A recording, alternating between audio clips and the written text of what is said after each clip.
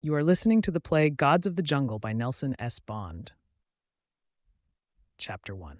In the darkness before the dawn, the sky was a vault of purple-black, hoar-frosted with the spangles of innumerable stars. The moon, in its dying quarter, was a silver scimitar dangling low on the horizon. The earth below, from this lofty eyrie, was a shadowy disk more sensed than seen. Raimy Winters, glancing briefly from the illuminated instrument panel into the tree-spired obscurity over which he flew, felt once more, as ofttimes before during these last few weeks, the tugging hand of beauty at his heart, and a curious wonderment that night's jet mask could so completely disguise the grim world slumbering below. Burma, by day, was beautiful, but its beauty was that of the wakened Amazon, bronze-girdled and strident, riding to battle with breasts straight-laced, with soft hands gripping the sword. Steel monsters, heavy-laden, groaned endlessly up the ancient road which sprawls from Mandalay to Bamo and Momin, thence, over tortuous ways ripped from sheer precipice by the naked hands of a million unpaid patriots, to Taifu and Chungking carrying arms and supplies to a beleaguered dragon. Of late there were other rumblings too. The tramp of shuttling troops, the ominous rasp of mechanized units, the hornet tone of aircraft winging bases. So Burma by day, a Burma not yet actively in the war, but perilously close. But Burma by night, that, thought Raimy Winters, was another story, Burma by night, seen from the sky.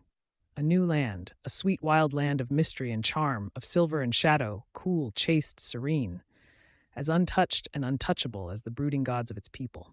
Burma, a land of stirring song and stranger story. Even up here, in these thin heights where the air should be fresh and cool, it seemed to Raimy that his nostrils scented wisps of sandalwood and musk. And beneath the persistent drone of his own motors seemed to tremble the faint, exotic pleading of native pipes. It was a night of magic. Barrett felt it too. Red Barrett, hard-boiled and devil-may-care as they come, Raimy's chum and co-pilot, even he felt it. He flashed his teeth at Raimy in an approving grin. Pretty, Keed? Swell, said Raimy. Terrific. Kipling was right.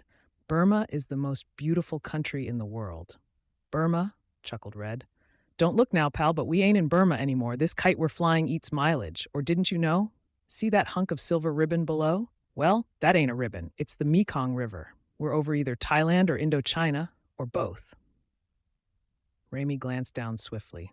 Barrett was right. The sullen blackness below had suddenly been laced with a shining spiral of silver. The mighty Mekong, boundary line separating Siam, now Thailand, and French Indochina for more than 1,000 miles, coiled through the jungle like a gigantic serpent, its scales drenched with moonlight. Winter's dreaminess vanished instantly. One look at the instrument panel, and he shot into action. A tug and kick swung the old Curtiss into a lifting southward arc, following the twisting river. His words to Red Barrett were unhurried, but there was a tenseness in his voice. Okay, this is it then. Keep 'em peeled, Red. If I peel 'em any finer, Barrett grunted, I won't have any eyelids. Think we'll see anything? I know damn well we will. Those Japs aren't moving south for a clam bake. They poured 40 divisions into Indochina, thanks to Vichy. Thailand is next on the hit parade, then Burma, back door to India. They want to close the Burma Road. So long as it's open, old Chiang Kai-shek will keep on giving them fits. Our job is to find out where they are concentrating their troops, so we'll be ready for them when they prance into Thailand. Red looked hungrily at the trigger press before him. If there's troops, he said hopefully, there'll be enemy planes, huh, Raimy? Supposing one of them comes up to meet us? Can I? No, definitely not. But just by accident, like. I mean, if he attacked us first. No, Red, don't you see? All they're waiting for is an excuse to invade Thailand. Let us shoot down a single Jap plane tonight, and tomorrow their bombers will be over Bangkok. So no shooting, even if they fire on us. Well, grumbled Barrett, okay, but I think it's a hell of a way to fight a war. They bombed the Tetuila and sank the Penai, and all we got was, so sorry, accidents will happen. We're not even supposed to defend ourselves. Raimy grinned at him, a lean, knowing grin. Don't you worry about that, pal. Your Uncle Samuel knows what he's doing. You and I were in the U.S. Army Air Force till the bewhiskered old gentleman in the striped pants graciously permitted us to resign and fly for China. But I notice our paychecks still bear Yankee signatures. And don't forget, There are 1,000 more like us, neutral soldiers of fortune, learning the ropes, just in case. But we've got to keep our noses clean tonight. Get all the pictures and information we can, but don't get in any scrapes. Them's our orders. Well, where are we now? As they talked, Red had been deciding, as well as he could, their route on the scroll map before him. Now he drew a dubious circle. Here, maybe, or here, about Kiang Khan. Good enough, and nothing stirring yet, hey? Well, we'll keep looking for a few more minutes, then head back before dawn. Hey, get a load of that! Campfires! A bivouac! Mark it, Red! The command was unnecessary. Barrett had also seen the encampment, scored it on his chart. But now, as the pair craned intently into the flame-dotted dark below, striving to guess the strength of the enemy outpost, there leaped to life that which startled both of them to awareness of a new peril. Search beams burst suddenly from the ground, snaring them in a dazzling web. Floodlights blazed a golden square in the black jungle. There came the first, frantic coughs of anti-aircraft fire, fum-fum, from invisible guns, and the biting snarl of hastily revving motors. And, "Get going," roared Barrett. "We hit the jackpot. It's an enemy airfield." Raimi needed no prodding. The first slashing finger of light had quickened into action the trained reflexes of an airman. Already the small pursuit plane was lifting, bobbing and weaving away from the telltale beams. Now he gave it the gun. The snub-nosed Curtiss flattened and streaked away like a startled swallow. None too soon. Whatever shortcomings the Japs might have as warriors, they were speedy little devils. The Yankee flyers gained but a few minutes, a few short miles, advantage before their pursuers were in the air. Even so, it should not have been difficult to escape in the dark, if it had only stayed dark as it should at this time of year, as it would have in any other place imaginable. But this was the Orient, the semi-tropical, topsy-turvy land that skirts the China Seas. Over the eastward horizon toward which they fled, an edge of ochre crept, thin haze and hesitant, then deepening, widening, spreading into a pearly, crepuscular veil. A cold and cheerless light against the backdrop of which their ship, both men knew, loomed as a perfect target. Raimi gasped his dismay. Dawn. But that's impossible. It's only 4 o'clock. The sun shouldn't rise until... False dawn, corrected Barrett with sudden comprehending savagery. The famous dawn before sunrise. That's what it is. I've read about it. It's possible anywhere, but it happens mostly in this part of the Orient. Result of flat country, heat, a wide expanse of Pacific, refraction. You're heading the wrong way, pal. Raimi nodded tightly. I know. I headed southeast to confuse them, didn't want to tip off our base. I thought we could swing back when they gave up. But now... Now what? We can't turn back or they'd nab us, sure, gritted Raimi. Our only chance is to outrun them. Maybe we can get to Singapore or... On what? Queried Barrett. Marsh gas from passing swamps? This crate's only fueled for 1,000 miles, keyed. We've used half of that. And Singapore's a good 900 south. We might make Bangkok. Or Australia, suggested Barrett drearily. Or Hawaii? All right, chum. Pull the cork. You ain't kidding me. This is the payoff, huh? Raimi, glancing up from the panel, met his comrade's calm, untroubled eyes levelly for a moment. In that instant, it occurred to him that Red Barrett was a hell of a fine guy. He wanted to say so, but men can't say such things. Sometimes they don't have to. He just nodded. I guess so, Redhead. I won $4 from Jimmy Larkin yesterday, said Red irrelevantly, playing rummy. I should have collected it then. Again his eyes sought the machine gun, hopefully. As long as we're in for it, we might just as well use up our old ammunition, huh, Raimi? We, he hinted virtuously, don't want to let no materiel fall into enemy hands. Raimi shook his head decisively. We won't fire on them, not even if they fire on us first, not even if they shoot us down. We can't risk causing the incident they want. Our only chance is to outrun them, Red. Then we're in a hell of a pickle, Barrett told him gloomily, because they're faster than us. They're catching us now. Hold your hat, keyed. Here it comes. And with his warning, it came. The first chattering snarl of machine gun fire from the foremost of their pursuers. Lead ripped and slashed at the fleeing Curtiss. Above the roar of the motor shrilled the spang of metal on metal. Raimi saw a crazy zigzag line appear miraculously in the cowling above him, heard the thin, high, disappointed whine of ricocheting bullets. Again he tugged, kicked, His plane leaped, darted to the right. Red grunted. "Woo, that was close! One more like that." As if his words were an omen, another burst screamed about their ears, and the lethal cacophony was doubled now. The second of their three attackers had found the range. The little ship seemed to jerk like a live thing as fiery pellets pierced its skin. It was only a matter of minutes before one of those bullets would find a vital spot, Raimi knew. No use continuing this unequal battle. Knuckles white on the stick, he yelled to his companion. "Okay, Red, bail out. They can't land here. Maybe we can get away on the ground." "Red? Red!" Then, as there came neither answering word nor movement, he shot a quick glance at his buddy. One look told the story. Red did not move because he could not.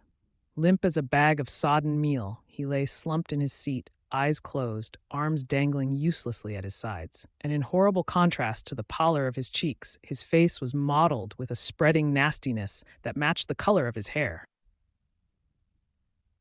It was at that moment a sort of madness seized Raimi Winters. He was a soldier, aware of, and daily accepting, the hazards of his calling.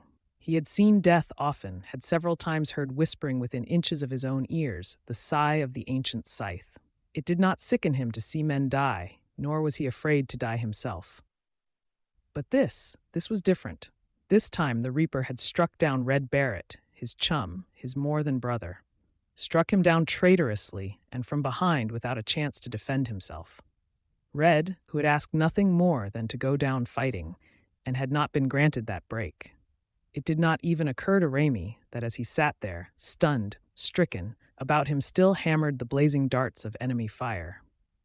There was welling within him a great flame, a torrential, all-consuming fire of rage that burned through his veins like vitriol. And suddenly it no longer seemed to matter that he was under orders to avoid all fights. The problem of an international incident was a hollow legality in which he had no concern. If he thought at all, his thoughts were mere rationalization. 3 Japanese flyers, and himself, lost in the clouds above a wild green jungle, unspied upon, unseen.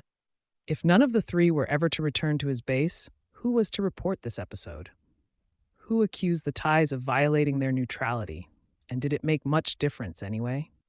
Everyone knew the Sons of Heaven, on some excuse or other, would march into Siam when they were ready. So, Raimi decided. His hand found the trigger press for which Red's fingers had yearned. A kick on the rudder, knee to the gun, and the tiny Curtiss came up and over like a wild bird soaring. And it was no longer a startled swallow, but a killer shrike, vengeance bent and striking with the pent fury of boundless wrath. The butcher bird darting on its prey, and finding it. Before the foremost of his pursuers could analyze and parry this unexpected maneuver, Winters was upon him.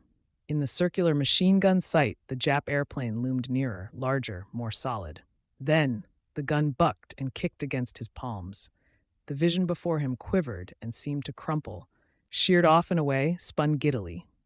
"One," said Raimi Winters, and did not know he spoke aloud. "That's one." He kicked over, sensing a danger behind him, and in that one motion became attacker rather than attacked. It was a closer thing this time.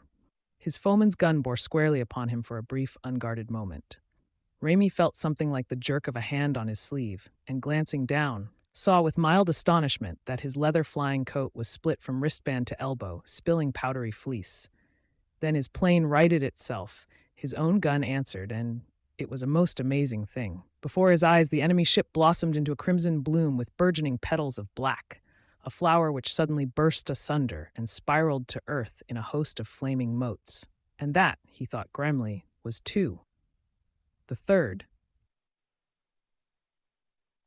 Swiftly, he scanned the ever-lightening skies, but he could not locate the missing plane. For a breathless moment, he feared that in the melee it had escaped.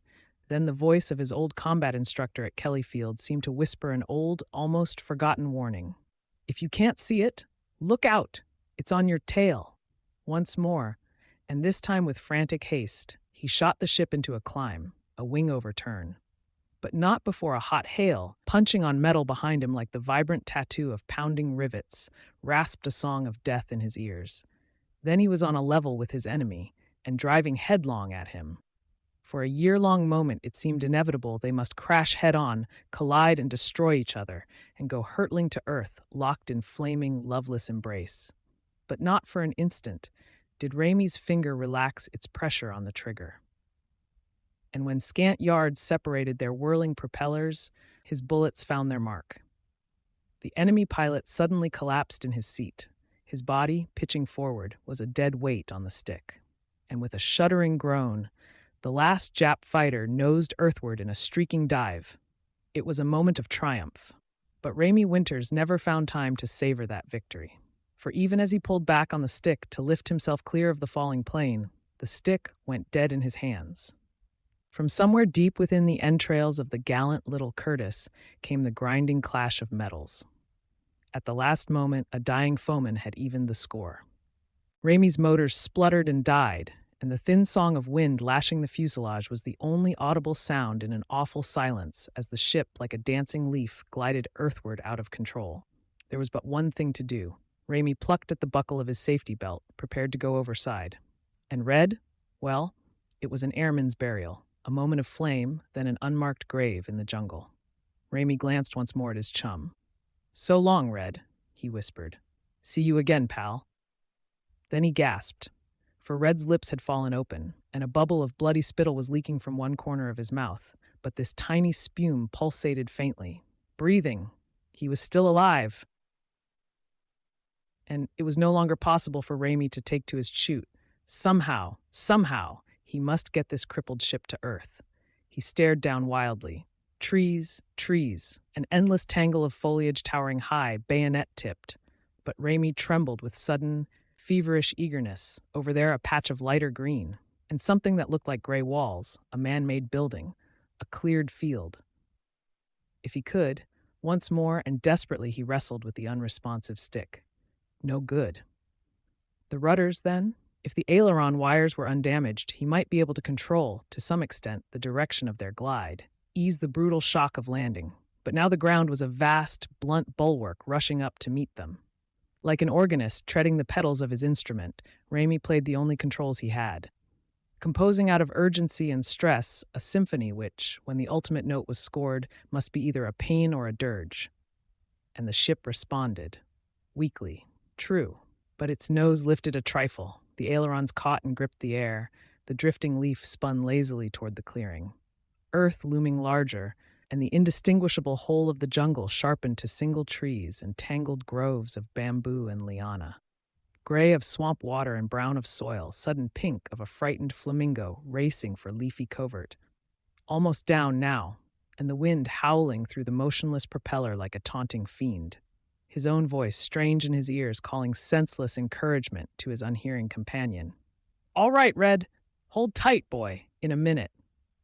Then one wheel touched the ground, bounced. The ship reeled shuddering forward, clear of the trees but careening wildly, drunkenly across a furrowed field, rocking, swaying madly. Then the crash, the moment of slashing pain, the dancing light, the numbed despair. Then nothing. Chapter 2. The Mystery of Angkor. When you are dead, the little demons gather and make merry. They will not let you rest. Huddled about your weary soul, they chatter in bee-thin voices. They lift your head and force open your lips and pour molten fire down your throat. A liquid fire that chokes and strangles. Raimi strangled on liquid fire and opened his eyes. He was not dead, after all, but alive. The sweetness of native brandy was on his lips. The far voices waxed nearer as consciousness returned, and he was surrounded by the familiar figures of not scarlet imps but human beings. Or, wait a minute, maybe his first hunch was right after all. For most of those staring down at him looked like people, but surely the vision bent closest was that of an angel?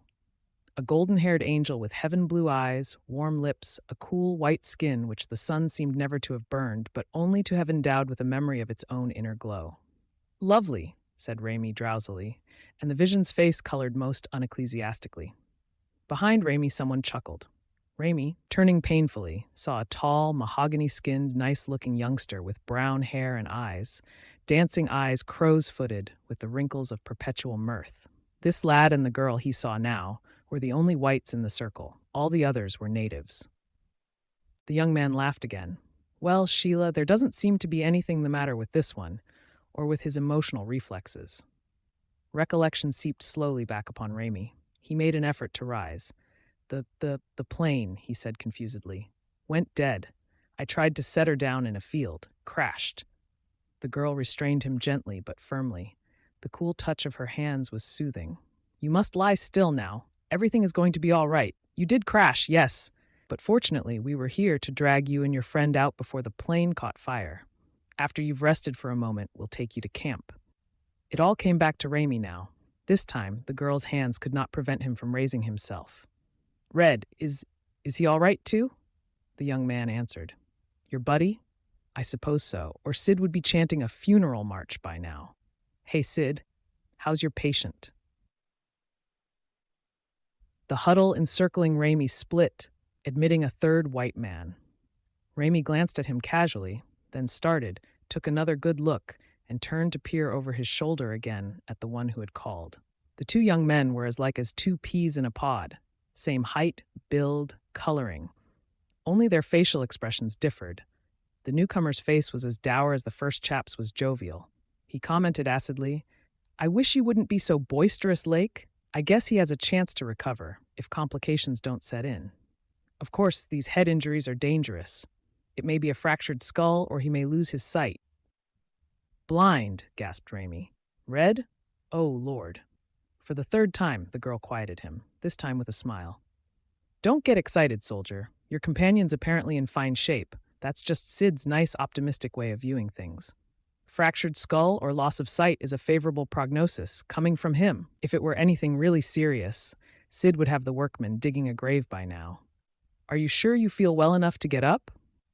Raimi nodded, not daring to risk speech as he got to his feet. His head throbbed like a concrete mixer, and there were rubber pipes where his shin bones should be. But somehow he managed it, and once off the ground, began to feel better. He strode to Barrett's side. The blood had been sponged from the redhead's face, and his head was rudely but efficiently bandaged. He grinned at Raimi. Hiya, Sunday driver. Next time, holler before we go under a low bridge. I forgot to duck. Raimi said, You're lucky that bullet bounced itself off your bean. If it had hit anything less solid, you'd be on a slab now. How's the head feel? Like a wisdom tooth stuffed with sugar, complained Red. If it's not too much trouble, Keed, how's for bringing me up to date on the news? Where are we? And how did we get here? It was the smiling young man who supplied the answer to the first question. He said, You're at Angkor, Cambodia, French Indochina. I'm Lake O'Brien. The walking scowl over there is my brother Sid, and to save time, yes, we're twins. The young lady is Miss Sheila Aiken. Her father is the leader of our expedition. We're Americans. Southeastern University Archaeological Expedition, if that means anything to you. But how about you? You're from the USA too, aren't you? Raimi nodded. Flying for the Republic. That is, we were until the Japs tagged us this morning. The reclining ex-airman with the bandaged dome is Bob Barrett, Red to all but his colorblind friends. I'm Raimi Winters. We're greatly indebted to you for your help. Forget it, grinned Lake. But the less genial twin shook his head gloomily. This is a nasty mess. Indochina is under Japanese protection, you know. If any of the Japs saw that dogfight from their camp down the river, there'll be troops up here in an hour or so to investigate. Dogfight? Echoed Barrett. He stared at Raimi with sudden understanding. So that's it. That's where they disappeared to? Why, you scrapping son of a gun? Get all three of them? Raimi nodded guiltily. I sort of blew my conch. I thought oh, hell, what's the difference? O'Brien's right. I got us all in a jam. The only thing for us to do, Red, is to get the hell out of here, but quick, before we implicate a bunch of innocent bystanders. So, friends, if you'll point the way to the Thai border. But it was the girl, Sheila, who this time spoke up. Nothing of the sort. You're in no fit condition to head into the jungle, either of you. Besides, you'll have to have food, water, blankets, and Daddy will want to see you. Lake O'Brien voiced agreement. Sheila's right, Winters. This is a pretty secluded spot. Chances are no one but us saw you crash. Even if they did, it'll take them quite a while to get up the river. Well, hesitated Raimi. It was Red's obvious weakness that decided him. First aid was all right, but rest was what the Scarlet Top needed. "If you think it's safe," he said. So they started across the field. Only Sid O'Brien, frowning uncertainly, ventured any unfavorable comment on the move. The sour-visaged twin offered Barrett a supporting arm, but grumbled even as he did so. "I don't like it," he muttered forebodingly. "We're doing a foolish thing, and no good will come of it."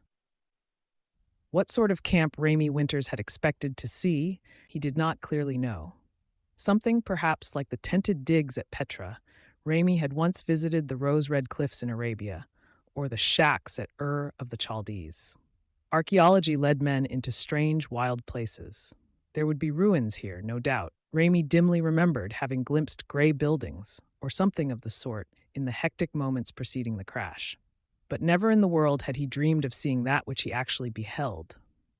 Beyond the field sprawled a narrow grove of cane and palm. When they had eased their way through this, they stood on the edge of a wide, sluggish stream, once more looking out across flat terrain. And Raimi's eyes widened. Speech died at the incredible sight before him. Because the stream was not a stream, but a 700-foot moat, circling to left and right as far as the eye could see, spanned by a tremendous paved causeway of sandstone which arched into the central portico of a gigantic structure. And what a structure! Roughly rectangular, at least 1 mile long on every side, comprised of one massive central building and numberless smaller, flanking ones. The central edifice consisted of 3 stages connected by numerous outer staircases, decreasing in dimension as they rose, culminating in a lofty pyramidal tower. Red Barrett was pope-eyed, too. But the red thatch was never speechless. He croaked, "Holy potatoes, Raimi! What's that? Do you see what I see?" "If I don't," answered Raimi, "we're both that way." And he turned to Lake O'Brien helplessly. "What?" Lake grinned. "Temple of Angkor," he explained. "Angkor Vat. You mean to say you've never heard of it?" "Never. Who lives here?" "Nobody," chuckled Lake, "but us archaeologists. You see? But never mind. Here comes Dr. Aiken. I'll let him do the explaining. It's his pigeon." Having met Sheila, Raimi would have known, without an explanation, her relationship to the man now approaching. The scientist's hair was iron gray where hers was golden, and his shoulders were hunched with long years of poring over pottery shards from obscure kitchen maidens. But they shared the same fine, small-boned structure, the same wide brows, startlingly identical mist-blue eyes. He was accompanied by 2 natives, aides of superior rank, evidently, since they were dressed in European clothing. Dr. Ian Aiken was an efficient man. In what sounded to Raimi like one continuous sentence, he introduced himself and his 2 Asiatic assistants. Sirabar and Tomasaki, very fine boys, very, sent the gaping workmen about their jobs and herded the group toward the temple. As they walked along, he sated his own apparently boundless curiosity with a resume of the important facts. By the time they had reached the camp headquarters, a group of sheltered chambers within the temple proper, he had appraised the situation and formed a decision. "Sheila was correct," he snapped brusquely. "Arrant nonsense to even consider leaving here. Barrett's wound will need attention. You're both tired, need a good rest." "But the Japs?" reminded Raimi. "Sid says they have a camp several hours down the river." "Blast the Japs," retorted Aiken pettishly. "Greedy little yellow beasts anyway. Never did like 'em. Don't you worry about the Japs. Needn't know you're here. You 2 get out of those uniforms. Burn 'em. If they come sticking their dirty little snub noses in here, you'll be 2 junior members of my party. Diplomatic immunity. Won't dare touch you." Barrett nodded to Raimi. "That's so, pal. The Japs ain't looking for no more trouble with Uncle Sam just now, not till Hitler turns on the green light anyhow. Even if they do see our crashed plane, they'll think we burned up in it." "Unless one of the laborers spills the beans," Raimi reminded. "But if Dr. Aiken thinks it's safe?" "Think? I know it. My men won't say a word, not a word. Absolutely loyal, every one of them. Furthermore, the Cambodians hate the Japs as much as we do. More. Isn't that right, Tomasaki? All right now, get along with you. Clean clothes and a shower. Then we'll all have a bite to eat." So, smiling, the 2 young airmen left their peppery host for the time being. Clothes were donated to them, khaki shirts and whipcord breeches from the wardrobes of their newfound friends. Barrett was clothed from the locker of Johnny Grinnell, only member of the expedition they had not yet met. Raimi found the duds of either of the tall O'Briens a perfect fit. Thus it was that, feeling like new men, a short time later they sat down to breakfast. The meal, as American as a World Series, was a feast to two who had taken their fare for months in a Chinese Republic mess hall. Cereal, ham, and eggs, griddle cakes with maple syrup, coffee, hot, black, aromatic coffee instead of green tea, tempted Raimi into overeating till the waistband of Lake O'Brien's breeches strained like a sausage skin. It was then, after the empty dishes had been removed and he dragged the luxurious fragrance of American cigarette smoke into his lungs, that Raimi brought up the subject which had perplexed him ever since he first saw this place. "Dr. Aiken," he said, "if I weren't sitting right in this building, seeing it with my own eyes, I wouldn't believe it could exist. I never dreamed there was such a place. How long has it been here?" The archaeologist quirked an eyebrow at Lake O'Brien, who grinned back. The others, Sheila, Grinnell, even Sid, seemed to share his amusement. Dr. Aiken shook his head. "I don't know, Winters," he said. "But then, who built it?" Again an arch grin. "I don't know that either." For a moment, Raimi stared at him bewilderedly, then a slow flush stained his cheeks. Oh, that was it? They were poking fun at him, mocking his ignorance? Well, all right, if they wanted to act that way. "Excuse me," he said stiffly. "I didn't understand. Sorry to be so stupid. Red, perhaps we'd better get ready to run along, after all. We seem to be in the way here." But Ian Aiken stayed him with a hand on the arm. He was still grinning, but his grin was warm and friendly. "Sit down, Raimi, and don't be an ass. We're not laughing at you. We're amused because the situation is what it is, so baffling that we must either smile it off or surrender. The answers I just gave you were absolutely true, and no man alive can tell you more. The mystery of Angkor is this, that here in the depths of an aboriginal jungle, we find a temple dwarfing the greatest architectural work of present-day man, and a city large enough to hold 30 million souls. Yet not a man in the world knows who built this marvel, or when it was built, or where the builders came from, or where, above all, vanished the mighty race which once lived here. Chapter 3. The Vanished Race. For a moment, Raimi Winters stared at the gray-haired scientist incredulously. Then he laughed. "All right, sir," he said. "I'll bite. What's the gag?" But there was no twinkle of amusement in Dr. Aiken's eyes now. He leaned forward over the table, his manner sober and abruptly serious. "It's no joke, Raimi. It's the cold truth." In his voice was a strange note, a sort of angry helplessness. For years men have been pondering this problem, but still the answer eludes us. In the year 1860, the French naturalist A. Mouhot came up the Mekong River in search for flora and fauna, and by sheer chance stumbled upon the massive walled city of Angkor Thom, about 1 mile from here. I use the word stumbled. Actually, only the toe of a giant could trip over such an obstacle. For Angkor Thom is a rectangular enclosure 2 miles in each direction, surrounded by a wall 30 feet high. Within these walls are more than 50 towers, averaging 200 feet in height. Altogether, the wall encloses something like 176 acres of palaces, terraces, temples, and galleries. That was the city proper.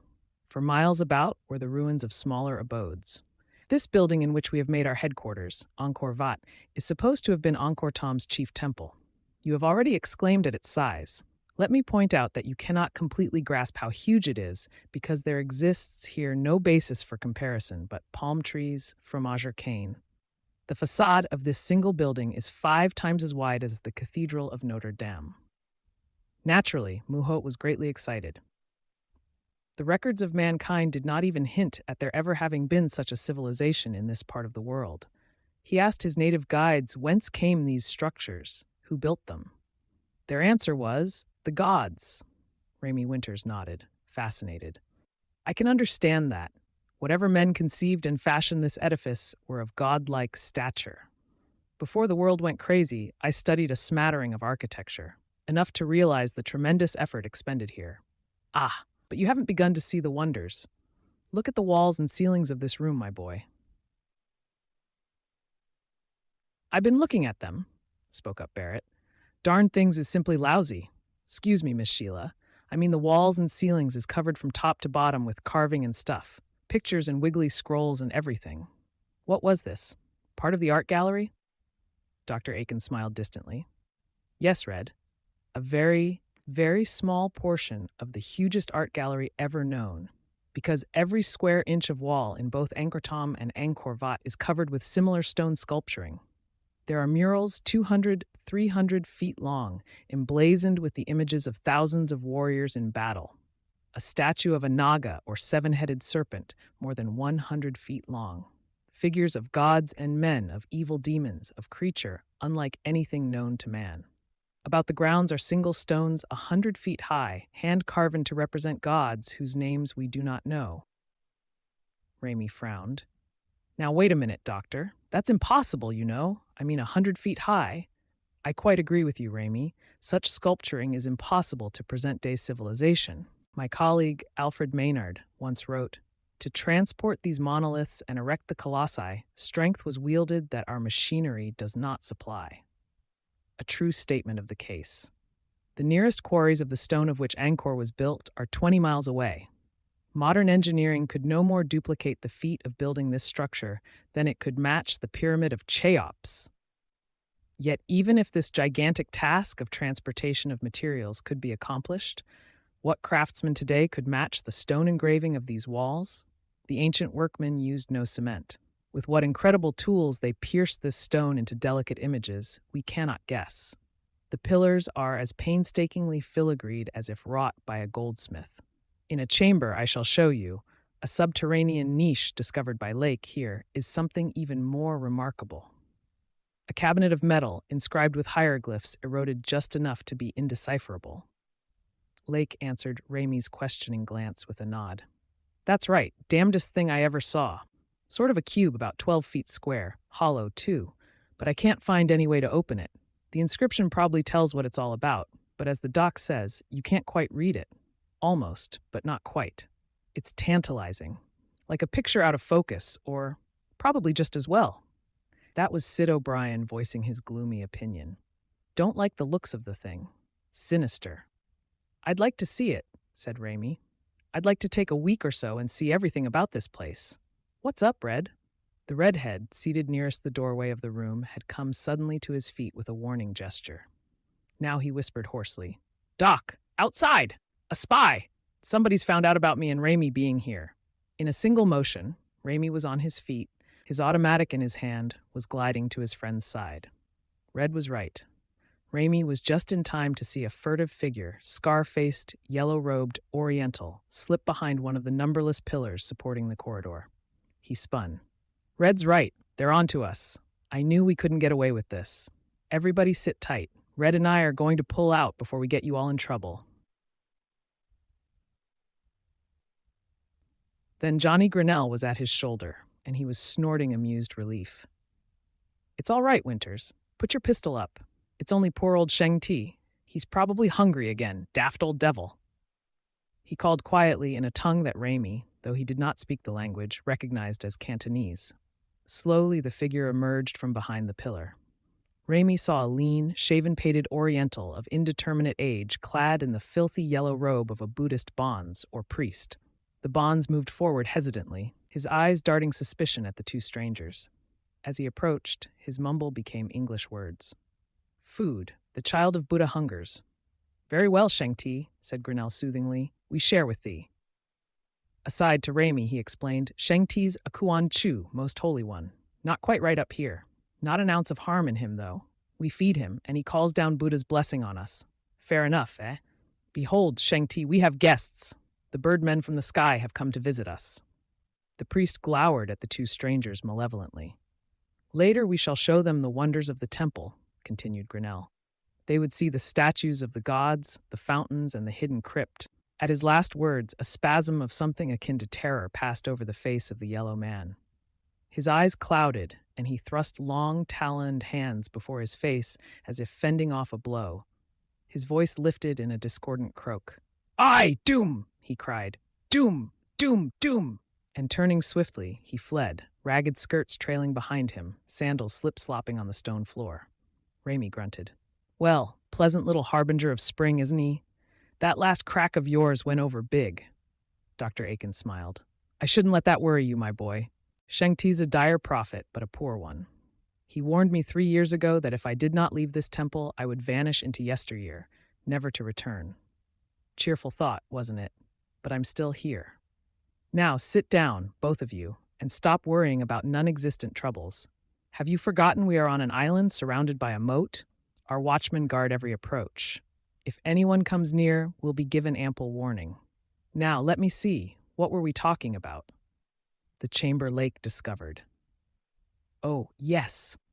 Well, that's but one of the 1,000 mysteries of Angkor, Raimi. There are many more. I might point out some of the peculiarities of the sculpture itself. Oddly mingled with painstaking representations of ordinary men are the figures of incredible, fabulous monsters.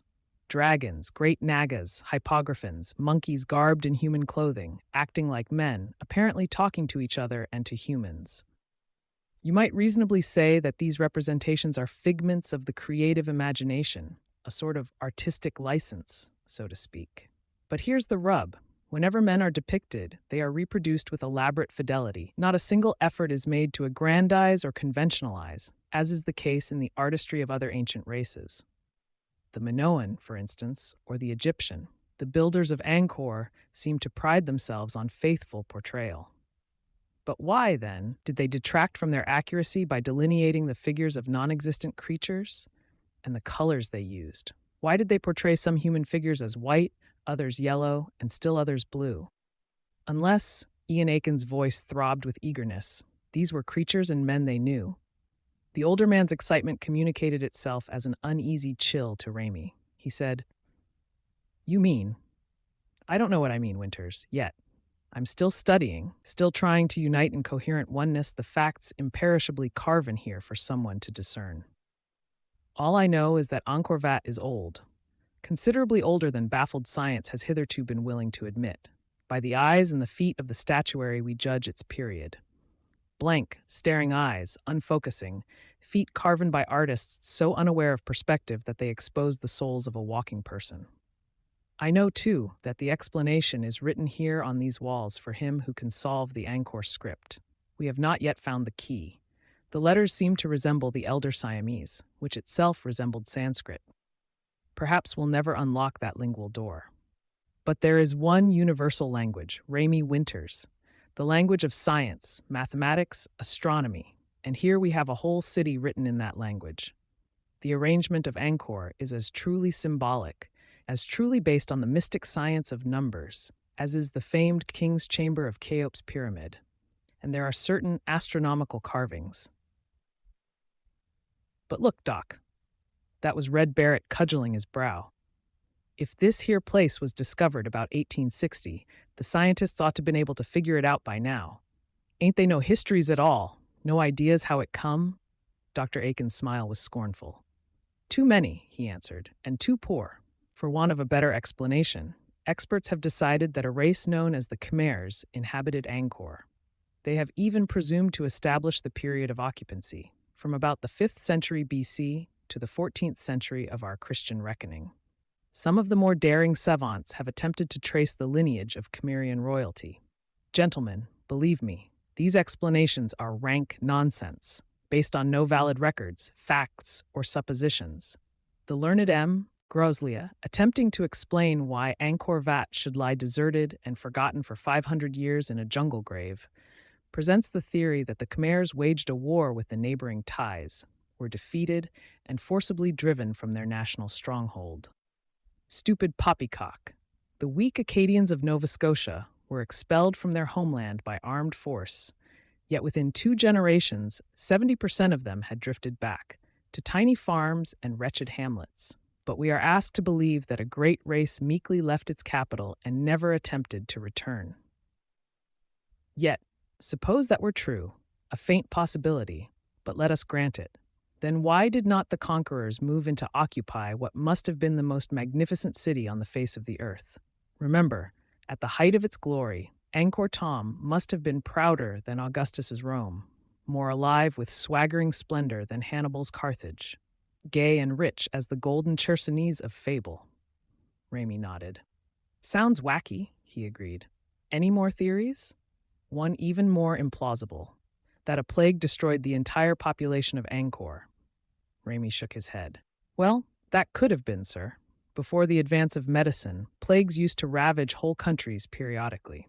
The Black Death is supposed to have killed more than 25 million persons in Europe in the Renaissance period. The bubonic killed 10,000 a day in Constantinople during the interregnum. Even today, the Orient is swept by raging plagues. I realize that, my boy. But tell me, you've heard of the Great Plague of London? What did the city look like? It was a charnel house. Death carts, dead bodies in the streets, graveyards filled to overflowing. Exactly. Now listen here. In all of Angkor Thom, there are no human remains to be found.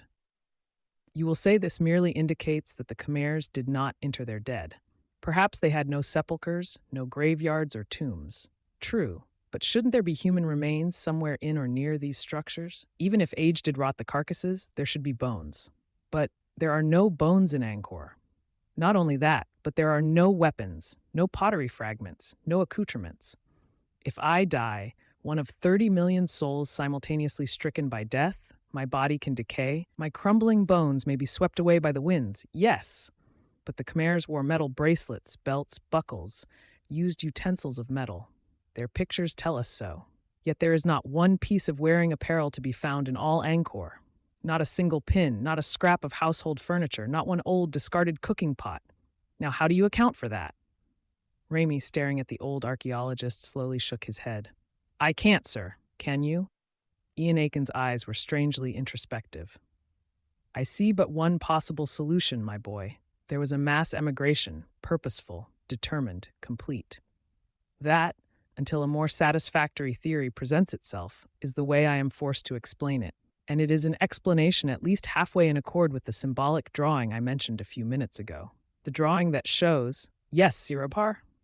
He broke off suddenly as the small Cambodian bustled into the room, dark eyes wide and frightened. Pardon, Master Doctor, sir, but warriors approach. Armed forces of the Island Ones cross the South Bridge. This time it ain't no false alarm, Raimi. It's the Japs. They did see our plane crash after all. Chapter 4, Attack, Sid O'Brien said glumly. I knew it. Now we're in a mess. I guess I'll write my thesis in a Saigon prison. But the expedition leader turned on him testily. Nonsense, Sydney. There is absolutely no cause for alarm. Naturally, the Japanese had to investigate a falling plane. But they can't possibly know the aviators are safe, and masquerading as members of our party. He turned to the others. Shall we go out to meet them? It will look better. No, Sheila. I think you'd better stay here. The girl's shoulders stiffened defiantly.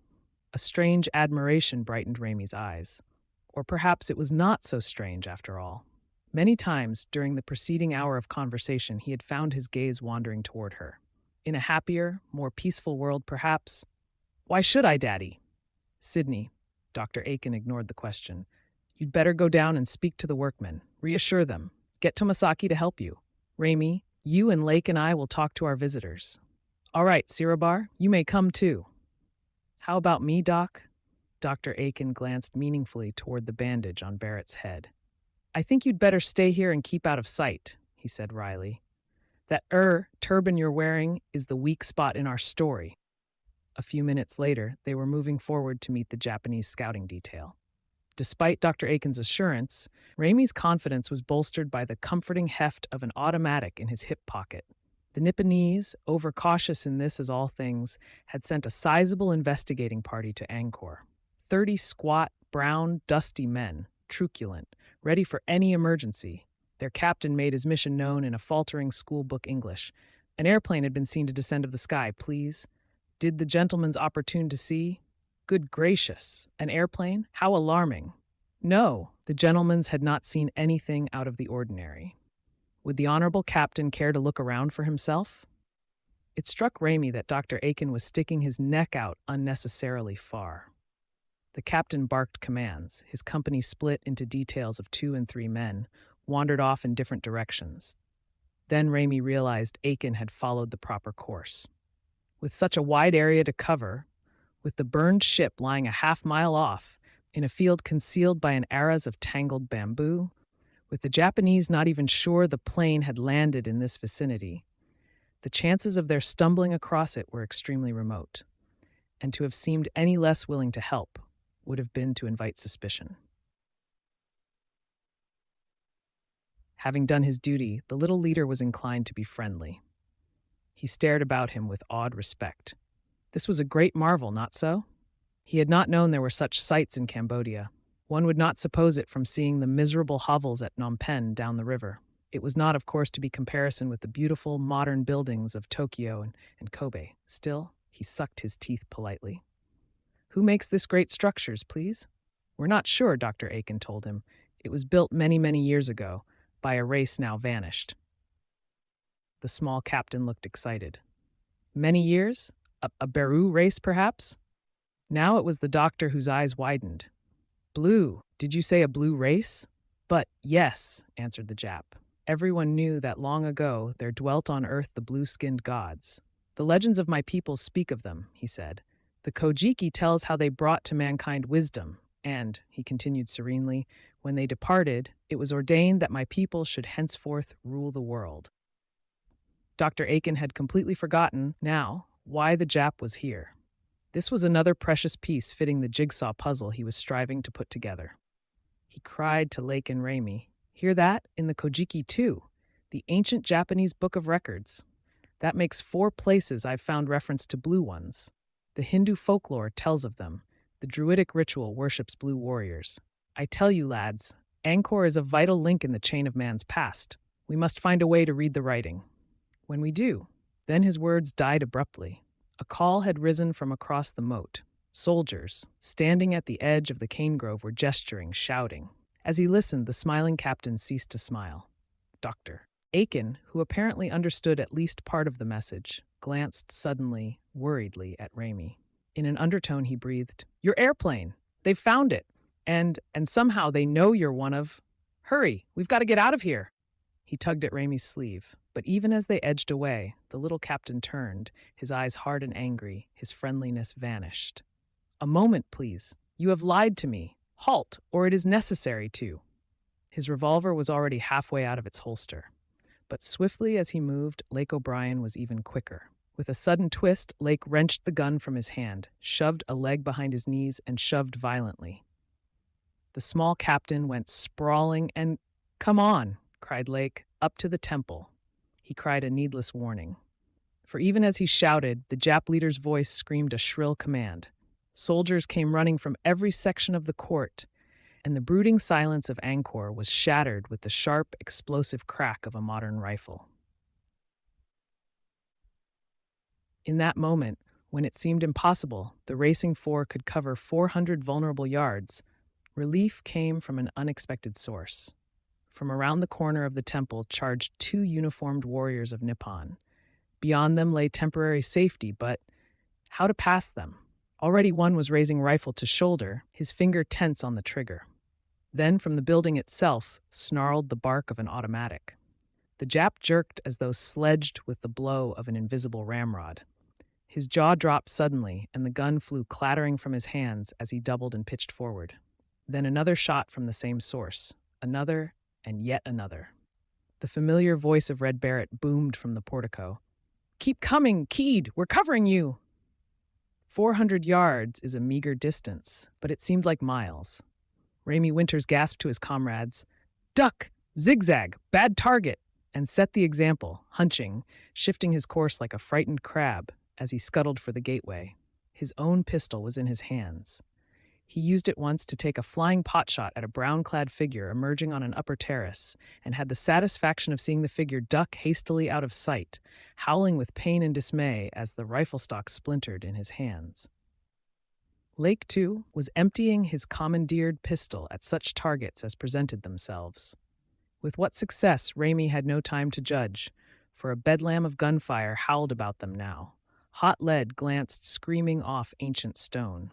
How they won through that maelstrom of seething death, Raimi could not afterward say. He was only conscious of his own plunging motion, dimly aware that all 3 of his companions were still on their feet and racing forward with him. Once a puff of glittering powder leaped from the causeway inches before him, and coarse, stony granules lashed his face stingingly. Once a voice beside him grunted, and glancing up he saw that Lake O'Brien's shirt was redly plastered to his shoulder. Then suddenly the heat of the day, the dancing sunlight, were gone. Grateful murkiness engulfed them, and friendly hands tugged them to shelter. Red Barrett's voice bellowed in his ear. "Nice going, pal. I thought for a minute you wouldn't make it. Them damn yellow devils." Then a cooler, grimmer voice crisped orders. "No place to stop. This spot's too vulnerable. They'll shoot us down like trapped rats. Below, everybody." And again they were running, this time down a shadowy ramp to the entrails of the temple, to the bulwarked suite of chambers wherein Dr. Aiken had established his headquarters. Behind them, the spang of rifle fire died away, but there followed them down the corridor the shrill cry of the Japanese captain rallying his men. Dr. Aiken seized a moment of respite to offer thanks. "You saved our lives, boys," he panted. But how did you happen to be up there? I ordered you to stay below." "It was his idea," claimed Red. Sid O'Brien grunted gloomily. "Knew there'd be trouble. Got out the guns, left Johnny with Sheila, figured Red and I better go topside to make sure everything was all right." His brother chuckled appreciatively. "Well, this was once your dismal hunches paid off, Cassandra. Now wait a minute, Sheila. Don't get excited." They had reached their refuge. From it, Sheila Aiken rushed forward to greet them, exclaiming at the twins' wound. "You're shot, Lake. What happened? Did they—" "I'm all right," Lake assured her. "Just barely grazed me." "Everybody in?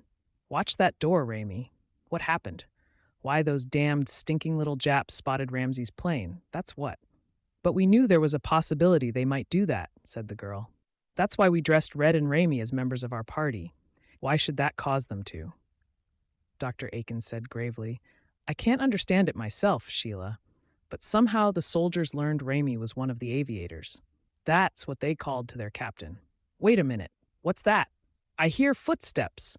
"It's all right," called Sid. "It's just Johnny. He's got Sheng-Ti with him. This way, Johnny. You all right? Where have you been?" Grinnell entered, his face serious. "I ducked down to the digs when the shooting started, told the workmen to head for Phnom Penh, get a message to the consul there." "Lake, your shoulder." "Only a flesh wound. Where did he come from?" "Sheng-Ti? Oh, I bumped into him in the causeway. I told him to beat it, but he insisted on shuffling along. Look, Sheng-Ti, you'd better get out of here. This is bad. Trouble, danger. Savvy?" The Bonds was paying no attention to him. His eyes had lighted upon Ramey Winters. Now he raised both arms high above his head in a Jeremiac gesture. His voice rolled stridently through the vaulted chambers. "Aye, doom, doom, when the Birdman drops from the skies. Very well, Sheng-Ti, that will do." Dr. Aiken silenced him curtly. He turned to the others, frowning. "Well, there's your answer." "Answer? How the Japs found out about Ramey. Sheng-Ti must have shouted his mad prophecies in their hearing, pointed Ramey out. Well, what's done is done. We might as well make the best of it." Ramey's brows were knotted anxiously. "This has gone far enough, Dr. Aiken. Red and I can't stay here a minute longer. We've gotten you into trouble as it is. We're pulling out now." The archaeologist shook his head. "Thanks, boy, but it's no use. We're all in the same boat now, have been ever since we defied their orders, returned their fire. They're resentful little beasts, the Japs. And don't condemn yourself. It's not altogether your fault. Our work here was finished the day they marched into Indochina. If it hadn't been this, they would have found other excuses to close in on us. No, the only thing we can do now is hold the fort. Try to defend ourselves until one of the coolies gets word to the American consul about what's going on up here. And I'm afraid our future actions will be determined entirely by our little yellow friends. Whether it is to be truce or war is a decision they must make." "A decision," interrupted Sid O'Brien from the vantage point over which he stood guard. "They've already made. It's war, Doctor, because here they come now." Chapter 5, Flight. It was not strange that in this moment of peril, when the chips were down, Ramey Winters should be the one to seize the reins of command. He was a soldier, a trained fighting man. It was sheer instinct that spurred him into action. Once, several hours before, he had studied this room with the wondering eyes of one baffled by mystery.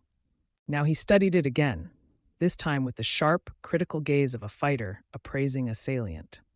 The hall in which they stood was a closed square, roughly 50 by 50, on the lowest level of the temple. Its walls were 2 feet thick, and it had no windows. But it was still precariously vulnerable because at the center of each of 3 walls gaped wide, arched doorways, and the 4th wall was fed by a smaller entrance. Raimi asked swiftly, "These doorways, where do they lead?" Sid O'Brien pointed to each in turn. "North wall, outer staircases from the moat. West wall, terrace. The south entrance is the way we came in. The little door leads to the inner court. They'll come from the west and south." "Okay, that's where we'll concentrate our defense. Red, you and Lake and Dr. Aiken guard the west entrance. Sid and Grinnell and I will hold the south." "How about me?" demanded Sheila Aiken angrily. "I'm as good a shot as—" "You have the most important job of all," Raimi told her grimly. "Keeping the guns loaded for us. Put all the guns and ammunition on the table between us. Here." With a heave, he cleared the surface of a massive laboratory desk. Dr. Aiken winced as piles of carefully sorted ceramics, heaps of precious notes, spilled helter-skelter to the floor. "Sirabar will help you. I suppose we can't count on Shang-Ti. No? Then you and Sirabar will have to keep an eye on the north and east entrances. Not much chance of their getting in that way, but—" Red said, "Lot of furniture in this room, Raimi. Chairs and tables and stuff. Make good barricades." "Good idea. All right, everybody, hop to it. Time's getting short." Time was getting short. So treacherously short, in fact, that working feverishly they had barely succeeded in setting the rude beginning of their barricades before the vulnerable doorways when the attackers hove in view. Johnny Grinnell gave the alarm. "Here they come, Raimi.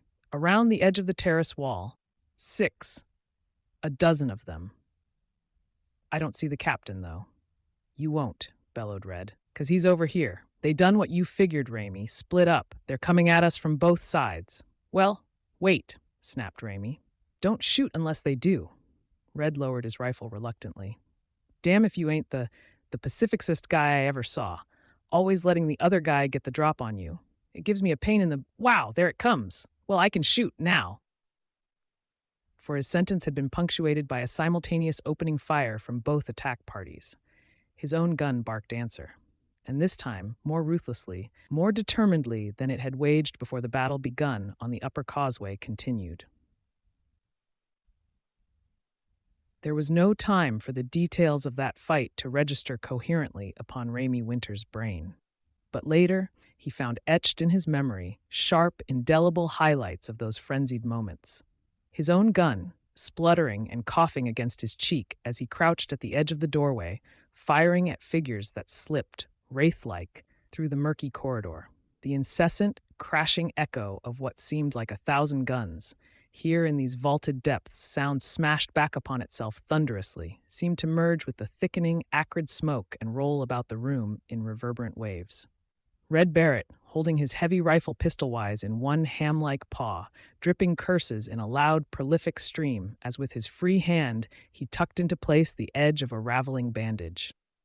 Sid O'Brien, scowling at his side, methodically pumping his shots where they would do the most good. Lake O'Brien across the room, achieving the same result with roars of boisterous glee. Other details. Dr. Aiken's plaintive moan rising above the crash of gunfire. Those carvings, those priceless carvings, ruined. A glimpse of Sheila Aiken, an angel yet, but an avenging angel now. Face smudged and sweating, white hands flying like shuttles as she reloaded the hot, empty rifles and lined them again within reach of the fighters. The whining sing-song of Shang-Ti, stalking up and down the room, invoking something of his placid, contemplative god. Whether a blessing or a curse, Raimi could not tell. Then Sheila's voice rose, shrill, alarmed. "Johnny, Raimi, at the court gate." Raimi spun to the small east doorway, rifle leveled. But even as his sights centered on a yellow face, Sid O'Brien's arm knocked up his gun, the bullet gouged flecks from a priceless mosaic. "Don't! It's Tomasaki! Call him Sirabar! Get him to help!"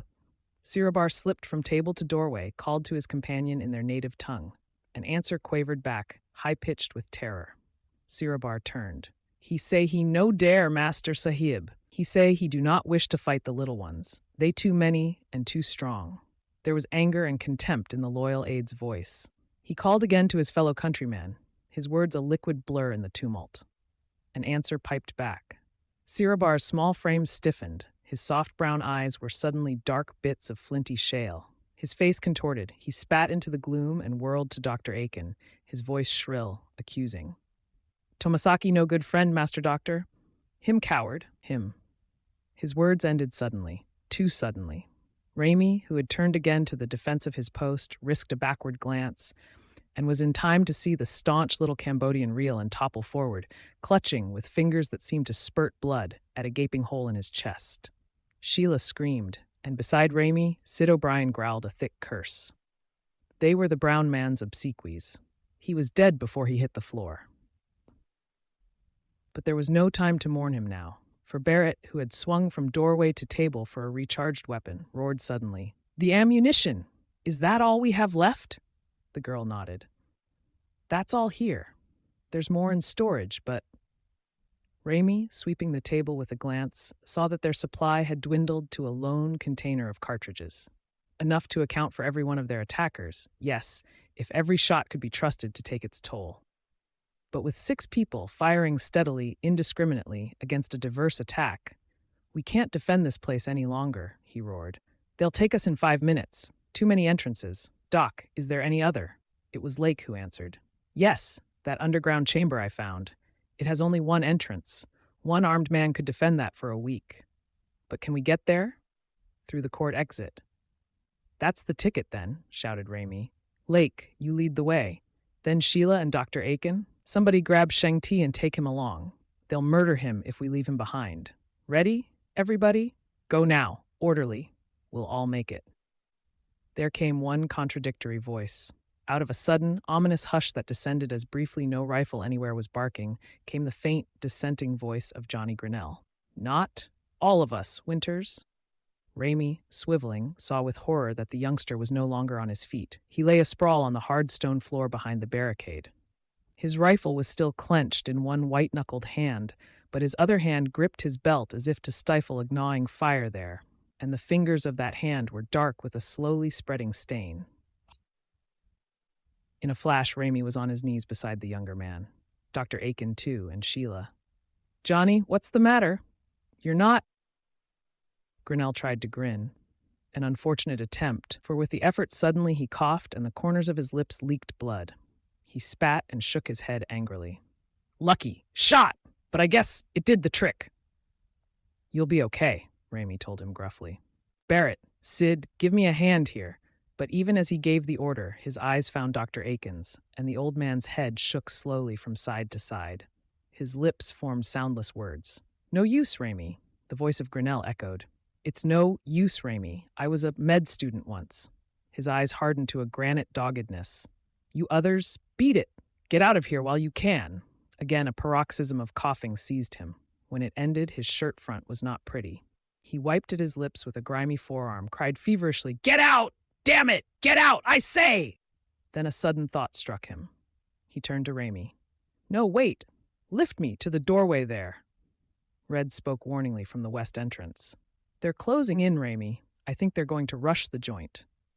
Raimi bent, raised, and cradling the mortally wounded Grinnell in his arms like a gangling child, carried him to the spot he had begged to be taken. Grinnell's lips twitched in a feeble smile. "This is swell. Now give me a rifle, Winters, and get the hell out of here. All of you." Raimi looked at Aiken. The doctor nodded. One by one, they abandoned their posts, slipped into the narrow corridor beyond the prostrate figure. Sheila was sobbing softly. Sid O'Brien's face was a mask of pain and rage. Even Lake was grim as he stopped to wring Grinnell's hand in last farewell. Only over Grinnell's white lips hovered the ghost of a smile. Raimi and Dr. Aiken were the last to pass him. He searched their faces with eyes already uncertain. "Don't worry about me, Doc," he whispered. "Just get even." A shudder trembled through him. He drew a faltering breath. "Wish I could go with you, though. It's a strange journey you're going on. A strange journey." Dr. Aiken tapped his forehead significantly. "Delirium," he whispered. Then Red's voice boomed from the background. "Raimi, Doc! Come on! They'll be busting through in a minute." And he was right. Already figures were closing in on the abandoned barricade.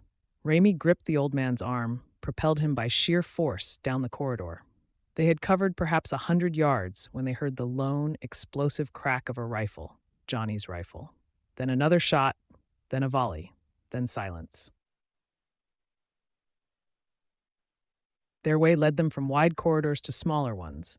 then down a slow ramp to a passageway narrower still and almost completely lightless. The only illumination came through squares of stone fretwork high on the walls. Raimi judged they were below ground level now. Sheila Aiken, behind whom he stumbled, verified his guess. We're beneath the main altar room. Ventilation ducts at bases of statues there.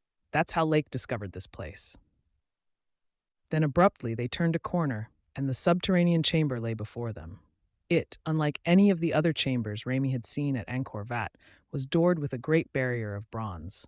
They tumbled into the room, Sid O'Brien and Tomasaki, Red Barrett and the still bleeding Bonds, Sheng Ti, Lake and Sheila, Raimi and Dr. Aiken bringing up the rear. Raimi shut the huge door after them, clanged into place a ponderous lock bar, and with a sigh of relief, turned to view his new surroundings. This was a small room, barely more than 20 feet on a side and of equal height. A pallid light filtered down from a grilled mosaic at roof level. Lake O'Brien augmented this illumination by igniting a flambeau ensconced on the wall. The torch crackled and flamed high, casting a fitful, tawny gleam over carven walls, and something else. The object Dr. Aiken had mentioned. The inexplicable cube of wrought metal standing in the middle of the room. Raimi stared at the thing incredulously. Why that? That thing's modern. Dr. Aiken nodded somberly. By all laws of reason and logic, he assented, it should be. But its location and the inscriptions argue differently, Winters. Raimi tapped the thing with his pistol. It echoed metallically, hollowly. But the ancients didn't know how to work with metals like this. This isn't silver or brass or even iron. It's steel. Guess again, grunted Sid. It's not even steel. We haven't been able to figure what it is. Some unknown alloy. He was, Raimi thought suddenly, getting almost as bad as Dr. Aiken. Fretting over archaeological problems at a time like this, he abandoned the question for the time being. Well, no time to worry about it now. We've given the Japs the skip for the time being, but we're still not out of the woods. Now that we're down here, what do we do next? Lake grinned at him. We sit, he said, tight, and wait for them to get tired looking for us. We hightailed it down here so fast, Raimi. You probably didn't notice the passageway we came through was a veritable labyrinth. It took me months to locate this place, and then I only stumbled across it by accident. The Japs are nervous, impatient little devils. They'll never find us here. In a few hours, a day at the most, they'll decide we must have somehow escaped from the temple grounds, beat it back to ask their base commandant what they should do next. When we're sure they're gone, we'll lamb out of here. Sounds good. Meanwhile, what do we do about food and drinking water? We do without, I guess, admitted Lake. For the first time since their flight from the room above, the little native spoke up. Excuse, please, Master Sahib, sir, I will go topside. Bring back food and water. Raimi stared at him in astonishment. A little while ago, Tomasaki had been limp with terror. Now he was offering to take a foolhardy risk on their behalf. It didn't make sense.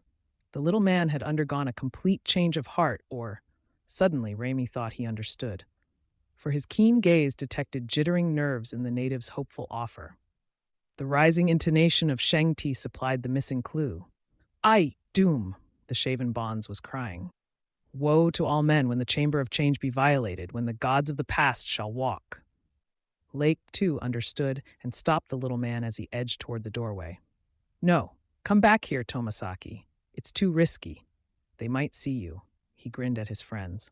I don't know how the rest of you feel, but me, I'd rather have an empty belly than a full carcass. Red Barrett had been staring in awed wonderment at the mysterious metal cube ever since Raimi had tapped it. Red was a great guy, but he was not the world's fastest thinker. Now comprehension seemed to dawn on him with an almost audible sound of gears meshing. He said to Raimi, Hey Raimi, that thing's hollow. Dr. Aiken said, Yes, Barrett, we know that, but so far we have been unable to find any way to open it. Red started to scratch his brick pate automatically, winced as his hand touched bandages. You know what? I bet I know what that thing is. I seen a picture once, back in the States. Bela Lugosi in The Wife of the Werewolf. He was one of them wacky scientists. Excuse me, Doc. And he had a cabinet something like this, only it really wasn't no cabinet at all. It was a secret entrance to an underground tunnel. I betcha that's what this is, too. A passageway which goes down under the moat, maybe, and out beyond the temple. Them old priests used to be keen on things like that. Of course, they didn't mess around with keys or nothing. They had trick doors you had to work out on like an osteopath.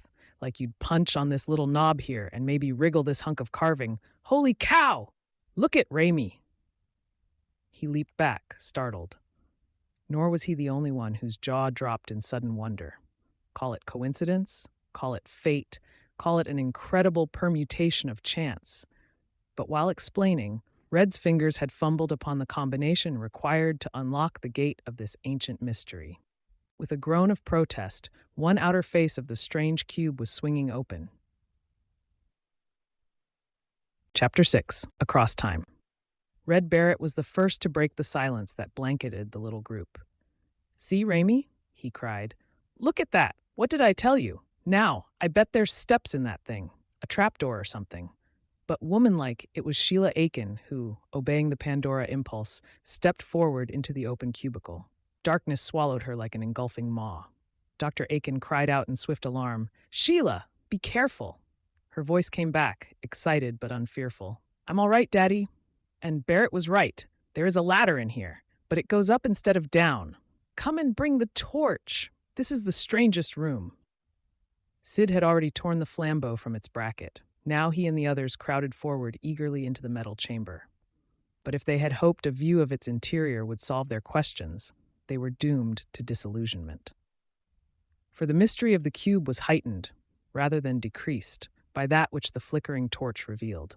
An interior fashioned and equipped like a small room. For all the world, Raimi thought confusedly, like one of those efficiently compact cabins on ocean liners. A metal bench or working table. 2 wooden chair frames, now seatless. In one corner, a stiff pallet. Everywhere moldering dust that fumed upward as their feet scuffed the floor. Dust that must be, Raimi realized suddenly, the detritus of ages. The wheezy puff they had heard as the door swung open was proof that the cubicle was nearly airtight. That which eddied about them now, tickling their nostrils, must be the dust of less permanent materials than metal and wood, disintegrated by slow years. Those whorls beneath the seatless chairs might once have been rush or tapestry, the thick, powdery fluff on the pallet be the residue of vanished bed silks. But it was foolish to conjecture on things vanished when so many tangible wonders greeted the eye. For as Sheila had said, a ladder climbed the near wall to the ceiling. On the wall before one of the chairs was a panel, and on this panel, Raimi's eyes bulged. "Doctor!" he cried. "Those dials! Those levers!" Aiken was staring at the panel like one who sees a lifetime of reason and learning collapse before him. I can't understand it," he stammered weakly. "Machinery? But the ancients had no knowledge." Raimi, moving forward, kicked something. He bent and picked it up. It was as incomprehensible as the panel. It was a metal arch about 3 feet long, supported by a cross brace upon which was mounted a sealed cylinder, also of metal. The instrument was equipped with a rest carven to fit the shoulder. Its semicircular portion was pierced on the outer rim at 1/8 inch intervals with tiny holes, and where the hoop joined the cylinder, there were what seemed to be 2 hand grips equipped with finger studs. Instinctively, Raimi raised it to his shoulder. It balanced like an archer's crossbow, except that it had neither stock nor projectile grooves. That it was a weapon of some sort, he had no doubt. An impulse stirred him to press the stud beneath his trigger finger, but he subdued it. It would be folly to test a weapon of unguessed nature in such confined quarters. In this weird moment, he had forgotten everything save his own excitement. Now a cry dragged him back from the world of wonder to the world of actuality. "The door!" roared Lake O'Brien. "It's closing." Whirling, Raimi saw the unguarded metal shield swinging shut. With a hoarse cry, he leaped toward it. His shoulder and that of Lake smashed it at the same time, but the bruising impact was in vain. Even as they struck it, there came the snick of clasping locks. They were sealed in the metal cube, and Sid O'Brien's voice told why. "It didn't close," roared Sid. "It was closed on us, intentionally, Tomasaki." Raimi, glancing about him, realized that of their number all were present but the little brown man. Suspicion, latent until now, flared into sudden understanding. "Then he's the one who showed the Japs the plane, told them who I was." He's been with them since the beginning, sneaked around to betray us at the East Gate, and probably shot Sirabar himself when Sirabar tried to warn us. Lake boomed. By God, that's why he offered to go after supplies, so he could reveal our hiding place. He's probably gone to fetch the Japs now, the traitorous little. As ever, Dr. Aiken's head was levelest in a crisis. There are quislings in all races, he said sadly. It's too bad we discovered the enemy in our midst so late, but we have no time to waste in recriminations. We must get out of here before the soldiers come. The ladder, where does it go? Red had mounted the rungs, was fumbling above him. Now he called down, It's a trapdoor of some kind, Doc? Just a minute and… Ouch, this damn catch is stuck. There it comes. Oh. Hastily he let drop back into place the yard-square sheet of metal he had pried open. Raimi looked at him anxiously. What's the matter, Redhead? This thing opens right smack into the main altar room, whispered Barrett. There's a bunch of Japs up there snooping around. They almost seen me. Then we're trapped? Asked Sheila faintly. Raimi's eyes narrowed. Not yet. That trap door gives us a chance. When Tomasaki leads the Japs down here, emptying the courts above, we'll beat it out that way. He glanced at Dr. Aiken commiseratingly. Tough luck, Doc. Just when you make the greatest find of your career, we have to duck out. But maybe someday we can come back and figure out this mystery. Meanwhile, we ought to try to find some way to lock this door from the inside. Tomasaki's just clever and treacherous enough to have seen how Red opened it. We've got to try to stall the Japs for an hour or so to give us a head start. One of these levers might be the answer. He stared at the wall panel dubiously. Dr. Ian Aiken said, I don't know, Raimi. It's foolhardy to experiment with things we don't understand. I'd be careful if I were you. It's now or never, Raimi reminded him. In a few minutes, it'll be too late to experiment. He stepped toward the largest of several levers. As he did so, a shrill cry sounded behind him. A mournful cry of terror. Aye, out of the chamber of the past comes doom. Doom to the men of the earth and of not earth. Will somebody please gag that perambulating wailing wall? Demanded Raimi irately. All right, everybody, look sharp. I'm going to try it easy. If you see anything happening, holler. And be careful no trapdoors open beneath you. Okay, here we go. He laid his hand on the upright strip of metal and pulled it slowly toward him. But nothing happened. So long had it rested unused that it seemed welded to the plate on which it stood. Raimi tried again more forcibly. Still no result. He hunched his shoulders, took a good grip. This time he wrenched at the lever with every ounce of power in his 6-foot frame. And the rod gave suddenly, jolting back in its groove, burying its handle in the pit of Raimi's stomach, jarring the wind out of him. Raimi sat down abruptly. A startled oof burst from his lips. Then, as he caught his wind, a grin overspread his features. Did it, he claimed triumphantly. Then, as he stared about him, seeing no change in either the room or his companion's expressions, his eyebrows raised. But now that I did it, he demanded plaintively, what did I do? You pulled a little stick, said Red genially. Only nothing happened. I'll give you a recommend if you ever need one. Chief stick puller, and nothing happened. But one at least did not share his mirth. Wait, Sheila Aiken cried suddenly. Something did happen. Listen. A humming noise. It was so. Singing so faintly through the cubicle as to be almost inaudible was the thin, far moan as of a diminutive motor heard from a vast distance. And where Raimi's hand touched the floor, he thought he could detect just the faintest, the barest tingle of vibration coursing through the metal. Nor was this just an hallucination. Because it is a motor, cried Dr. Aiken. We must be moving. For, see, the panel. Raimi's eyes followed the archaeologist's finger. On the curious instrument panel before them was a circular dial, and the pointer of this dial was slowly revolving. Red Barrett, who had clambered down the ladder, took one startled look at the spinning needle and started up again. Excuse me, folks, he gulped. I just remembered I got to see a guy about 9 million miles away from here. His hands fumbled for the latch of the ceiling trap door. Dr. Aiken stayed him with a sharp command. No, Red, don't. Huh? Why not? Because something is happening to us. Obviously, we are moving in some direction or other. It might be perfectly safe to open that trap door, but on the other hand, well, I think it would be better to wait until the needle reaches the end of its circuit. If you ask me, vouchsafed Sid O'Brien gloomily, we've probably marched ourselves right into some sort of ancient torture chamber. An Iron Maiden or something like that. We'll probably end up under the moat or being cooked in boiling mud. He stared about him suspiciously.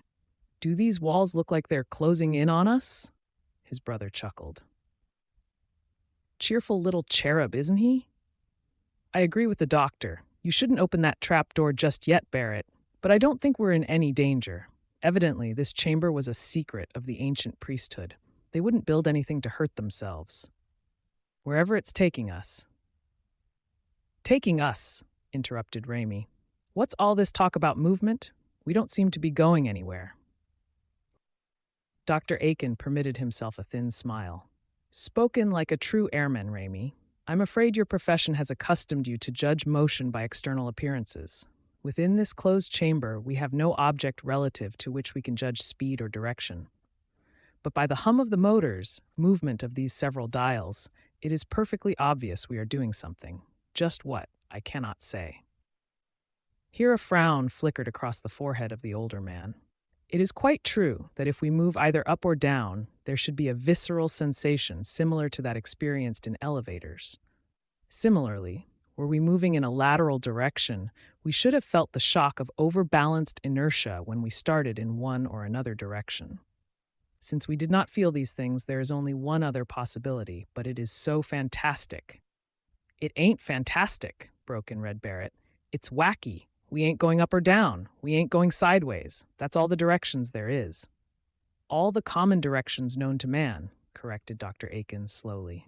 There is one other about which we know absolutely nothing, a direction of flight which is at best but a mathematical concept. This time Sheila Aiken stared at her father. Daddy, it's unbelievable. You can't mean? I venture no opinion, said the old man mildly. I am simply trying to apply to a most unusual situation the rules of logic. Raimi gave up. He looked at the girl helplessly. What does he mean, Sheila? There was equal helplessness, and for the first time, an expression of uncertainty in the girl's eyes as she answered. He means we may be moving across time, Raimi. Time. For a moment, Raimi was jarred completely out of his self-possession. Then his sense of humor came to his rescue. Oh, come now, we are letting ourselves go hog wild. It's been a hell of a day, I know. And we've had some unnerving experiences, but time. Sid O'Brien did not share his scorn. The more sober twin nodded moodily. Nevertheless, it's a possibility, Winters. Time is a dimension, just as truly as height, breadth, depth. Some have called it the fourth dimension and evolved the concept of a space-time continuum, wherein all things past and present exist side by side. Even the man in the street acknowledges the dimension of time in his everyday life. When he says he will meet a friend at Broad and Main Streets, his directions are inadequate unless he specifies the floor. For if he is on the 10th floor and his friend waits at ground level, they will not meet. The third dimension, height, must be taken into consideration. Similarly, if he tells his friend he will meet him on the 10th floor of a building at Broad and Main, and he is there at 10 o'clock, but his friend does not arrive until 2, they will still not meet, for they did not take into consideration the fourth extension, time. I understand that, acknowledged Raimi impatiently. But to speak of crossing time or traveling through time, that's absurd, sheer nonsense for imaginative fictioneers to toy with. The old scientist stared at him quizzically. I wish I could be as sure of that as you, Raimi. Unfortunately, science is forced to admit too many contradictory points of evidence to make such bold statements. I might mention the strange case of the two 20th century American lady tourists who, strolling in the gardens at Versailles, found themselves suddenly translated, incomprehensibly face to face with members of the 18th century royal French court. This record is, unhappily, too well authenticated to ignore. I might also point to the accuracy of the prophecies of Michel de Nostradamus, who claimed that by means of his magic, he was able to move forward into the future and see those things which were to be. Many other instances. An Italian record of a stranger who appeared mysteriously in Sicily some 200 years ago in a machine, the description of which shows a marked resemblance to a rocket-propelled airship. Legend relates that this wise man, who spoke a curiously distorted English, made his home with the natives for several months, taught them new and better methods of husbandry, instructed them in the construction of mechanical devices, and stayed an incipient plague by medical means unknown to that era. Still, expostulated Raimi, to travel across time. As a hazard, pursued the old man, let us suppose the continuum of space-time may be likened to a huge volume in which is inscribed all the history of past, present, and future. All things are written there, all. From man's darkest beginnings till the last feeble flutter of a dying sun stills in cold death a forlorn earth. Man, reading this volume, must perforce turn the pages one by one. He has memory of that which he has read, comprehension of that upon which his eyes presently rest, but no knowledge whatsoever of what lies before.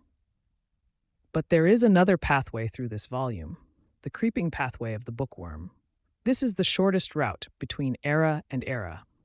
Through this infinitesimal tunnel the bookworm, or let us say a time machine, constructed by one who knows the manner of its making, can skip from epoch to epoch in the twinkling of an eye. Raimi stared at him incredulously. And you think this thing we're in may be a sort of mechanical bookworm piercing the pages of time? I do not know, Dr. Aiken told him again. I simply point out that at least hypothetically these things could be. I do not know, no, but we will learn in a minute. For see, the needle has stopped, and if I am not mistaken, the humming, too, has ended. He pointed.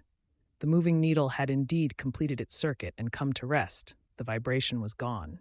Whatever had been the nature of the metal chamber's movements, it was motionless now. Red fidgeted impatiently above them.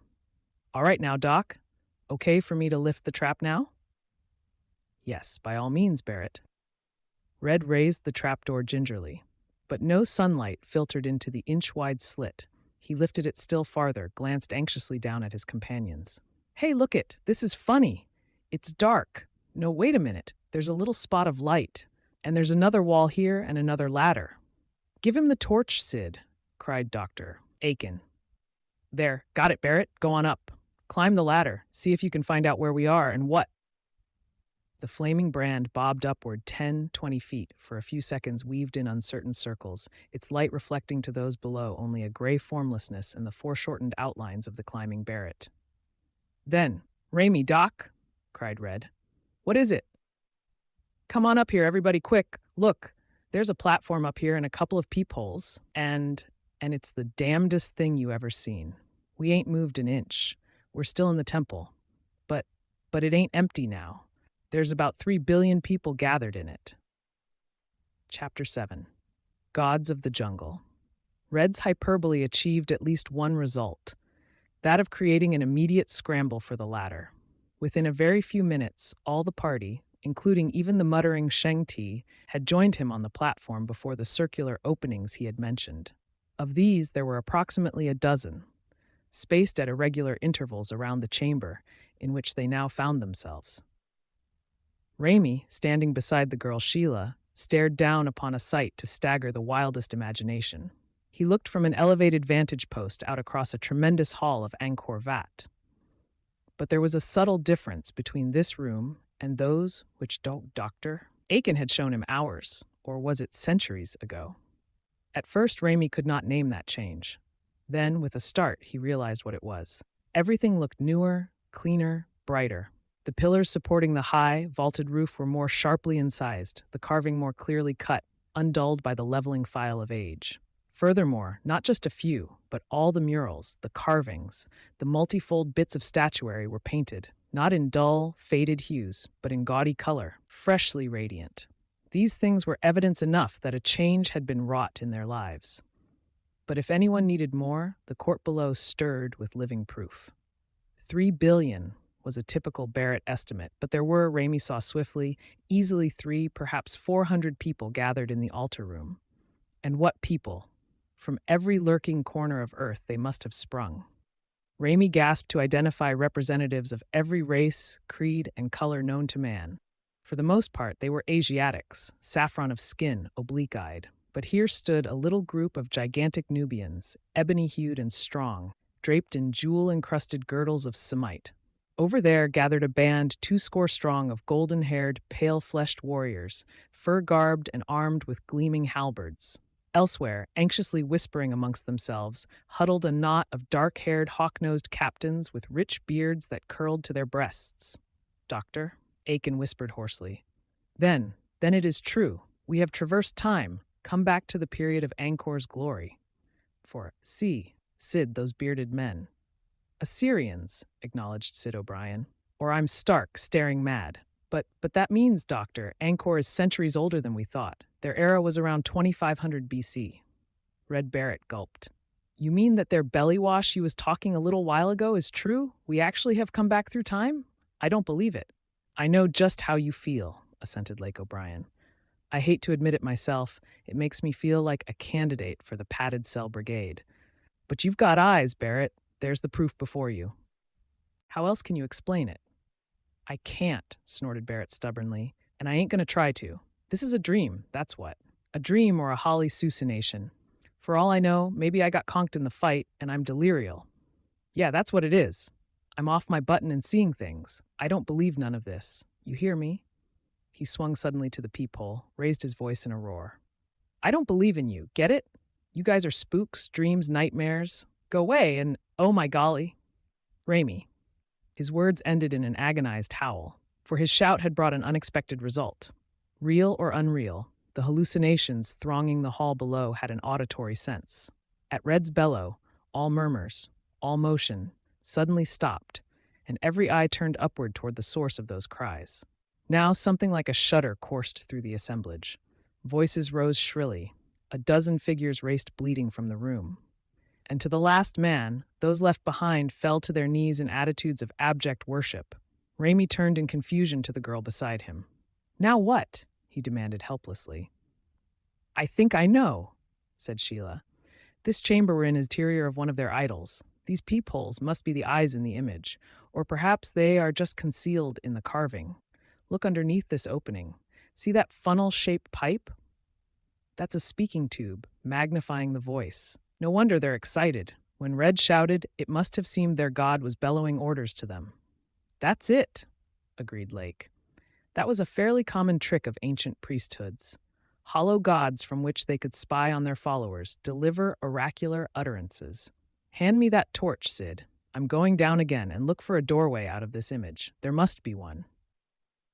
He ducked below.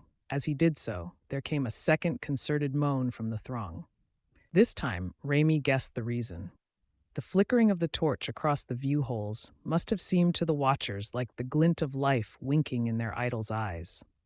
Then there rose a commotion from the far end of the hall, the babble of excited voices, and Raimi understood where had gone those who had fled the temple. To fetch someone in authority. For now there sounded the dry scrape of marching feet, the clank of metal upon metal, and into the altar room tramped a company of "Holy potatoes!" exclaimed Red awfully. "Giants!" For giants indeed the newcomers were. An armed band of men, the shortest of whom towered a full head and shoulders above any other man in the hall. Raimi was 6'2". Red and the O'Brien brothers each also topped the 6-foot mark. But Raimi knew that all of them would appear as striplings if ranged beside this file of yeomanry. 6'9" seemed a fair guess as to their average height, and he who marched at their head, a raven-haired, amber-skinned mountain of a man in the rich trappings of rank, assuredly topped the 7-foot mark. A mutter passed through the crowd as he entered, and Raimi, whose eye was trained to note the psychological reactions of men, thought he could detect in the attitude of those gathered a poorly veiled hostility, a resentment and will to rebellion held in check only by fear. Then the newcomer spoke, his voice harsh, imperious, demanding. The natives answered, pointing fearfully at the idol housing Raimi and his companions. The giant captain's brow darkened, his eyes flashed scornful fire, and once more he raised his voice. Raimi turned to Dr. Aiken eagerly. What's he saying, Doc? Can you? No, it's no language I know. It sounds slightly like Sanskrit, but the syllabation and intonation are oddly different. And then, surprisingly, Sheng-Ti spoke beside them. I doom, he moaned softly. Lo, the day of our judgment is at hand, for the gods walk again and speak their ancient tongues. Sheila gripped the old priest's arm tightly. Shang-Ti, you understand? Translate for us. They speak of mysteries too holy for humble ears, groaned the priest. They tell the mighty one the idol has spoken. He laughs and says it is untrue. But they insist. Now he mocks them, calls them fearful fools. Red Barrett snorted. Oh, a wise guy, huh? A know-it-all? Well, watch me take him down a peg. And again his lips found the tube. His voice rolled in a hollow roar. Tally-ho! Smart-alec! Brooklyn Dodgers, Office of Production Management, Gadzooks, how do you like them apples? He fell away from the opening, chuckling as the giant's blanched face whirled toward the idol. Guess that'll hold his nibs for a while. What's he saying now, Shang-Ti? The Bonds listened intently as again the saffron-hued commander spoke. But Red's gag had backfired. For the Great One admits, relayed Shang-Ti, that the idol did speak. Now he is affrighted, lest the god may have been offended. He would make atonement. Lo, he bids his warriors seize a virgin and bear her to the altar. At their leader's command, 2 of the giant yeomen had thrust forward into the throng, striking with the flat of their swords any who would hinder them. Now they tore from the arms of an aged man a young, white-skinned girl, and bore her, struggling and screaming, to the dais beneath Raimi. And Raimi, cried Sheila in sudden horror, we've got to stop them. They're going to sacrifice her, to us. Red Barrett gasped, "Oh me God," in a stricken voice, and spun to Raimi. Why can't I learn to keep my big feeder shut? What'll we do, Raimi? The solution came from below, where Lake O'Brien's voice suddenly raised in a shout. Found it, gang! I knew there'd be a door somewhere. Well, you Jonahs, any of you want out of this whale's belly? Raimi cried. Come on, Red, and flung himself down the ladder. Then, as the trio stood before the portal Lake had discovered, a sudden idea struck him. Wait a minute. This is our chance to make an imprint on the natives. He craned his neck, shouted to those still above. Sheila, tell Shang-Ti to forbid the sacrifice. Tell him to say that the children of the god come forth to claim their victim. The priest's words boomed above them, prefacing their entrance into this strange world. And it was a great success. As the door swung open and Raimi and his fellows burst forward onto a raised dais, it was to find all action abruptly frozen. The slave girl, her simple toga-like garment torn and disarranged, her wealth of red chestnut hair, loosed by the violence of her efforts to escape, cascading to her waist, stood motionless in the grasp of 2 stricken fighting men. Elsewhere, a silence born of terror gripped the room. An odd paralysis which was shattered by the terrified screams of 100 throats as the adventurers appeared. It was, Raimi could not help thinking with a sort of detached amusement, a most dramatic entrance. A super extra, whipper-dipper of an entrance. Like all men with a sense of humor, he had an instinct for showmanship. Striding forward, he realized with a little shock that throughout the excitement of the past half hour, he had continued to clench in his left hand the object over which he had stumbled in the time-traveling cabinet. What it was, he did not know, but it might mean something to his audience. So as he stepped forward, he lifted it proudly, melodramatically, above his head. The reaction was swifter and more astonishing than he had hoped for. A concerted gasp swept through the crowd. The 2 giant guards released their captive and tumbled to their knees, and a great cry shook the temple. Raimi's eyebrows lifted. He tossed a swift query over his shoulder. I struck pay dirt that time. What are they saying, Sheila? And apparently from the lips of the idol, for Raimi saw now that it was a gigantic, hideously leering statue in which they had hidden, came the answer. They're hailing you as a god, Raimi, and they are crying out in fear because that thing you're carrying is the bow of Rudra. Now the slave girl, whimpering prayerful entreaties, slipped from the 2 who held her and threw herself at Raimi Winter's feet. It was swell stuff, very godlike, flattering stuff, but also very embarrassing. Raimi touched the girl's shoulder, disturbed to find that she was trembling violently, gently lifted her and turned to Barrett. Take care of her, Red. Maybe these overstuffed guys will try to make another pass at her. Red grinned from ear to ear. Who, me? Oh boy, did I say no? Come here, sugar! He took the girl into the shelter of his arm. She didn't seem to mind it a bit. Then, from the back of the hall, moved the majestically dark-visaged one who had commanded the sacrifice. He walked erect and proud, as befitted a noble, but his eyes were cautiously humble. Though he towered a full head above Winters, his attitude was respectful. To the edge of the dais he approached, stopped there and addressed the quartet. This time Sheila forwarded Shengti's translation without prompting. He is Ravana, Rami, Lord of Lanka, and appointed overseer of something. Shengti doesn't understand all he says. He bows before you and begs acceptance of the sacrifice he offered. Rami said grimly, "Tell him that for 2 cents I'd yank off his leg and stuff it down his throat. I don't like this sacrifice stuff." He motioned to Lake and Red. "Let's get back into the idol. We've saved the redhead here. Now we'd better save ourselves. Hop back into the time machine and go back where we came from." From above came the voice of Dr. Aiken, alarmed and piteously eager. "Oh no, Winters, not quite yet. We can return to our own time later. But this is the opportunity of a lifetime. We can't leave until we've learned more about this magnificent culture. This period. Besides, in our own era, the Japs are still hunting for us. We must allow several hours to pass before we return." Rami sought his companion's eyes. Lake grinned and nodded. Red tightened his arm about the shoulders of his new and welcome responsibility. "Okay with me, chum. I'm just beginning to enjoy this cook's tour." Rami surrendered reluctantly. "All right, then. Come on down. But before you do, better tell this guy to take us to the kingfish around here." Words rolled from the idol's motionless lips, and the giant chieftain nodded obeisance. And a few minutes later, the remainder of the time-traveling group spilled from their refuge within the statue. It was all strange terrain to Rami, the way through which the amber-skinned Ravana led them, but their course was apparently familiar enough to Dr. Aiken and his assistants.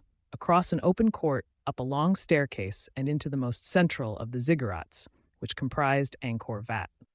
Lake O'Brien said excitedly, "By golly, Sheila! Your guess was right. You said this building was the Big Shots Council Hall, remember? And Sid and I thought, well, I'll be jiggered." His voice choked to a hollow whisper. "Golly, look! The carvings come to life. Apes! Warrior apes!" For standing before the door of the chamber they approached, garbed in the trappings of men, casqued and helmed, sandaled and bucklered, gripping their bronze-tipped spears in altogether humanoid fashion, stood 2 huge apes who snapped their arms to attention as the group neared. But even this marvel paled into insignificance in a moment. For now the great, carven doors of the council chamber swung open, exposing a throne room of inconceivable grandeur. Rami's first staggered gaze described trappings of fabulous wealth. Gold and ivory, teak and silver, ebony, and the sparking luster of priceless gems. These things he saw and noted subconsciously. But at the moment they roused no wonder in him, for there was something else, a presence in the room that utterly robbed him of his breath. A man, seated on the golden throne. A man of Rami's own height. An older man, gray of hair and lined of visage, now leaning forward curiously to greet them. A grave, quiet, kindly man. In all respects like the millions of humans living on the earth of Rami's era. But for one thing, the flesh of this ruler was hyacinthine blue. Chapter 8, Rakshasi. With a sort of detached wonder, Rami noticed that the blue man did not rise from his throne to greet them. Even a ruler of men, the young airman thought dimly, should humble himself before gods. Then the conviction came to him that the ruler of Angkor did not consider them gods. Of their origin he could have, no knowledge. But it was obvious that he recognized them somehow for exactly what they were. Human beings caught in a web of circumstances inexplicable even to themselves. So the Blue Lord's preoccupation was with the giant Ravana. To the amber-skinned one, he addressed his questions. The spate of their conversation sped back and forth between them so swiftly that there was not even time for the attentive Shengti to translate for his companions. But though the words of a conversation may be unintelligible, its tenor is ofttimes obvious to the careful witness. It became clear to Rami that Ravana, at first polite in his salutation to the Blue Lord of Angkor, was becoming more presumptuous and argumentative every minute. His shoulders became stiffer, straighter, more bold. Once he glanced back as if to assure himself that behind him ranged the solid phalanx of his warriors.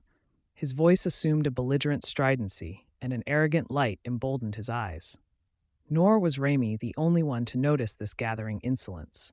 The blue ruler frowned, and his tone developed an edge of asperity. Now, however, the amber giant exhibited startling rudeness. Boldly, he interrupted the azure-tinted emperor in mid-sentence, and cried what sounded like a loud demand. A brief, startled silence fell upon the courtroom. In that silence, Dr. Aiken prodded the bonds for information. Scanty as it was, it verified Raimi's suspicions. The tall one says the gods appeared to him. He therefore claims the right to house their mortal avatars whilst they visit. The blue one reminds him he is but a guest at the palace, and that he, Sugriva, is emperor of Angkor. Lake chuckled. Huh, talk about your southern hospitality. It's peanuts compared to this. Scrapping over who's going to put us up for the night. Scrapping was a bit of an exaggeration. It did not quite reach that stage. But in the moment following the silence, it looked very much as though it might. The tall Lord Ravana, concluding his defiant demands, turned and snapped an order to his followers. Their hands leaped to their swords.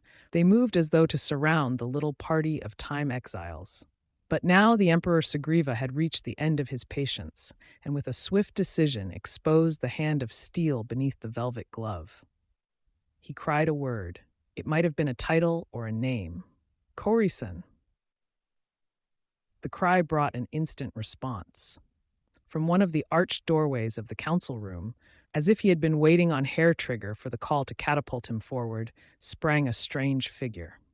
A short, gnarled figure, so elaborately adorned, cap-a-pied, in the glittering habiliments of a warrior that Raimi had to look twice to see it was no man at all, but another of the weirdly humanoid apes.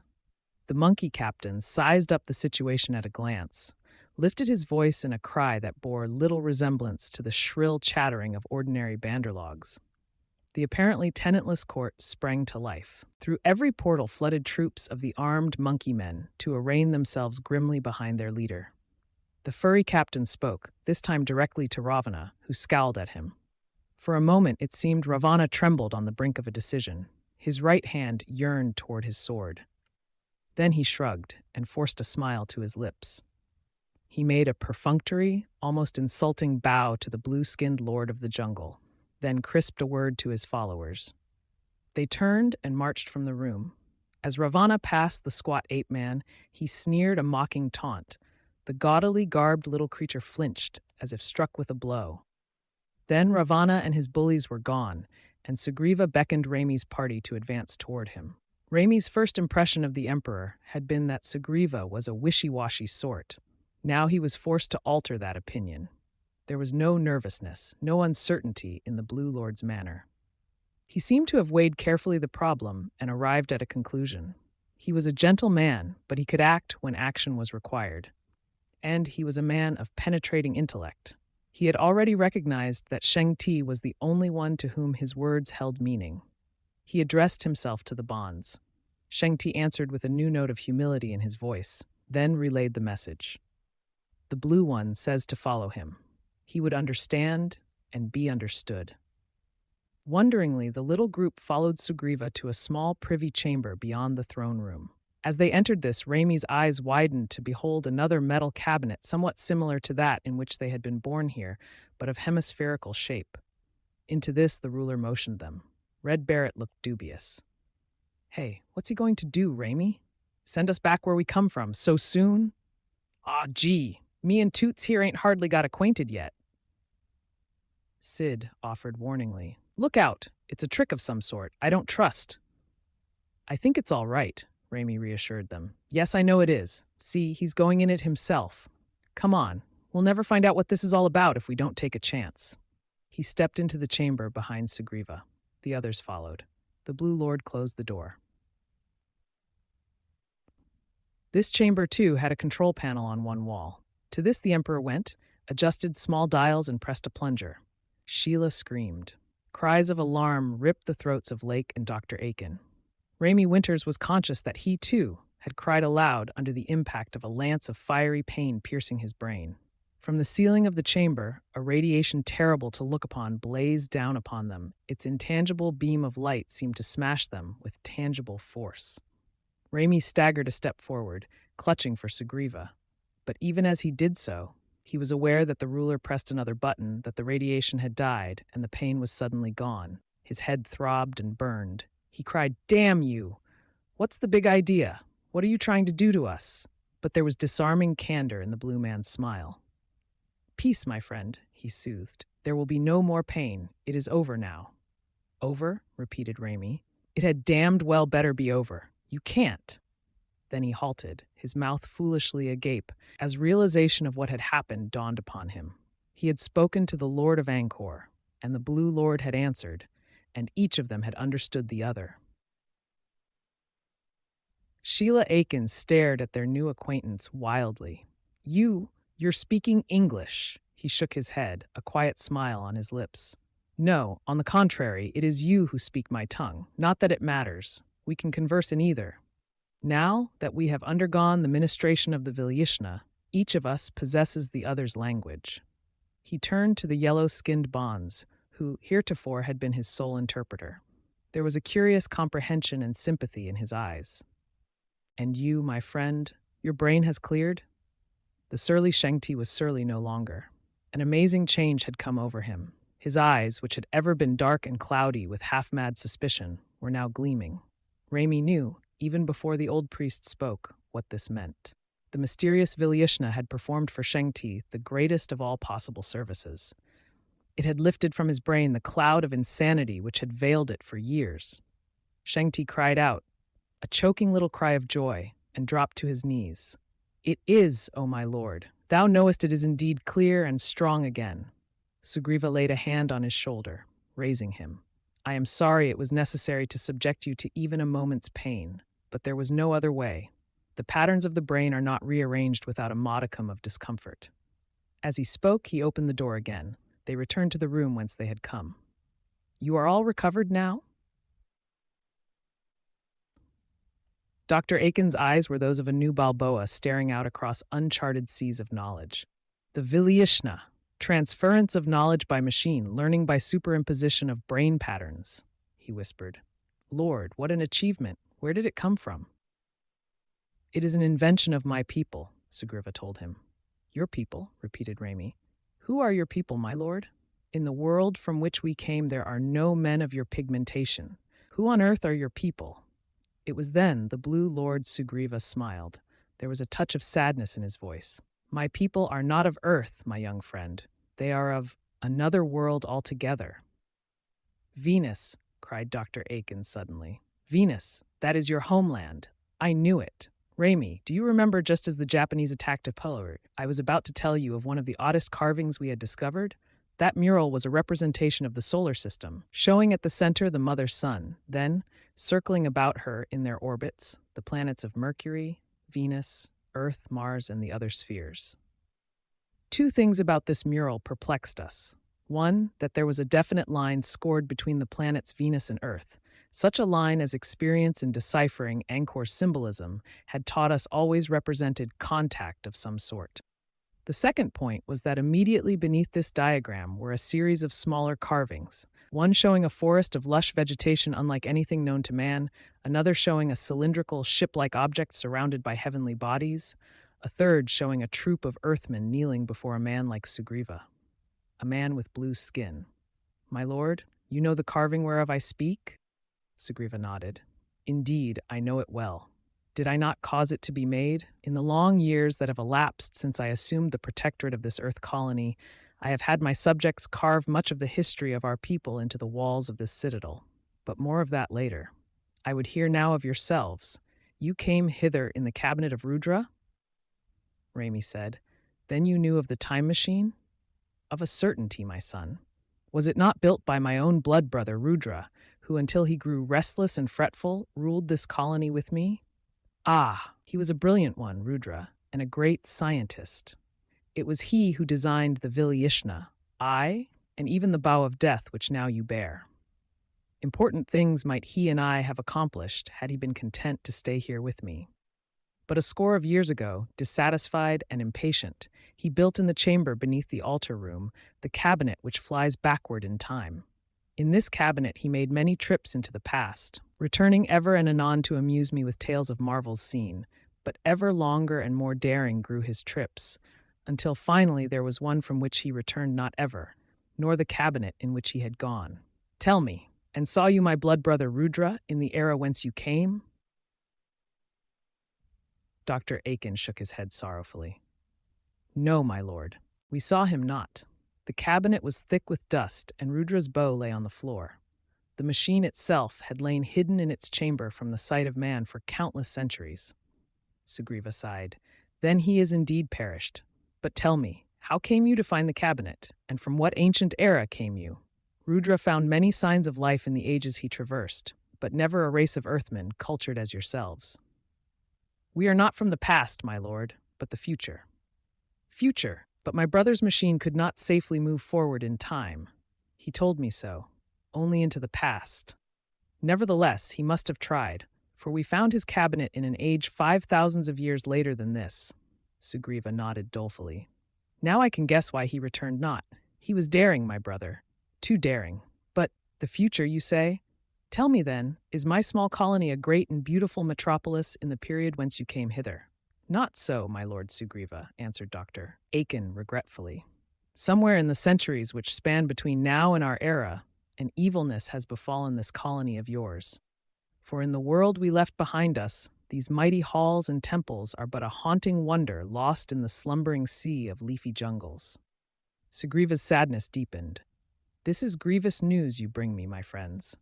If what you say is true, if 50 centuries hence this colony is vanished, its people scattered, then my labors here are of no avail, and my mission on earth has failed. But why? It was a question for which the time exiles knew no answer. Its solution lay yet in Sugriva's future, and was so far buried in their world's past as to be a forgotten secret. But they were spared the necessity of answering. For at that moment came an interruption. There wakened a flurry of action at the central gate. The doorway opened, and through its great portals swept a woman. And what a woman! She was tall, much taller than the average man, almost as tall as Raimi himself. But there was no gangling awkwardness to her height. Her figure was perfectly proportioned to her stature. She walked with the slow and lithe and languorous grace of a jungle creature. A panther, perhaps, thought Raimi, with rapt approval watching her move nearer. Yes, assuredly a panther. For she was neither white nor Mongolian. Her skin was the soft, fine ivory of the Eurasian.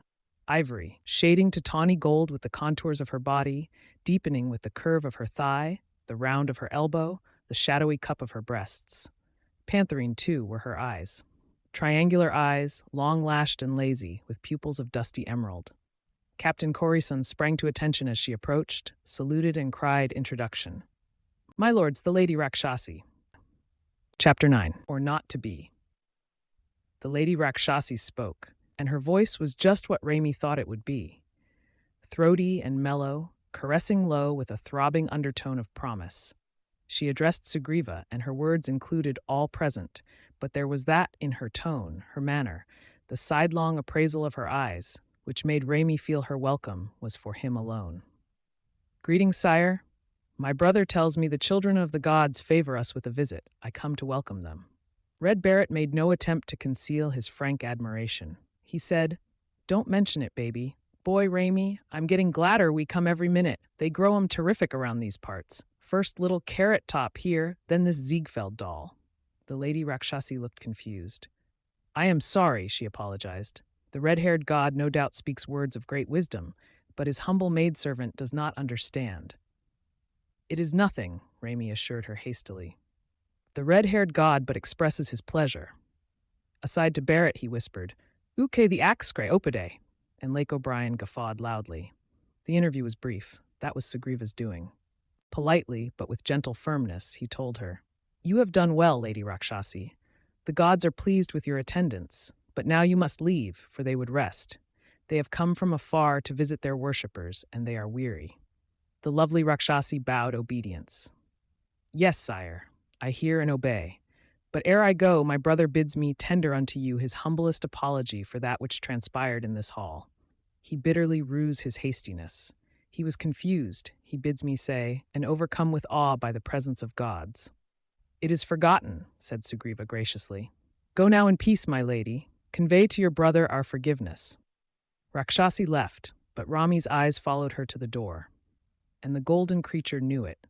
For just as she slipped from the chamber, she turned once more, and for a fleeting instant her green eyes met Rami's fascinated gray ones, and the look that passed between them held little of piety. Then she was gone. And with her departure, it was as if a disturbing fever had left the room. Rami, feeling the gaze of Lake O'Brien curious upon him, felt a stab of warmth in his cheeks and wondered just how much an ass he had made of himself. Apparently, he had done a pretty fair job of it, for the one person whose eyes would not meet his was Sheila. And strangely, now that Rakshasi was gone, it was the clear, mist-blue sanity of Sheila's eyes that Rami wanted most to look upon. He shook himself angrily and turned to Sugriva. "Sire, you permitted the Lady Rakshasi to believe we are gods. Why, when you know we are not?" The Venusian overlord nodded thoughtfully. "Yes, my friend, I did not disabuse her belief, but it was no useless deceit. What I did for your own safety." "Our safety, my lord?" "You have probably already guessed that Ravana is no more of this earth than am I. As my people come from Ganelia, that planet which you know as the morning or evening star, he and his giant underlings spring from the red desert planet of Videlia." "Videlia?" repeated Dr. Aiken. "You mean Mars?" Sugriva searched his brain, nodded. "Yes, that is its name in your language." Lake O'Brien moaned. "Sweet saints, what fools we mortals be, and men think they are intelligent. Yet here, 5,000 years before our time, the civilizations of our two neighboring worlds have simultaneously developed spaceflight. No, my friend, it was we, and only we, who learned the secret of spaceflight, and like fools, we gave it away." "Gave it to the Videlians?" "Yes. We Ganelians are a quiet, peace-loving people. For centuries, our culture has been great. Our cities dwarf anything you humans know. Our commerce, agriculture, and industry are great. We want for nothing. Thus we have turned our leisure hours to the pursuit of knowledge and the refinement of art. Our science discovered the secret of flight amongst the stars. Our expeditions flew to all the children of the sun, to the planets you know as Mercury, Mars, even massive Jupiter, and far frozen Pluto. Only on 3 other planets, however, did we find life. Here on Earth, crude, nomadic barbarism for the most part, with only in 1 or 2 places the rude beginnings of a social culture, on the second moon of Jupiter and on Mars. The Martian or Videlian culture alone was in any way equal to our own. In our blind altruism, we freely gave the Videlian giants our great secret. Sugriva smiled ruefully. And now we regret it. For we have learned that the Videlians are not such lovers of peace as we. They are hard, cruel people, greedy and grasping, predatory. Their space vessels, like ours, have brought colonists to Earth. And of these interlopers, Lord Ravana is ruler.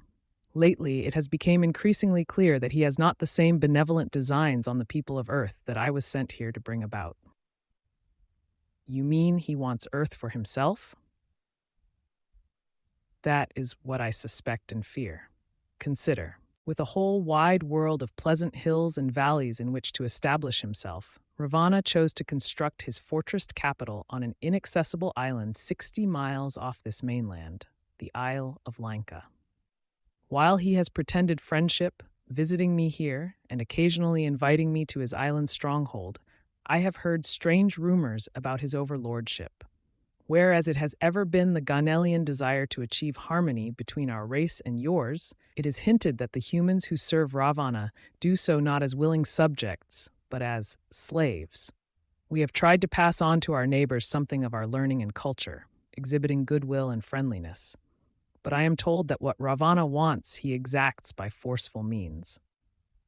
It was to investigate these rumors that I recently sent for representatives of all Earth's governments to meet here at Chitrakuta. You saw these representatives, I believe, in the altar room?" Rami nodded. "They didn't seem to be particularly fond of Ravana. I don't blame them much. There's a brutal streak in the guy. His first idea when the idol spoke was to pacify it with a human sacrifice. If we hadn't spiked that deal, I'm afraid this young lady," he nodded toward the chestnut-haired beauty clinging close to Barrett's side, "wouldn't be with us now." "Well, Sugriva, I'm beginning to understand the setup now. It's not so unusual. The world we left behind was being sadly muddled by a mob with pretty much the same idea as the Videlians. They want to be top dogs or nothing. So now that we're here, what can we do to help you out? You want us to continue playing gods while you hold your round table conferences with the boys in the back room? But Sugriva shook his head. Not now, my friend. I shall explain that later. First, you must have food, rest, time to collect your thoughts. Meanwhile, guard carefully the bow. It is of vital importance. Kori-san, the ape captain saluted smartly. Show our guests to chambers where they may rest and refresh themselves. The time-farers allowed themselves to be led away. So began the incredible adventure, the strange journey of which Johnny Grinnell, in the prescience of life's ending, had spoken. It was Sid O'Brien's idea when that evening, after having bathed, napped, or refreshed themselves as each saw fit, they gathered again in the garden close outside their quarters, that they should bring this episode to a close. The gloomy twin looked, if such a thing were possible, more disgruntled than ever. If you ask me, he said, we ought to get going. Going, repeated his brother. That's what I said. I don't like this business of messing around in things that happened 5,000 years before we were born. It's not normal and it's not right. No good will come of it. I'm for getting back to the time cabinet and pulling out of there before something happens and we can never get back. Sheila gasped, and missed this marvelous opportunity to discover the truth about things men have always wondered about. Argued over? Why, Sid, we haven't even begun to discover the marvels of Angkor. Dr. Aiken said seriously. Yes, Sidney, Sheila is right. Fate has granted us an opportunity to solve more of the mysteries of man's beginnings than all Earth's savants have been able to uncover in 2,000 years. It is more than an opportunity, it is an obligation. We cannot leave yet. Why? His fine old eyes glowed. This afternoon, as the rest of you slept, I wandered through the courts and the temples, conversing in their ancient tongues with men whose races were vanished before the first recorded history was written. Already I have learned enough to establish an entirely new chronology of history, and I have merely skimmed the surface. Just the same, grumbled Sid. Just the same, snapped his brother. You're nuts. Back in our time, these temples are probably crawling with a regiment of vengeful Japs, wondering where the hell we disappeared to. It would be suicidal to go back now. We'd better just sit tight for a week or so, take advantage of our opportunity, and return to our own time with a real contribution to science. So it was decided, and somehow a week passed. Where fled those warm days and even more languorous nights, Raimy Winters could never afterward tell. For there was much to be seen and done, and once the weird comprehension of their actually being here established itself in his mind, Raimy, like all the others, dipped eagerly into the garnering of new knowledge. With the Lord Sugriva they spent many hours, even feeling sure, as they did, that everything the Blue Lord of Angkor told them was true. Some of his statements were so fantastic as to be almost incredible, as when Dr. Aiken queried him on the extent of Ganelian colonization. I do not know exactly, admitted Sugriva, but there must be 5, 6, perhaps more colonies. One of my compatriots, I know, governs an outpost south and west of here, a desolate territory bordered on the north by vast desert land. Another bears the light of culture to jungle natives on a far continent, a hemisphere removed. Still a third has established himself on a tiny island to the west, where the mighty sea begins. Lower Egypt, cried Dr. Aiken raptly. Its culture, differing sharply from that of the Upper Kingdom, has always puzzled archaeologists. The lost Merovingian civilization, which left great paved roads and cities where now is Peru. And a tiny island. England, cried Sheila. Daddy, that explains why the legend of the blue gods persists in ancient Anglo-Saxon history. The Druids worshipped men from the skies. They had their sky-blue heaven of Tir na Nog, and as late as 1000 AD, the Picts went forth to battle with their bodies painted with blue pigment. But again, as before, arose the question, if these colonies now existed, into what darkness had they disappeared that those of the 20th century knew them only as legend? This was a cause of great sadness to Sugriva. I can only confess, he conceded regretfully, that somehow our mission, the bringing of culture to your less enlightened Earth races, must have failed. Why, I do not know. Here a great thought struck Raimy Winters. But if we could only find out what destroyed your attempt, perhaps we could do something to prevent it. His eyes glowed. What a glorious thing for mankind! Already, you have converted men from nomadic wanderers into a semi-cultured people. If that cause which destroyed or is to destroy your tutorship were to be removed, Raimi faltered over the use of tense, feeling keenly the anomaly of their position as men of a future age, living in a past, being part of that past, yet knowing inerrably that which was to come. Why, then, the whole history of mankind could be changed? There would be no decay in Egyptian culture, no Rome rising mightily, then toppling, no long dark ages. There would be only steady progress, ever forward, upward, to greater knowledge. Sid sniffed. You're daydreaming, Raimi. The fact that we exist proves that the history of mankind took a certain channel. There's no way of changing that. Is there, Doctor? I don't know, Sydney. There is much to be said on either side. It may be that history is, as you say, unchangeable. But there is the problem of causality. Once this era was, we, having not been born then, were not here. Causes developed effects new causes, and a course of history was written leading to the world we know. But a new factor enters an old equation. This era again is, but we who do not properly belong here have entered into the picture by way of a time machine. It is conceivable that our very being here is sufficient of a cause to change and divert the entire sequence of events which would otherwise have been the future. Rot, snorted Sid. Excuse me, Doctor, but that's not logical, for if our being here were to change history in any slightest way, then we would automatically cease to exist, because the exact and precarious chain of circumstances which brought us into being would have been altered.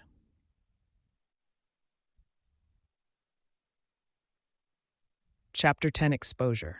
So they dropped the matter there, completely unable to solve the problem, each convinced that his theory was correct, none without a lingering doubt but that the others might be true. And the days sped by. They were fruitful days. Lake, who had a flair for the philological, spent much time studying the Ghanaian language. To Red and Raimi, as professional airmen, what was of particular interest was the matter of spaceflight. Ghanaian ships, Sugriva told them, called regularly at every inferior conjunction of Earth and Venus, Videlian craft less frequently. But often enough, the Blue Lord admitted ruefully. And these ships? Demanded Raimi eagerly. Their method of propulsion, what is it? Sugriva frowned. I am not sure I can tell you, my friend. I have searched my brain for the words in your tongue with which to explain, but they do not exist. It is a concept utterly foreign to your culture. The nearest I can come to an explanation is to say there are fields of force between the planets, and on these fields, the ships feed and ride. An electrical transmission of some sort, perhaps? But again, the protector of Chitrakuta looked baffled. Now there is a word in your tongue, he apologized, which is foreign to me, a concept of your civilization I cannot grasp. And Raimi realized suddenly that despite its many magnificent scientific achievements, the Ghanaian race was apparently in total ignorance of electricity. It was used nowhere, not for heating, lighting, communication. He tried to explain the phenomenon to Sugriva, but it was a hopeless task. I am sorry, Raimi, but that is a study in which I am not adept. If you will but wait until the next spacecraft arrives, a matter of but a few months, there will be those on board with whom you can talk more understandingly. And with this, Raimi had to be content. But if the Blue Lord's knowledge of mechanical science was deficient, he lacked few other qualifications of leadership. During the stay of the Time Exiles was held the Grand Parley, for which representatives had been summoned from every corner of the civilized Eastern world. Sugriva proved superbly his right to rule. To the gratification of the assembled humans and the disgruntlement of the Lord Ravana, he laid down the law. That there should be at all times peace and amity between the natives of Earth and their foreign visitors. That Earthmen should feel always free to call upon those of Venus for information and aid in new projects. That the chosen of Earth's youth should gather annually in the nearest Ghanaian colony for instruction in knowledge and culture. That Ghanaians and Videlians should at all times respect the territorial rights of Earth's races, and should at no time make any demands upon persons or services of terrestrial subjects for which the Earthmen did not receive complete and satisfactory compensation. There had to be teeth in this pronouncement. Sugriva bared them plainly, for the second time exhibiting the sternness which underlay his placid nature when he thundered determination to make all abide by this covenant, under pain of the displeasure and, if need be, the armed reprisal of the Ganilian overlord. He did not hint what nature these sanctions might assume except to Raimi Winters, and then on only one occasion. Guard well the bow of Rudra, Raimi Winters. The day may yet dawn when we will have need of it. Raimi said, But what is it supposed to do, sire? I have experimented with it, but nothing seems to happen when I finger the grips. It's a pretty useless hunk of ordnance, if you ask me. Sugriva said, I am quite content that you do not know how to operate the bow, my son. It is too dreadful a weapon to be lightly exploited. But if the time ever should come for its use. So the pact was drawn up, and the several races became signatories. It was a direct and challenging blow to the ambitions of the Lord Ravana, one that he swallowed with difficulty. But swallow it he did, though perhaps one of the greatest contributing factors to his signing was the fact that at the final meeting were ranged beside Sugriva the time exiles, and that in Raimi's ready hand dangled nonchalantly the dreaded bow of Rudra. But the days at Chitrakuta, for such by now they had all learned to be the Ganilian name for the temple they had known as Angkor Wat, were not all concerned with study or the grim business of government. There were hours of relaxation, too. Red Barrett, for one, was thoroughly enjoying the championship of the beautiful damsel who had been placed in his care days before. Of course, she proved a baffling bundle of loveliness in some respects. As on the first day, when Raimi chanced upon the duo in time to hear Red demanding perplexedly, How? How's that? Come again, Toots. And, Ich heit Evavne Abdafidi Maronad, mir gnate, repeated his lovely charge demurely. Red moaned. Hey, Doc, he yelled. Hey, Sheila, anybody got any spirits of ammonia with them? Toots, here, has the hiccups. Raimi went to his chum's aid. What's wrong, Red? It's Toots here, complained Red aggrievedly. I said to her, Look, Toots, I can't keep calling you Toots all the time. What's your real name? So instead of giving me a straight answer, she makes with the double talk. Dr. Aiken, who had been listening with amusement, now spoke up. But the young lady did answer you, Barrett. She said she was Evavni, daughter of David and Marion. And the old man smiled slyly. I believe you've made something of an impression, my boy. She called you her, knight. Yeah, grinned Barrett. Well, gee, that's okay, ain't it? Evavni, huh? Not a bad handle, Toots, but after this, you better talk English. She is talking English, Red. Huh? Ah, now, Doc. Well, let us say, then, she is speaking the ancient tongue from which modern English derives. I fancy, said Dr. Aiken speculatively, our charming friend is a daughter of one of those races which first settled the British Isles. A Pict or a Celt. All I got to say, grumbled Red, is that going in the Vibhishana with us didn't do much good if that's the best English she can talk. Come on, Toots. You and me is going to see Sugriva and have him arrange another language exchange in the recording booth. And together they left on the expedition, which was to remove their last lingual difficulty. They had no other kind. Raimi Winters, too, was finding the soft, moonbright nights of Chitrakuta conducive to thoughts far removed from the grim ones of hatred, war, and death that had governed his life until his translation into this elder world. In Sheila Aiken, he had found a woman who, after all these years of avowed misanthropy, had the power of arousing within him strange sensations. New sensations to Raimi Winters, perhaps, but sensations which any wise men could have told him were as old as humankind. There was about her a something, a peace, a quietude, a gentleness, which filled a vital need in his makeup, which calmed and complemented the flame-like restlessness of his own nature. With propinquity came greater admiration for Sheila Aiken. And as the days and nights, especially the nights, threw them into ever-increasingly intimate contact, admiration deepened into something Raimi thought, believed, feared he could name, but dared not. Vainly he reminded himself that he was a fighting man, a soldier. That all this madness was a strange interlude, out of which sooner or later he must return to take his ordained place in the world he had left. That he must neither pledge himself nor demand pledges of one whose world was so far removed from his own. But these decisions were more easily made than kept.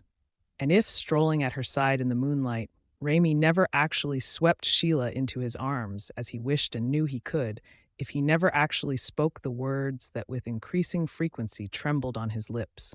Perhaps it was not necessary after all. For Sheila Aiken, though she had spent her 20 years living with men in wild, mannish places, was still inherently a woman, and she understood these things and gloried in them. And the days and the nights were sweet, and Chitrakuta was an Eden. But even Eden had its serpent. Rakshasi had almost slipped from Rami's memory. A week or more had passed since he had met her in the council hall of Sugriva, when late one night there came to him a Videlian warrior, bearing the message that the Lady Rakshasi awaited him in her apartment. He was urged to come, pleaded the messenger, a matter of grave importance. Wondering, Raimi followed the man through darkened corridors to that section of the imperial city which housed the Videlian visitors. If it were business the Lady Rakshasi wished to discuss, the manner of her approach to the subject would have been a revelation to the financial tycoons of Raimi's day. For when he entered her apartment, it was to find a small chamber, intimately draped, warmly scented with the breath of perfume, and exotically furnished with a tumbled pile of silks and furs upon which gracefully reclined the golden woman of Mars. In that room, enticingly dark save for small wicks guttering in corner niches, the Lady Rakshasi was more than ever the sleek, slumberous cat of the jungles. The dusty emerald of her eyes lighted with invitation as he entered. She purred a word of command, and the servant vanished. She and Raimi were alone. "My lord is gracious," she whispered in her husky voice, to answer thus the plea of his humble servant. She touched the soft pillows beside her invitingly. Would my lord tarry and rest? He was, an inner consciousness warned Raimi, playing with fire, but an instinct stronger than reason lowered him beside her. This woman had something. The Hollywood of the world he had left behind would call it oomph. More strictly rhetorical admirers would call it charm, fascination, allure. But he would have been a poor man indeed who could go without learning what the Lady Rakshasi wanted. "Yes, my lady?" asked Raimi. "What would you of me?" The Lady Rakshasi turned slowly on one elbow, studied him long and lazily before answering. When she spoke, her tone was servile still, but there was a question in her voice and the suspicion of a challenge in her curious, heavy-lidded eyes. "I called thee, my lord," she replied, "to warn thee of an evil rumor which has of late gathered boldness in the temples. Believe truly that thy servant means no ill, nor doubts thy glory. But there are those who whisper that thou and thy companions are not gods at all, but only men, some strangely say men of another day." "But of course," began Raimi, then stopped, remembering the necessary deceit by which Sugriva hoped to maintain peace in the colony. He finished lamely, "But of course they jest. Surely all saw us come from the heart of the holy image?" Rakshasi smiled. "Aye, even so, my lord. Thus told I them. But there be ever those who doubt, and they murmur that ofttimes the actions of thy companions are strangely ungodlike. They eat, they sleep like mortals. From place to place they transport themselves on foot rather than by instantaneous translation, as all men know is the way of gods. And many are the questions they ask, when all know the gods are omniscient." It was not, Raimi had to concede ruefully, not just a chink in the armor. It was a gaping hole, big enough to drive a Mack truck through. He and his friends were touring around Chitrakuta like a bevy of wide-eyed schoolkids, and certainly putting on one hell of an unecclesiastical show. "When the gods walk amongst men," he told her firmly, "they conduct themselves in the fashion of their worshippers. It is no man's right to question these things." "Aye, my lord." This time Rakshasi's agreement was more swift. He had, Raimi thought, pulled a successful Sandy. "So told I them, yea, and even my brother Ravana, which lent an ear to their impious murmurings. These are in truth the gods, spake I, come to meet justice and right to their children. Still," here her voice took on a plaintive, querulous tone, "still cannot we of Vidalia understand why the gods should show favor to the Blue Lord of Ganelia, when it is our people which have ever been their most ardent followers. All know that the Blue Ones of Ganelia are a cynical, impious race. Theirs is a culture of agnostic science. Many, indeed, have declared there are no gods at all, but only primal causes. Hold, my lady," interrupted Raimi. The protector Sugriva is a good man. A note of passionate rebellion throbbed in the Golden One's voice. A good man, aye, she cried witheringly, in his feeble way. But they are a decadent dying race, the Ganelians, whereas we of Vidalia. A tenseness gripped her figure, and the shadowy amber of her breast rose and fell with her emotion. Are a great and growing race, young and strong. As the gods, she cried challengingly, have much to offer men, so have their followers much to offer the gods.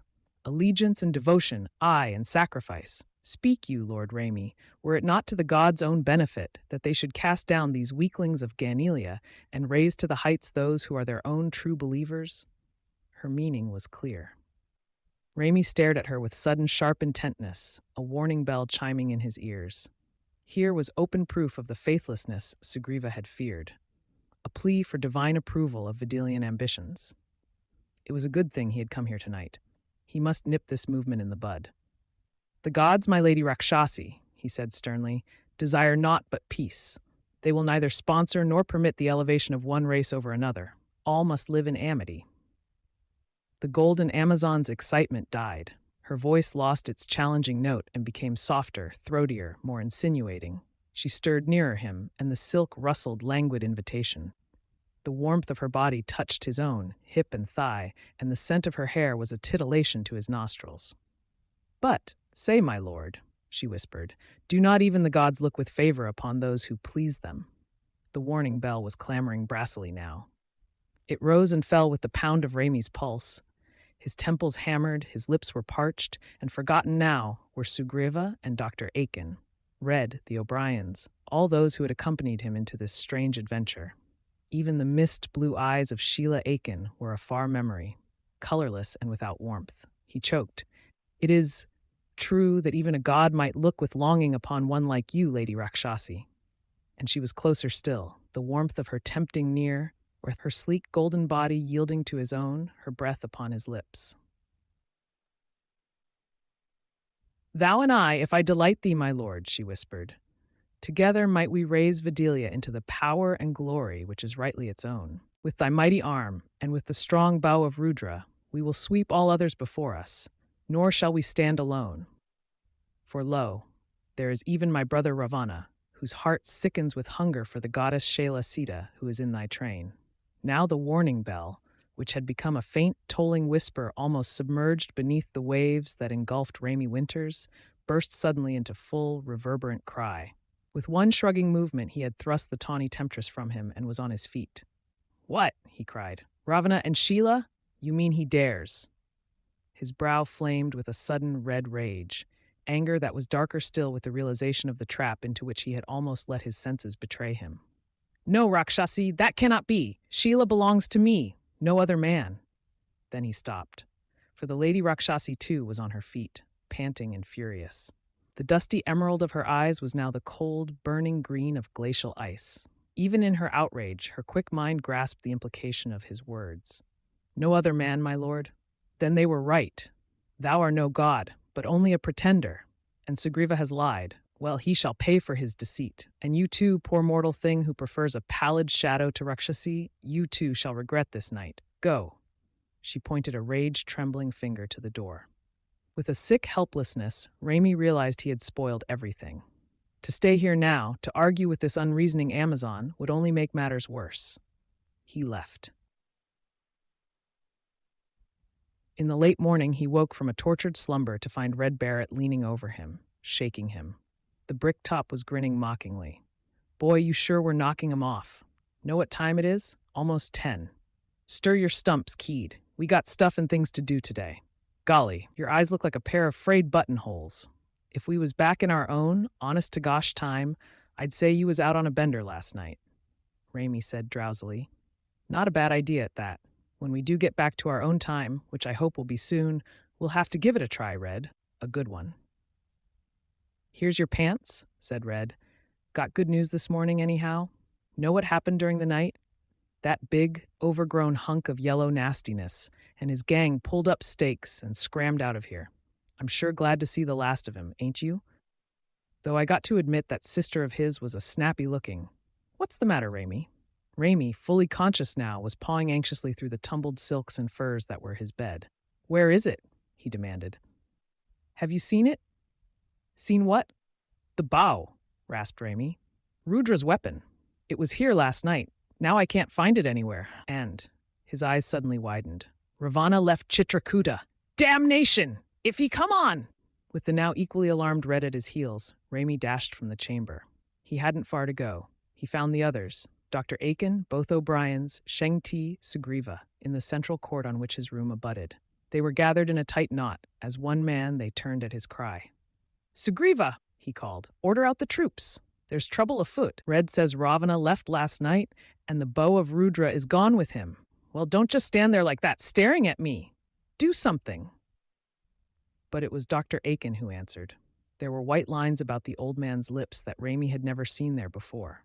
His eyes were hard and worried. "The bow," he cried. "The bow too, Raimi? You hear that, Sugriva?" Despair seemed to settle like a black cloud over the Ganilian's eyes. His shoulders sagged and his voice was ominous. "I hear, indeed, and now is our plight truly perilous, for if they have the bow too—" "What's this all about?" roared Raimi. "What do you mean, the bow too? What else is missing?" Sid O'Brien stared at him morbidly. "We don't know how they did it, Raimi," he said, "or why. But when Ravana and his gang pulled out of here before dawn, they not only took with them the bow of Rudra, they also kidnapped Sheila."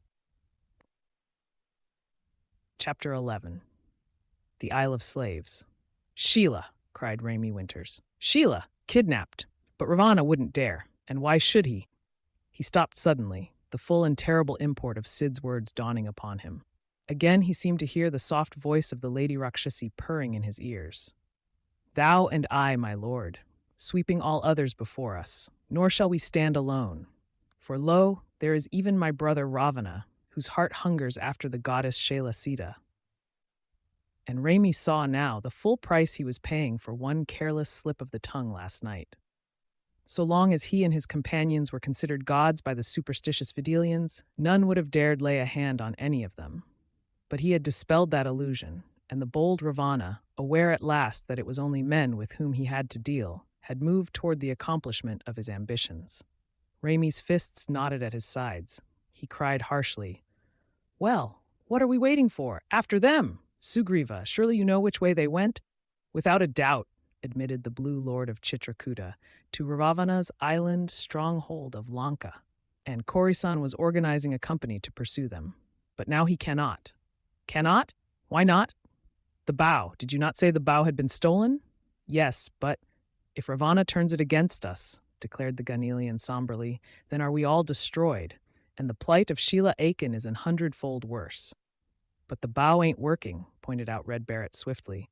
"Raimi and me tried it out. Nothing happened." Sugriva turned to the young airman eagerly. "Is this true, Raimi Winters?" Raimi nodded. "I told you about it, my lord, remember? And you said it was just as well it wasn't operating. I pressed all the triggers or grips or whatever they are, but nothing happened. Nothing that Red and I could see, anyway. As a matter of fact, we couldn't even figure out what was supposed to happen." Sugriva said, "You would have seen, my friend, had a charge fueled the bow. I know not where you made this experiment, but believe me, had its chamber been munitioned, every living thing within range of the bow's tremendous arc would have instantly withered and flamed in sudden death. Never in the world was there ever a more terrible weapon than that invented by my brother Rudra." Red said, "You mean the bow is a sort of a heat ray or something?" "You might call it that," agreed the Blue Lord. "It might more accurately be termed a projector of cold heat." "Cold heat?" snorted Lake O'Brien. "That's rhetorical jabberwocky. Sounds like dark light." Dr. Aiken raised a thoughtful head. "Yes, Lake, but don't forget, there is such a thing as dark light. Rays that span distances invisible and remain unseen until they touch the object upon which they are focused. I can conceive of a cold heat which might be similar. A fierce, burning ray which does not expend its force until it touches the living object on which it has been aimed. Is this what you mean, Sugriva?" The Blue Lord nodded. "Exactly, my friend. But not necessarily must the bow be aimed at its target. Whatever it touches, that it consumes. Once, his eyes clouded and he shook his head sorrowfully. Once, some decades ago, when our colonies were first established, we were constrained to employ force against a camp of rebel earthlings who seized and held one of our citadels.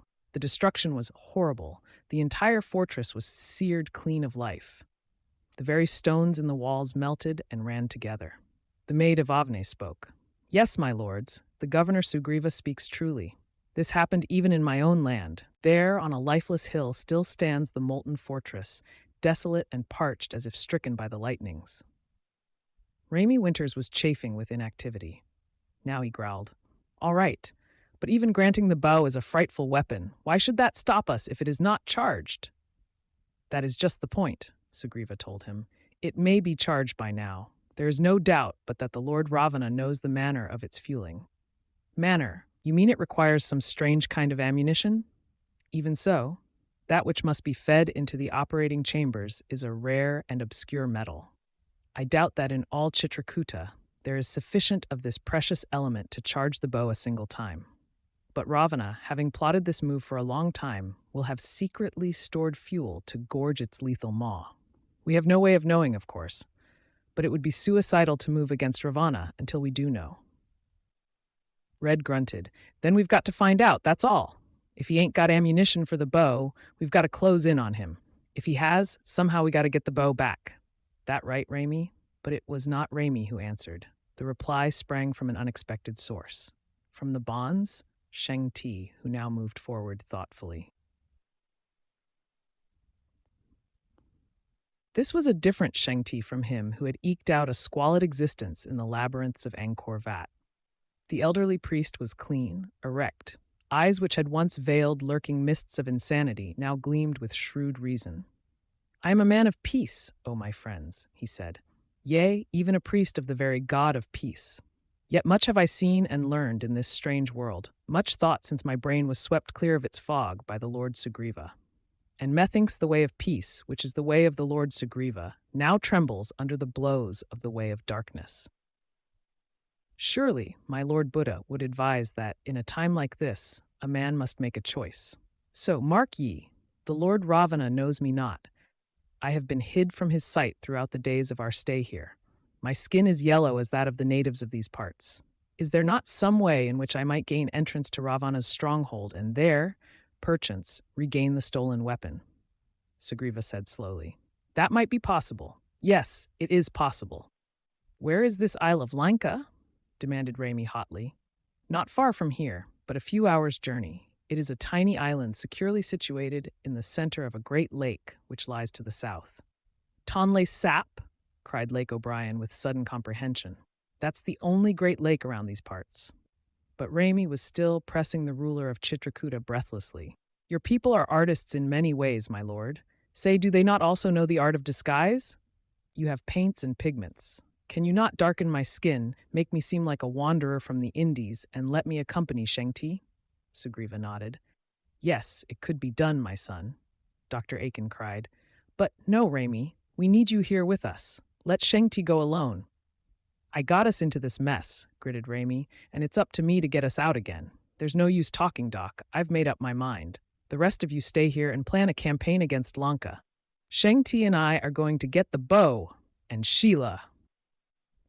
Thus it was that, before the sultry tropic sun hung high in the heavens, two seeming native coolies shuffled down the road that stretched beside the gray and greasy Siem Reap to the lake called Tonle Sap.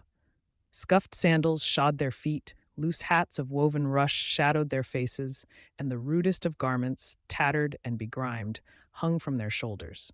Only, hot and heavy next to his skin, concealed by the folds of his coolie wrapper, Raimi Winters felt the reassuring bulk of an army automatic. Sole note, in this strange, forgotten world, of a civilization left behind, a civilization not yet born. The scenery about him was not unfamiliar. The slow years work few changes in areca and coconut. Great, wreathing diptocarpus trees flung air roots 10 feet in diameter across laboring branches. The sluggish river swelled into stagnant pools, aflame with hyacinth and lily. From the all-engulfing jungle whispered the furtive sounds of hotland life. Once a mild, incurious water buffalo rose, snorting, from its muddy wallow to watch their passage. Once a gaunt crane rose before them, lifting awkwardly on wings that flailed the sodden air as if too weak to bear their burden. The scenery was not unfamiliar, save in one respect: the road on which they walked. It was not the typical baked clay road of the Cambodia Raimi Winters had known. It was a broad and well-paved highway, sturdy enough to bear even the transport of a highly mechanized era. Treading its solid surface, Raimi marveled aloud, as oft before, that such a civilization should have been lost to man's very memory in the mists of time. I can't understand, Shengti. What can have brought this great Ghanaian culture to an end? These roads, those mighty temples at Chitrakuta, the city itself. Why? It is a city of millions. The aged Bond said quietly. The jungle is life and death, my friend. It is the mother who destroys her young. I know, but let man desert his cities for a decade, said Shengti somberly, and the jungles will reclaim her own. The hardy grass will shatter these roads, impervious to wheel and boot. The tendril will bruise the rock, the soft shoot bring ruin to walls which withstand the battering ram. Thus ever nature reclaims such little space as man borrows for his brief moment. Raimi said, I guess you're right. It doesn't take long either, does it? Even in our young country, the United States, we have ghost towns. Abandoned cities, now overgrown with weeds, already crumbling into decay. And then, because his soldier instincts always lay closer to the front of his mind than any other, his thoughts return to the main problem confronting them. What I can't see is just what we're going to do about Ravana anyway. If that bodyguard is any sample of his army, he has a tough force to overcome. Giants, every one of them. And Sugriva's militia is nothing but a few scantily armed companies of trained apes. The Buddhist priest glanced at him searchingly. I should not dismiss them so lightly, Raimi Winters. But that's all they are. Monkeys masquerading as men, talking baboons dressed in men's clothing. His companion made a swift, indecipherable gesture. It might have been one of annoyance. It might have held some unknown religious symbolism. His voice was sharp, reproving. You know not whereof you speak, child of a younger culture. Hark ye. We of China are old. Much lore had we forgotten before your white-skinned forebears built their first hopeful empire. In our ancient annals are tales, legends of those jungle-bred warriors you call ape-men, and great is the honor our elders paid to them. The Chu King tells of a day when their prowess saved all earth for mankind. Maybe so, said Raimi dubiously, but they don't look much like fighters to me. Their captain, what's his name? Corison, a posing little jackanapes if I ever saw one. And what is man himself? Asked Shang-Ti, but an ape bereft of his tail. No, Raimi Winters, you have not read aright the character of Corison. I have talked with him. I know that beneath that hairy breast, beneath those over-gaudy habiliments, there beats a heart as warmly human as mine, or yours. It was a great thing the Governor Sugriva did when he created out of the beasts of the jungle these new men. It was Raimi's turn to stare. This was something he had not known before. A marvel it had not occurred to him to question. Created? Sugriva created? But yes, did you not know? Sugriva is a wise man. He realized that the difference between man and the lower ape is slight, and he is a brilliant technician in matters pertaining to the brain. Corison and the troops he leads are jungle creatures educated by Sugriva, given human thought and a knowledge of human tongues by the Vibhishana. The Governor Sugriva's dream brought to fruition a proud, new race of intelligent beings hand-forged from nature's rawest materials. A race of new men. New men, repeated Raimi. A race of new men. Yes, but now. They had rounded a curve in the road. Shang-Ti's voice assumed a note of warning. Quiet, my son, for we have come to the ferry port. And Raimi saw that the sluggish stream beside which they walked had now widened, disgorging into a gigantic body of water. Its name he knew. It was the Tonle Sap, the Great Lake of Indochina, a tremendous expanse of brazen blue 70 miles long and 15 wide. And in its center, secure as if surrounded by barrier walls of steel, nestled a mist-veiled island which Raimi knew must be the stronghold of the Martian lord Ravana, the citadel isle of Lanka. But scant was the attention he could give this place now, for there was great activity before them. On the shore of the lake, but a few hundred yards distant, were numberless quays and wharves. These landing docks were aswarm with the warriors of Ravana and others. Small, frightened enemies, bewildered little yellow men huddled together in tiny groups. No, not merely huddled, chained in long queues, saw Raimi, and being herded into an endless stream of ferries shuttling back and forth across the lake. He turned to Shang-Ti. Sugriva was right. Ravana is enslaving the natives. These men do not want to be taken to Lanka. They're being forced there. Quiet, warned Shang-Ti. A frown creased his forehead. He moved as if to draw Raimi back with him into the shadow of overhanging brush. This ruins our plan, Raimi Winters. We dare go to Lanka as freemen, but not as slaves. His warning, his change of heart came too late. For interrupting him there came a loud cry from one of the Videlian soldiers. Over there! 2 more of them! And before the pair could move a step, they were surrounded and seized by giant sons of the desert planet. Chapter 12. An Enemy's Life. It mattered little to Raimi Winters that the smallest of the followers of Ravana towered a good head and shoulders above himself. Given a moment's time to prepare for trouble, an opportunity to set himself, he would have gladly matched his wits and strength against that of his captors. If brute power alone were to be considered, neither he nor any Earthman could stand against the giant Videlians. But he had in his belt a 20th century weapon that was, indeed, as the gangsters of Raimi's era had termed it, an equalizer. But he did not draw his automatic. The attack was too sudden and too unexpected. And by the time he felt hard Videlian hands upon him, he did not need the mutely warning glance of Shang-Ti to remind him that this was one time the adage about discretion being the better part of valor well applied. Meekly he permitted himself to be hauled forward to the quay side, where waited one apparently captain of those who were shipping the new slaves to Lanka. This one scowled as he eyed the new captives. "Well," he roared in a voice of thunder, "and how did you 2 get away?" It was Shang-Ti who answered, smoothly, calmly, ingratiatingly. "We did not get away, my lord. We have but just arrived. My friend and I are voyagers from distant Penang, come to seek employment in the establishment of the mighty Lord Ravana, whose fame has reached our ears." Employment. The overseer stared at him blankly for a second. Then his laughter burst in a great guffaw. "You'll find employment. All right, Thalaka, chain these fools with the others."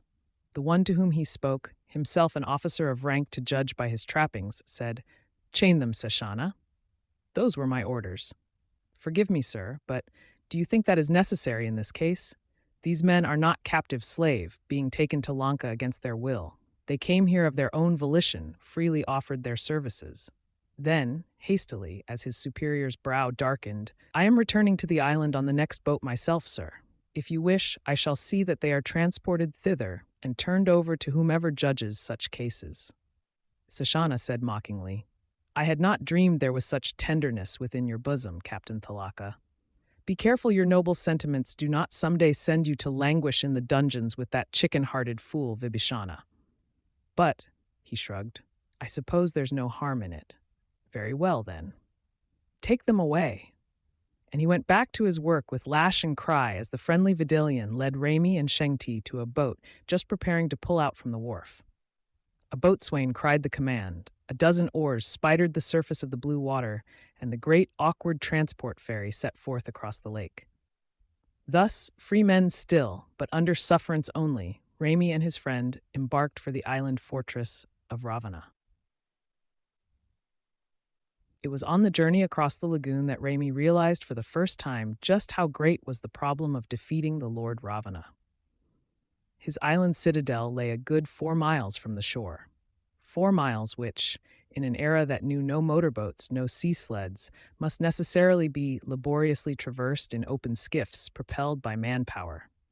Even had Ravana not the ammunition wherewith to charge the bow of Rudra, his archers would find the occupants of invading craft easy prey. And if he had, by now, charged the bow.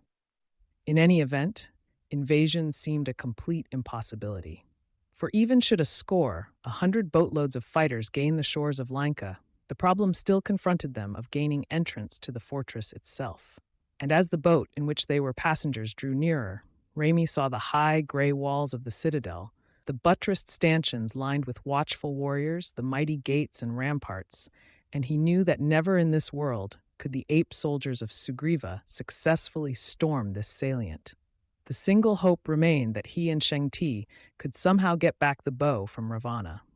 Then battle might not be necessary. Before the threat of its use, the giant leader would be forced to capitulate. As Raimi pondered thus, Shang-Ti was skillfully prodding the friendly Vidalian captain for information that might be of some value. Admiringly, he commented on the greatness of the fort toward which they oared. The Martian was pleased. "It is the mightiest fortress on this strange planet," he boasted pridefully. "Oh, not so strong, perhaps as some on our lovely Vidalia, but strong enough to withstand the attack of any enemy here. Moreover," he leaned forward confidentially, "our Lord Ravana has just returned from Chitrakuta with a new and mighty weapon which assures our lasting invulnerability. A magic bow with the power to destroy anything which offends its archer." Raimi struggled to mask the eagerness in his eyes, drew an expression of incredulity to his lips. "A magic bow?" he repeated. How know you it is magic? Have you seen it shoot?" "No, answered the garrulous Vidalian reluctantly. "Not as yet. Our Lord has not seen fit to demonstrate its powers yet. There are certain spells he must cast upon it yet, I understand. But we know its power. Our spies have long time told us." Raimi heaved an inward sigh of relief. Then so far the Martian overlord had not yet found the time or the ammunition to feed the bow's lethal chamber. But his moment of relief passed as the Vidalian continued. "Not only that, but we have won to our cause even the very gods of this planet. Know you who returned this morn to Lanka with the Lord Ravana? An earth goddess." "Sheila," cried Raimi, but fortunately the Vidalian misinterpreted his cry. He smiled serenely. "Ah, then she is a goddess of your race?" Raimi said slowly. "She is of my race. Yes, and where is this goddess now?" Captain Talaka smiled slyly. "Where else but in the apartment next to that of Lord Ravana? They say she and our Lord are to be wed. You hear that, Earthman? That will convince you that we of Vidalia are a superior race, will it not? When your very gods mate with our people?" It was well he expected no answer, and well he was not looking at Raimi as he spoke. For the young airman's eyes were ablaze with anger, his fists had knotted. He looked very little at this moment, like the humble laborer he pretended to be. But the trip was almost finished now, and the boat was drawing awkwardly into a slip before the citadel of Lanka. Wharf, dock, and landing place were a swarm with bustling figures. Slaves, disgorged from their vessels now being driven to their quarters, oarsmen readying for a return trip to the mainland, warriors watching the excitement with amused interest. Even courtiers looking down from an overhanging balcony on the busy scene below. Captain Thalaka called an order to the boatswain. The craft wheeled slowly, stirred into its slip, and as it did so, another boat, sliding from an adjacent dock, swung with the stream and began to edge lazily toward their own. In an instant, Raimi saw the danger of collision. He cried, "Look out there! Hard a port!" His cry came too late. The second craft nudged into them, not violently, but with turgid insistence. The oarsmen were caught off balance. There came the snap of splintering wood as oars shattered like matchsticks, a cry of pain as one rower was rammed brutally into the thwarts. Then another cry, a shrill scream of terror. Raimi whirled just in time to see Captain Thalaka, who had risen in his place, hurtle out of the boat. Asprawl, he hit the water, kicking, flailing frantically. Raimi's first impulse was to laugh. Captain Thalaka was far from an imposing figure now. Dripping like a rain-drenched rat, he came up spluttering. And then went down again, with a bubbling cry of fear. The laughter died on Raimi's lips as, glancing about him swiftly, he saw that not a companion of Thalaka's had moved a muscle to help their brother-at-arms. Instead, their faces were as pallid as that of the struggling man. And every one of them seemed to shrink from doing anything to help. It took but a word from Shang-Ti to clarify the situation. The single word, "Drowning." "He's drowning, Raimi!" And suddenly Raimi realized that, incredible as it sounded to an Earthman, this was the absolute truth. Thalaka was a Martian, born of a race whose planet had long been well-nigh waterless, a race whose sluggish canals barely supplied sustenance to the few hardy plants that sucked their moisture. And the Vidalians did not know how to swim. Even in a situation like this, where an Earth child could have paddled his way to safety in the twinkling of an eye, Captain Thalaka's life was in deadly peril. To think, with Raimi Winters, was to act. It barely mattered that Thalaka was of another race, aye, even of another world. In a flash, the young Earthman was on his feet. Then, with a splash, he was diving after the submerged body of the Martian. His hands groping for a hold, found Thalaka at the same moment. The Vidalian's frantic clutch found him. Desperate arms wrapped around his neck, engulfing, swaddling him, choking the breath from his lungs. The Martian's weight was like a leaden anchor, dragging him to the bottom. But there came to Raimi memory of life-saving drill learned in a college. Instinctively, his hands did the proper thing. Right hand so, on Thalaka's left elbow, left hand thus on the Martian's right wrist. A twist, a shrug, and he was behind the Martian, treading water, holding the other man's right arm in a straining hammerlock, gulping in great life-giving draughts of air. After that, his task was simple. With the Martian's face cupped in his left hand, he kicked out strongly for the boat. Shang-Ti was at the boat side to grip his burden, lift him over the thwarts, and seconds later, rescued and rescuer were being put safely ashore, ears dinning under the cascading roars of an excited group of onlookers. Then it was that Captain Thalaka turned to Winters, held forth his hand in a gesture that meant one thing on any world. "I thank you, man of Earth," he said gratefully. "I owe my life to you. And Thalaka, captain of the Torthian Guard, will not forget." "That's all right, chum," grinned Raimi. "A little swim goes good on a hot day like this, but I'd take a few lessons in the Australian crawl if I were you." He reached up to brush his dripping hair from his forehead, and as he did so, on his fingers he saw that which brought a sudden spasm of fear to his heart. For the fingers which had brushed his forehead were yellow-brown. The dye with which he had been painted, had streaked and run. Even as the knowledge struck him, came corroboration in a cry from the overhanging balcony above his head. A call in tones that Raimi Winters recognized all too well, the vibrant, bell-like voice of the Lady Rakshasi. "Warriors, seize that man. Seize him and guard him well. He is a spy from the camp of our enemy, Sugriva." Chapter 13, Vibhishana. After that, the tide of events welled almost too fast for Raimi's comprehension, certainly too fast for his peace of mind. Again, as on the opposite shore, but this time grimly tightly, he found himself imprisoned by the powerful arms of Vidalian soldiers. He was aware of tossing a mute, apologetic glance in Shang-Ti's direction, and of seeing the old Buddhist bow his head, hearing the bonds mutter, "It is the will of him who watches. You could not have done otherwise, my son." Then the Lady Rakshasi herself, a great golden panther with eyes glinting triumphantly, was before him. "We meet again, so soon, my lord Ramayya?" she asked mockingly. Then to the soldiers, "Take him to my brother." Ravana sat in his council hall, imperiously enthroned on a dais ornamented. Rami could not help but think dazedly, with all the wealth of the Indies. The Ghanaian Lord Sugriva held court in a chamber rich and luxurious too, but never had its pomp and circumstance compared with such ostentation as this. The richness of Sugriva's throne room was that of painstaking artistry, hand-wrought by craftsmen whose hearts were in their work, whose hands loved the tools with which they labored. But Ravana's throne room was one vast blaze of opulence. Rarest gems from the far-flung corners of the globe, tapestries that seemed to flow with restless life, teakwood and burnished ebony, sandalwood, mother of pearl, encrusted, ivory from tushes so huge one could scarcely conceive the size of the beast which had borne them.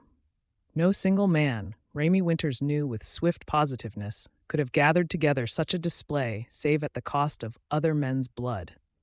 Each gem that lent its hue to the array seemed to cry a horrid tale of death and sorrow. Even the fragrance of rare scents wafting through the room seemed coarsened by an underlying reek of blood and death. Thus the great hall in which the Lord Ravana held court. The Vidalian overlord was toying with an oddly shaped instrument as the captives were brought into his presence. A metal arch about 3 feet long, supported by a cross brace upon which was mounted a sealed cylinder, also of metal. He laid this aside as Raimi and Shang-Ti were prodded before him, but not so swiftly that Raimi could not recognize it. It was the bow of Rudra. and Raimi's spirits lifted. The very fact that Ravana toyed with it, studying it curiously, was evidence that so far it had not been charged. For a fleeting instant, the Vidalian's eyes shadowed with fear as he identified the pair thrust before him. Then his eyes lighted with an expression of unpleasant amusement. He said mockingly, "And what have we here? It is a swill-drenched alley cat. No, by my faith, 'tis a man-god, the one who called himself the Lord Ramaiah." He touched his forehead in a sign of taunting obeisance. "Welcome, my lord. We had not expected to greet thee so soon in our humble palace." Poker, thought Raimi suddenly. The good old Yankee game of bluff. There was a bare possibility. He took a step forward, his head proud, eyes coldly judicial. "We have come, Lord Ravana," he declared boldly, "to reclaim our bow. Now I offer you a last and fair opportunity. Return it and the goddess Shailasita, and we will leave without exacting vengeance for your impiety." It was a four-flush sandy with the wrong-colored card in the hole. But it almost worked. The overlord of Lanka stopped smiling. His eyes darted troubledly toward his sister. But the Lady Rakshasi merely laughed, her voice a golden throbbing in the golden room. "If my lord Ramaiah be indeed a god," she challenged, "let him prove his omnipotence. Let the bow return itself to his hand of its accord. Nay, brother, methinks there be little godlike in this paint-smeared skulking spy, nor even in his cringing goddess love." She almost spat the last words. Hearing the spiteful note in her voice, Raimi realized that hell, indeed, has no fury like a woman scorned. The Lady Rakshasi was exacting her vengeance now for the moment of ignominy she had experienced when Raimi had rejected her caresses for the gentler love of Sheila Aiken. But he said nothing. There was nothing to say. Ravana, his confidence restored, leaned forward arrogantly. "And how came these would-be gods hither?" It was Captain Thalaka who answered. Plainly, he did not understand a tithe of what was going on. He said, "They approached our ferry port on the mainland shore, my lord, and said they were wayfarers from distant Penang, come to seek employment in thy service. He nodded toward Raimi uncertainly, "the white-skinned one saved thy servant's life." "So?" Ravana chuckled. It was not a pleasant sound to hear. "We wonder if he can so easily save his own? Well, Earthman, have you anything to say?" "One thing," said Raimi. "Have a care, Lord Ravana, lest your lust for power destroy you. The Lord Sugriva knows your plans, and he will not stand idly by to watch their accomplishment." "Thinks he not? And how, pray, does he plan to stay them? You forget, Lord Ramaiah, that I have now the weapon, the bow of Rudra, which burns and destroys." "You hold its empty shell," stated Raimi assuredly. "The gods alone can waken it to power." "Then," chuckled Ravana, "must I be one of the gods? For already my captains are gathering the ammunition to feed its chamber. Within the space of days, the bow will carry a full belly. And when that moment comes, then let the Ghanaian weakling Sugriva approach Lanka, if he dares." Ravana nodded to Captain Thalaka.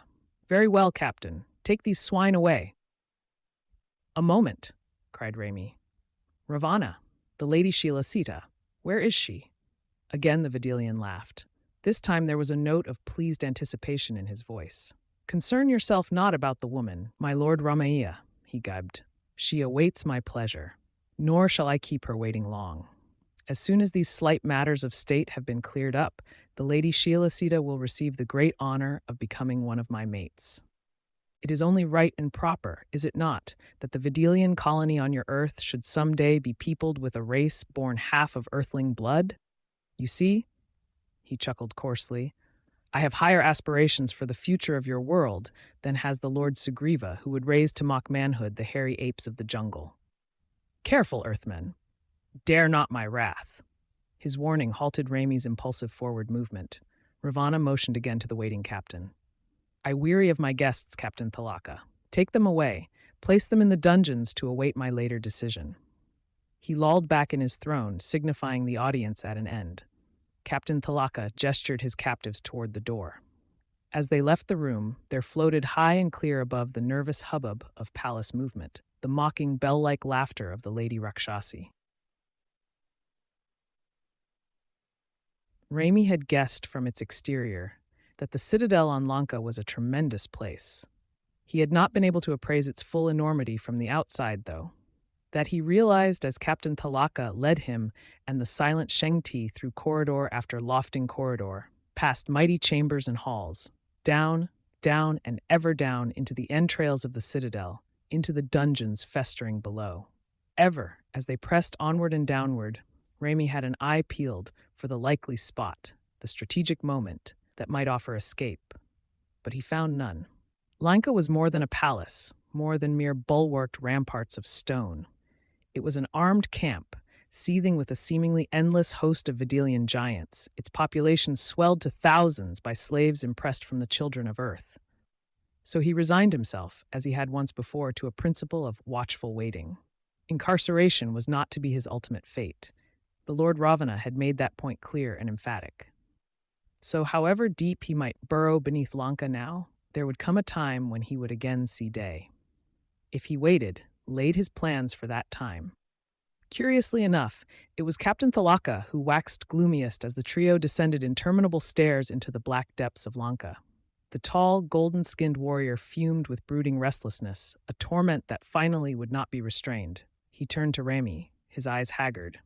"Now, Lord Ramaya," he cried angrily, "am I, Thalaka, captain of the Torthian Guard, a shamed and sorrowed man? It is iron to my soul that I, who owe you my life, should be the one to lead you to a foul and certain doom." Raimi said quietly, "You're just doing your duty, my captain. I don't hold this against you. But, thanks. It's nice to know that all Videlians are not brutes." "Then I hold it against myself," groaned the Martian soldier. As for we of Videlia, there was a note of bitter savagery in his voice. "Do not judge us all by him who has seized the throne of Lanka. Many of us there are who rue the day he usurped the rulership of this colony, hurling into the dungeons his own brother. Aye, many there are who would gladly live in peace with you Earthmen, had we but the courage and strength to do so." Raimi glanced at him swiftly, appraisingly. "Go on, Thalaka," he encouraged. "What do you mean?" But the Videlian's jaw had set, as if he feared that already he had said too much. His eyes darted about the gray corridors anxiously, and he whispered, "Speak softly, man of earth. These very walls have wagging tongues. But hark ye, in the foul pits we now approach you will find another, one named Vibhishana, blood brother of the Lord Ravana. Gain him to your cause, and who knows what may transpire. For you, even though you are my friend and the one to whom I owe my life, I can do little. But were Lord Vibhishana your pledged ally, much might be done on your behalf." "You mean?" "I mean," continued the Videlian hurriedly, "that at the middle watch this night I will come to the dungeon gates. If that third one, whose name I have already told, is with you, I can pledge that there will be guards in the corridors who will turn a blind eye to your passage. And now," his tone changed abruptly, became harsh, commanding, "cease thy noisy bleating, serfs. Thank your stupid earth gods thy lives have been spared. Ah, warder, open your doors and rid me of these earthling scum."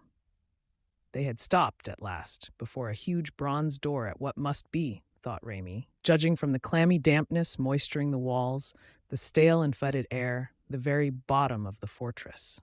And at Captain Thalaka's call, came shuffling to them a gnarled, coarse figure, bearing on a great ring the key to the donjon keep. He squinted at the captive suspiciously. "Scum indeed, Captain Thalaka!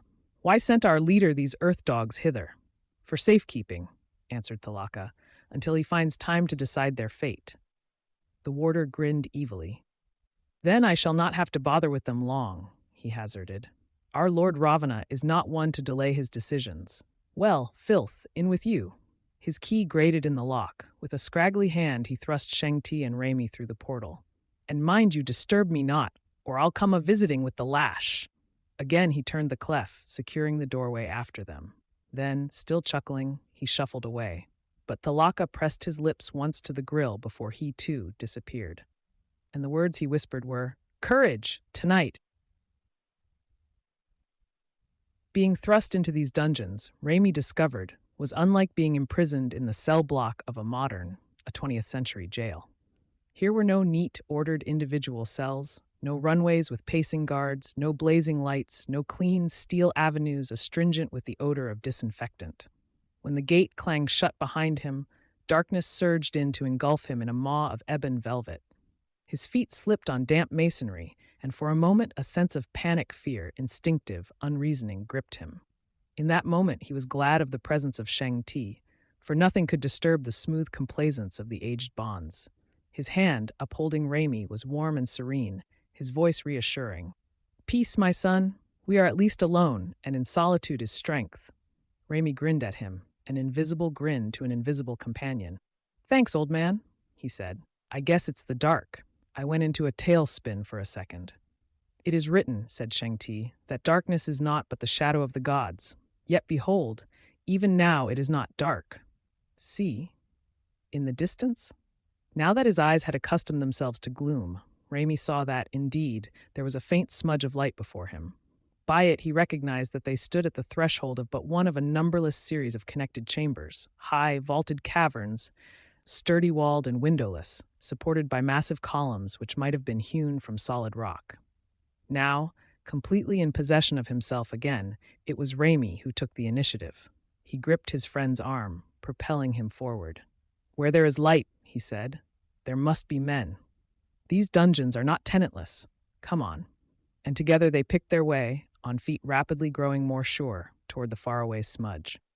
As they drew nearer its source, they discovered that the illumination came from guttering candles and from small bonfires over which, like so many wraiths huddling from the frightful chill of limbo, hunkered the figures of other prisoners. Many were these, and of all races.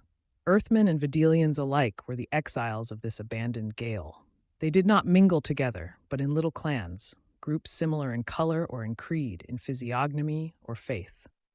Although they shared an identical fate, it was evident by the angry glances which passed between one group and another, by the bickering of individual leaders, that there was strife and distrust between these companies.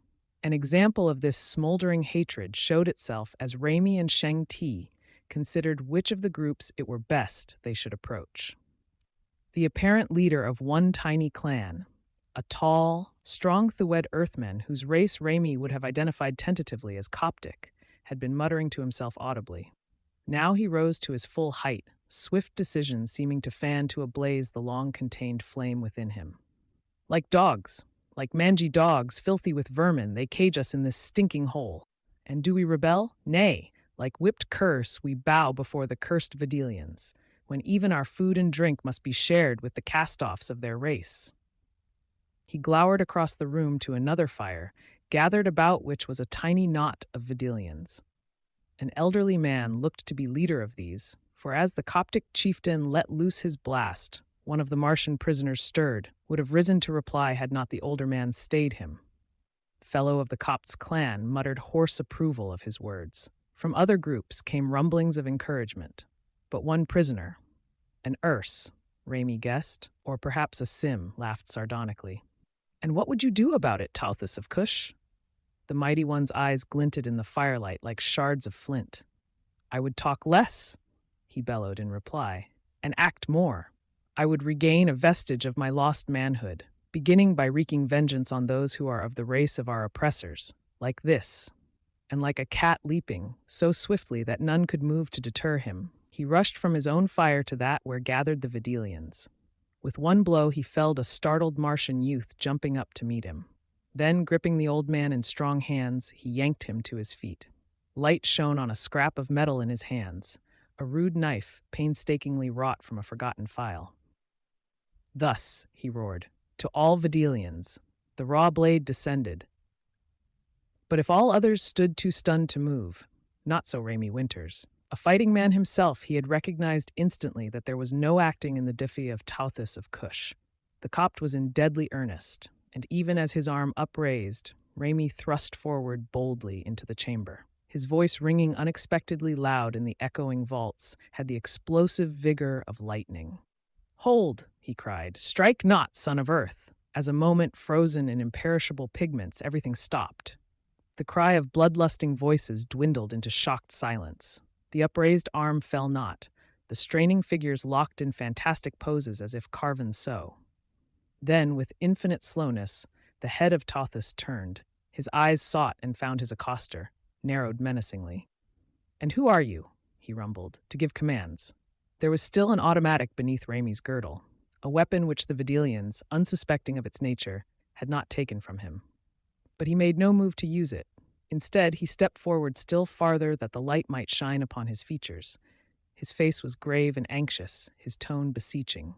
An earthman like yourself, Tauthus of Cush, and a prisoner, but one who realizes that in wanton destruction of each other does not lie the way of our salvation.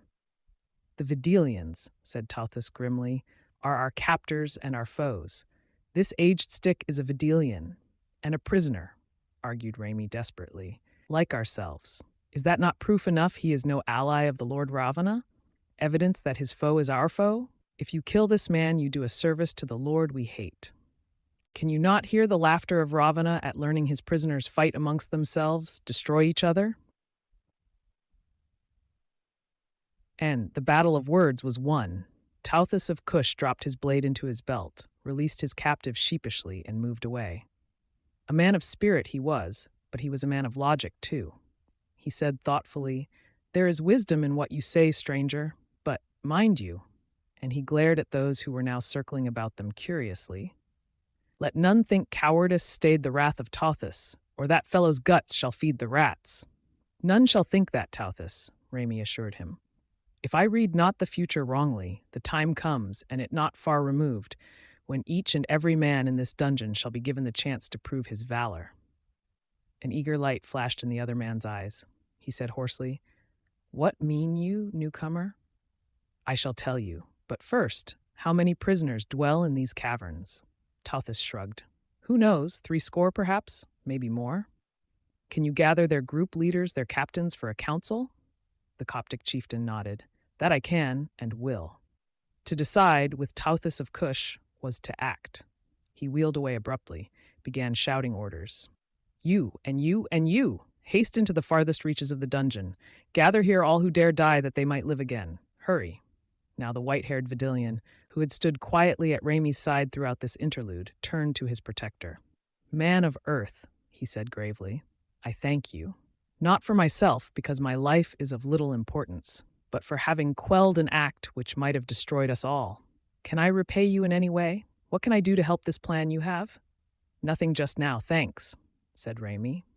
"Later, perhaps. Wait a minute. You can help me. Point out which of the Videlians is known as Vibhishana." The old man smiled sadly. "That will not be hard, my friend," he said, "for I am, or once was, the Lord Vibhishana." Chapter 14. Escape. Raimi stared at the claimant incredulously. Surely this man could not be the brother of Lord Ravana. Father or uncle, perhaps. But then, peering more closely at the older man, he realized it was not so much age that had whitened Vibhishana's hair, bowed his shoulders, creased and lined his cheeks, as it was privation. Privation, worry, and sorrow. And studying the Martian, he now could trace a family resemblance. Vibhishana had a nose as aquiline and proud as that of the arrogant Ravana, lips full and delicately turned as those tempting ones of the lady Rakshasi. He differed from his younger brother and sister in that his eyes were warm and friendly, where theirs were intense as a wind-swept flame. His manner was gentle and self-effacing, where theirs was haughty. Said Raimi, "It is so. Yes, I see it now. You are Vibhishana." "Once regent," said the older man sorrowfully, "of Videlia's colony on Earth. Now a prisoner in the citadel I once dreamed would be a refuge and gathering place for every race that treads this planet. Aye, it is a sad end to which my dreams have come, stranger. But who are you? Whence came you here, and why?" Raimi told him then briefly that which had gone before. Vibhishana listened eagerly and, what was more surprising, comprehendingly. Not even was he amazed when Raimi told of the time machine. He but nodded. "Ah, yes, that would be the invention of the Gunnelian lord Rudra. He was a brilliant one. He invented also a bow, a frightful weapon. Had it been mine, never would Ravana have dared rise against me. Where is the bow now? Does not Sugriva have it?" "It is here," Raimi told him grimly, "at Lanka. So far it has done Ravana no good, because it isn't charged for operation. But he has sent his men out to find the precious element which operates it. If he gets the ammunition before we can invade Lanka, I'm afraid the fight will be over."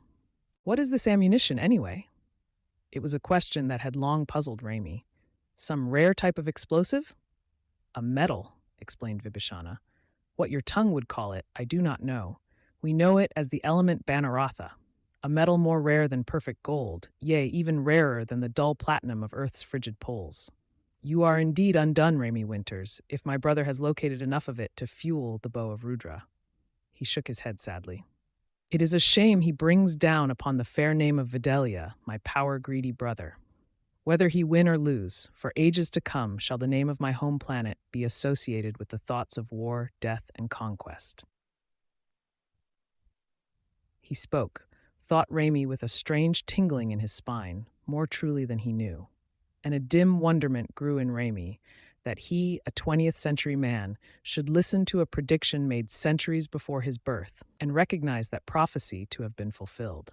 For in the world from which Raimi had come, the name of Vibhishana's homeland, Mars, was invariably, inevitably, associated with thoughts of war, death, and conquest.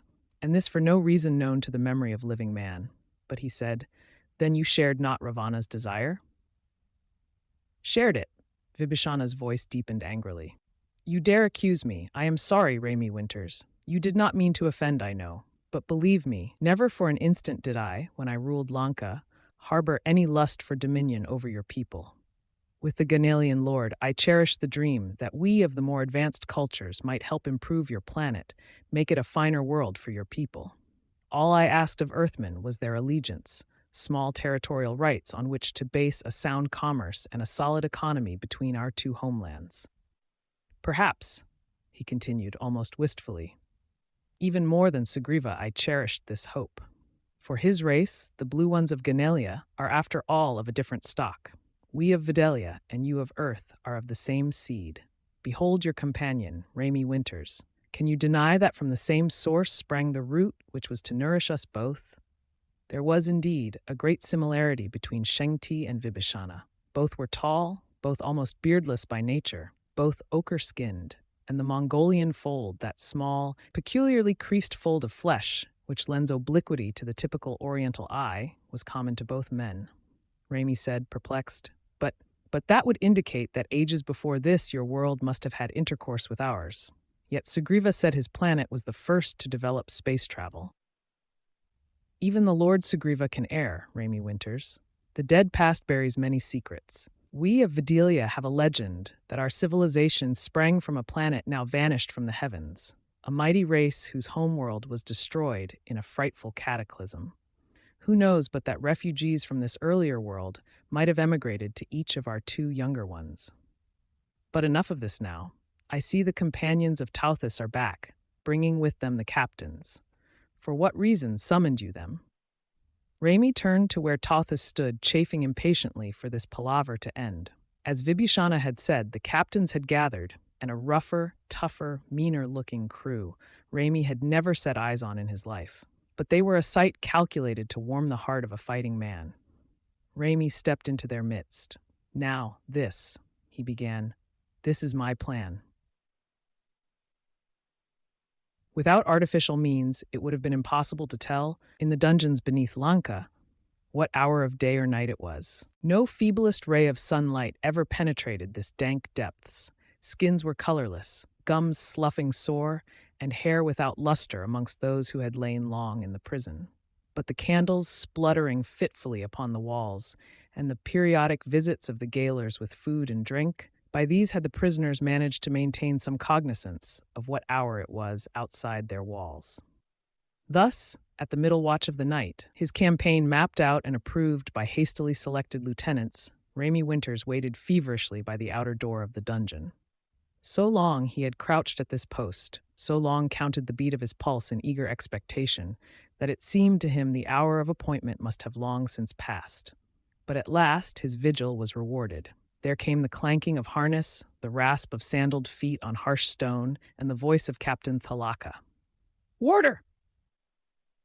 "Aye, what is it? Who calls?" The shuffling footsteps of the gaoler. "Ah, you again, Captain? What is it?" "A meeting of all prison guards," said the Vidalian, "on the 4th level. I have come to relieve you so you may attend. You may hand over the keys." A long silence. Then, "Mighty unusual," declared the warder. "Nothing like this ever happened before." These are unusual times. Nothing like an invasion of Lanka was ever attempted before, but the monkey warriors of Sugriva are even now assembled on the mainland shore, and our defense measures must be studied. Say you so? There came the jangle of metal passing from one hand to another. Invasion, eh? Well, I'll be running along then. I'll have more prisoners to take care of when this is over, eh, Captain? And giggling evilly, the warder shuffled away. Another slow sentry dripped by before his footsteps disappeared in the distance. Then came the swift whisper of Captain Thalaka. My Lord Ramaya? We are here, Raimi whispered back.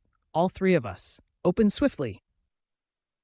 The key grated in the lock. The door swung open, and momentarily blinded by the lights of the corridor, Raimi elbowed forward to freedom. Behind him came Sheng Ti, then Vibhishana, then Captain Thalaka so far forgot himself as to loose a little cry. But what is this, Lord Ramaya? Behind you, the prisoners. This I cannot allow, no. For you, to whom I owe my life, I have risked much that you might escape. But not even for you can I betray the fortress, my Lord Ravana and my comrades in arms. But a taller, slimmer figure brushed past Raimi Winters to confront the protesting soldier. And, nor even for me, Captain, asked Vibhishana gently. The warrior stared, just for a moment. Then a look of humility, in which was strangely mingled joy, flooded into his eyes. He went to one knee. My lord, he breathed.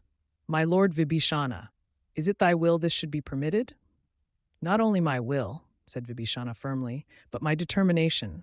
The hour for vengeance has struck. Tell me, my captain, how many of the old guard stand ready to strike a blow for honor and the elder suzerainty? Many, my lord, replied Thalaka humbly, and many more when the news of thy release bruits about. The corridors leading to the lakeside port are even now lined with those of my men who love thee above the cruel Ravana. Thus prepared I for thy escape. And thus, nodded Vibhishana, shall our earthborn allies return to rally their forces. But meanwhile, I remain to gather about me those who would fight my cause. Vanguard of my new army shall be those with whom I languished in these dungeons. Can you arm them? Thalaka glanced dubiously at the ragtag aggregation of human flotsam seeping through the bronze gate. He nodded. Aye, even so, my lord. Then do so, and now Raimi Winters. Vibhishana pressed the young American's shoulder warmly. For a time we must part. But all of us know the plan. We shall create a diversion for your escape.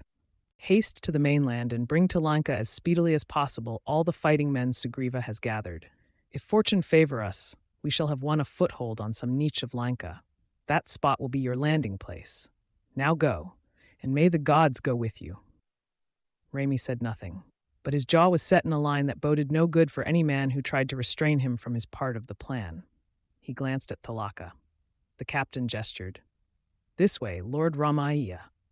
And stealthily the trio moved upward from the bowels of Lanka, while behind them a fledgling army surged from pits of darkness and despair into a world of new hope.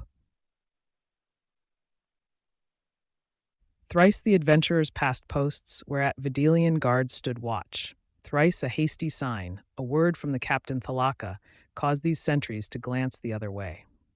Only once had they to pass a warrior whose allegiance was not pledged to Vibhishana, but his brother, and Thalaka brazened his way past this station with a word of explanation.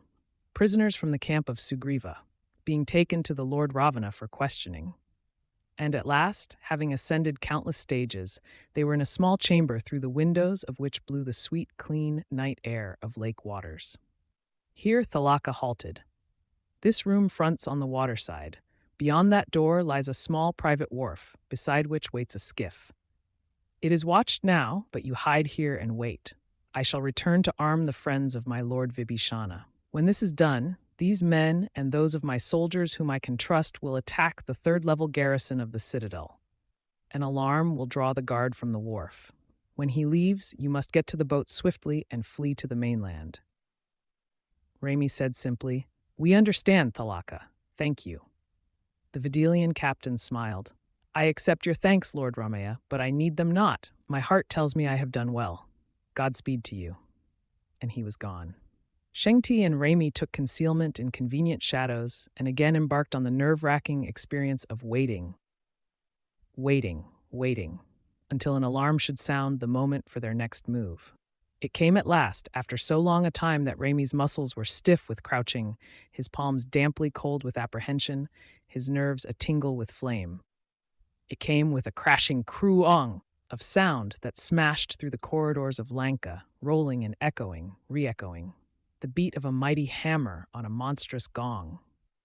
Then voices shattered the silence of the sleeping citadel. The vaulted avenues rang shrill with the clatter of armed men racing to their appointed posts, and it may have been pure imagination. From far below, Raimi thought his ear detected the harsher cries of battling men, the faint echoes of weapons clashing in combat.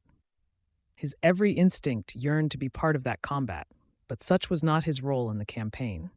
Lightly he rose from his hiding place, raced across to the windows. As Thalaka had predicted, the curious guard had been drawn from his post by the clamor. By the filtering gleam of a newborn moon, Raimi saw the dock and the tiny, bobbing object at its side. "All right," he breathed to Shang-Ti. "Come on." And the hopes of his well-wishers were realized. No eye spied them as they clambered through the portal, over a tiny balcony, and down to the lakeside. No voice lifted to question them as they unleashed the rocking craft beside the pier. Elsewhere on Lanka, new lights flashed from a score of windows. The cries of captains rallying their men split the quiet night. But as far removed from all this hubbub as two gray ghosts were Raimi Winters and his companion. Silently they slipped boat from wharf, silently dipped blades into the water. And in the space of a dozen breaths, they were off to the distant shore, on which dimly gleamed the campfires of the army of Sugriva. It was a tedious trip for two oarsmen, one of whom had not touched an oar for 20 years, the other of whose hands was more accustomed to the slim control stick of an airplane. But dimmer and more shadowy in the distance grew the Isle of Slaves. Ever nearer and more cheerful loomed before them the camp toward which they strained. Until at last they could distinguish figures about the campfires, could almost hear the voices of their friends. And then, Raimi Winters! Shang-Ti stopped pulling at his oars, craned back toward his friend. Hark, I heard the crack of oarlocks. Raimi stiffened, his feathering oars shipped swiftly. Over the steady lap-lap of lake water, he too now heard that which had alarmed the bonds. He whispered, "Over that way." "Ravana's men. The rebellion has been subdued, and they've come after us." Raimi laughed. A short, hard, mirthless husk it was. "Well, they'll never take us now, not while we're alive." He tugged from his waistband that which until now he had avoided using, his automatic, leveled it uncertainly toward the fear-inspiring sound, waited, and a cold voice gritted on his eardrums. "You there in the other boat, who are you, and what are you doing?" Chapter 15. Land Bridge to Lanka. It is in moments of great stress that man's emotions play the strangest pranks. When he heard that voice, Raimi Winters had been on the verge of firing into the pale heart of mist that engulfed him. Now suddenly his fingers were nerveless. The automatic tumbled unheeded from his hand, and his voice cracked with a cry of almost hysterical laughter. Red, it's me, Raimi, and Shang-Ti." Now wood scraped wood. Another boat loomed dark beside them, and Red Barrett's hard, familiar features stared across at Raimi. The redhead's eyes were wide with gladness. With joyous abandon, he brandished his own pistol in delighted circles. "Raimi, you old son of a gun. Am I ever glad to see you? We'd just about given you up for—" He stopped, hesitant, apologetic. Raimi grinned. "Dead? Nothing like it, guy. I take a lot of killing, but I wouldn't like to check out on the friendly accident list. You'd better put that pea shooter away before you hurt somebody." Barrett said, "Hold the boat, chum, I'm coming over." To a dim figure in his own craft, "Take this crate home again, James. I won't be needing it no more tonight." "Who was that with you?" asked Raimi curiously when his friend had safely transshipped.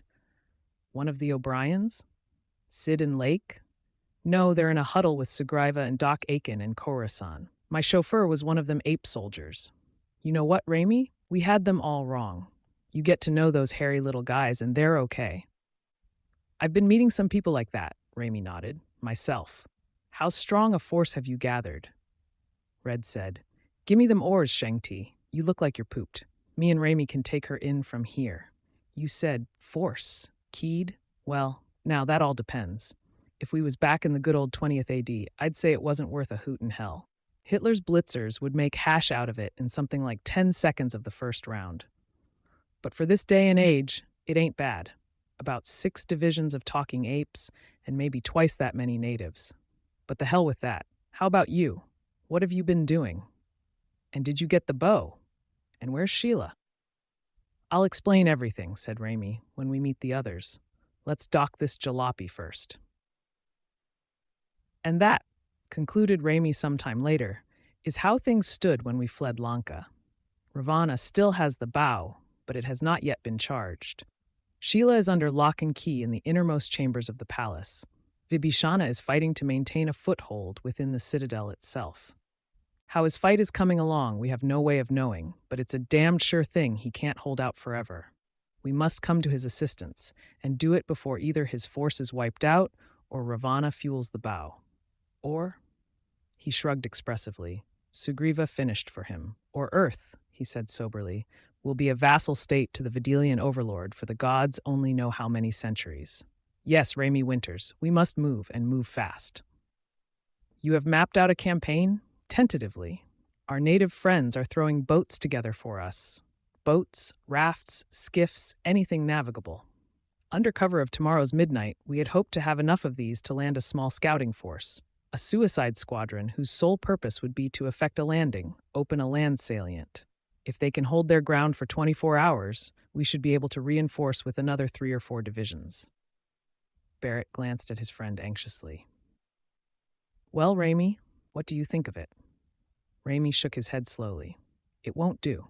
It's the old story of Britain in our time, too little and too late. Shangti and I have viewed Lanka and its defenses. Ravana has been preparing for this, Lord Sugriva, ever since he usurped the throne from his blood brother.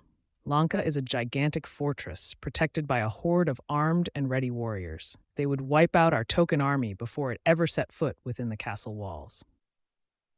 The Blue Lord of Chitrakuta bowed his head sorrowfully. You are right, my friend, and the fault is mine because I tried ever to espouse the dream of friendship amongst men, art, beauty. I have failed in my duty as a ruler and a protector of Earth. I should have anticipated this eventuality and prepared for it. Dr. Aiken said gently, It is not your fault, Lord Sugriva, that the hearts of some are good and the hearts of others evil. But what can we do, Raimi?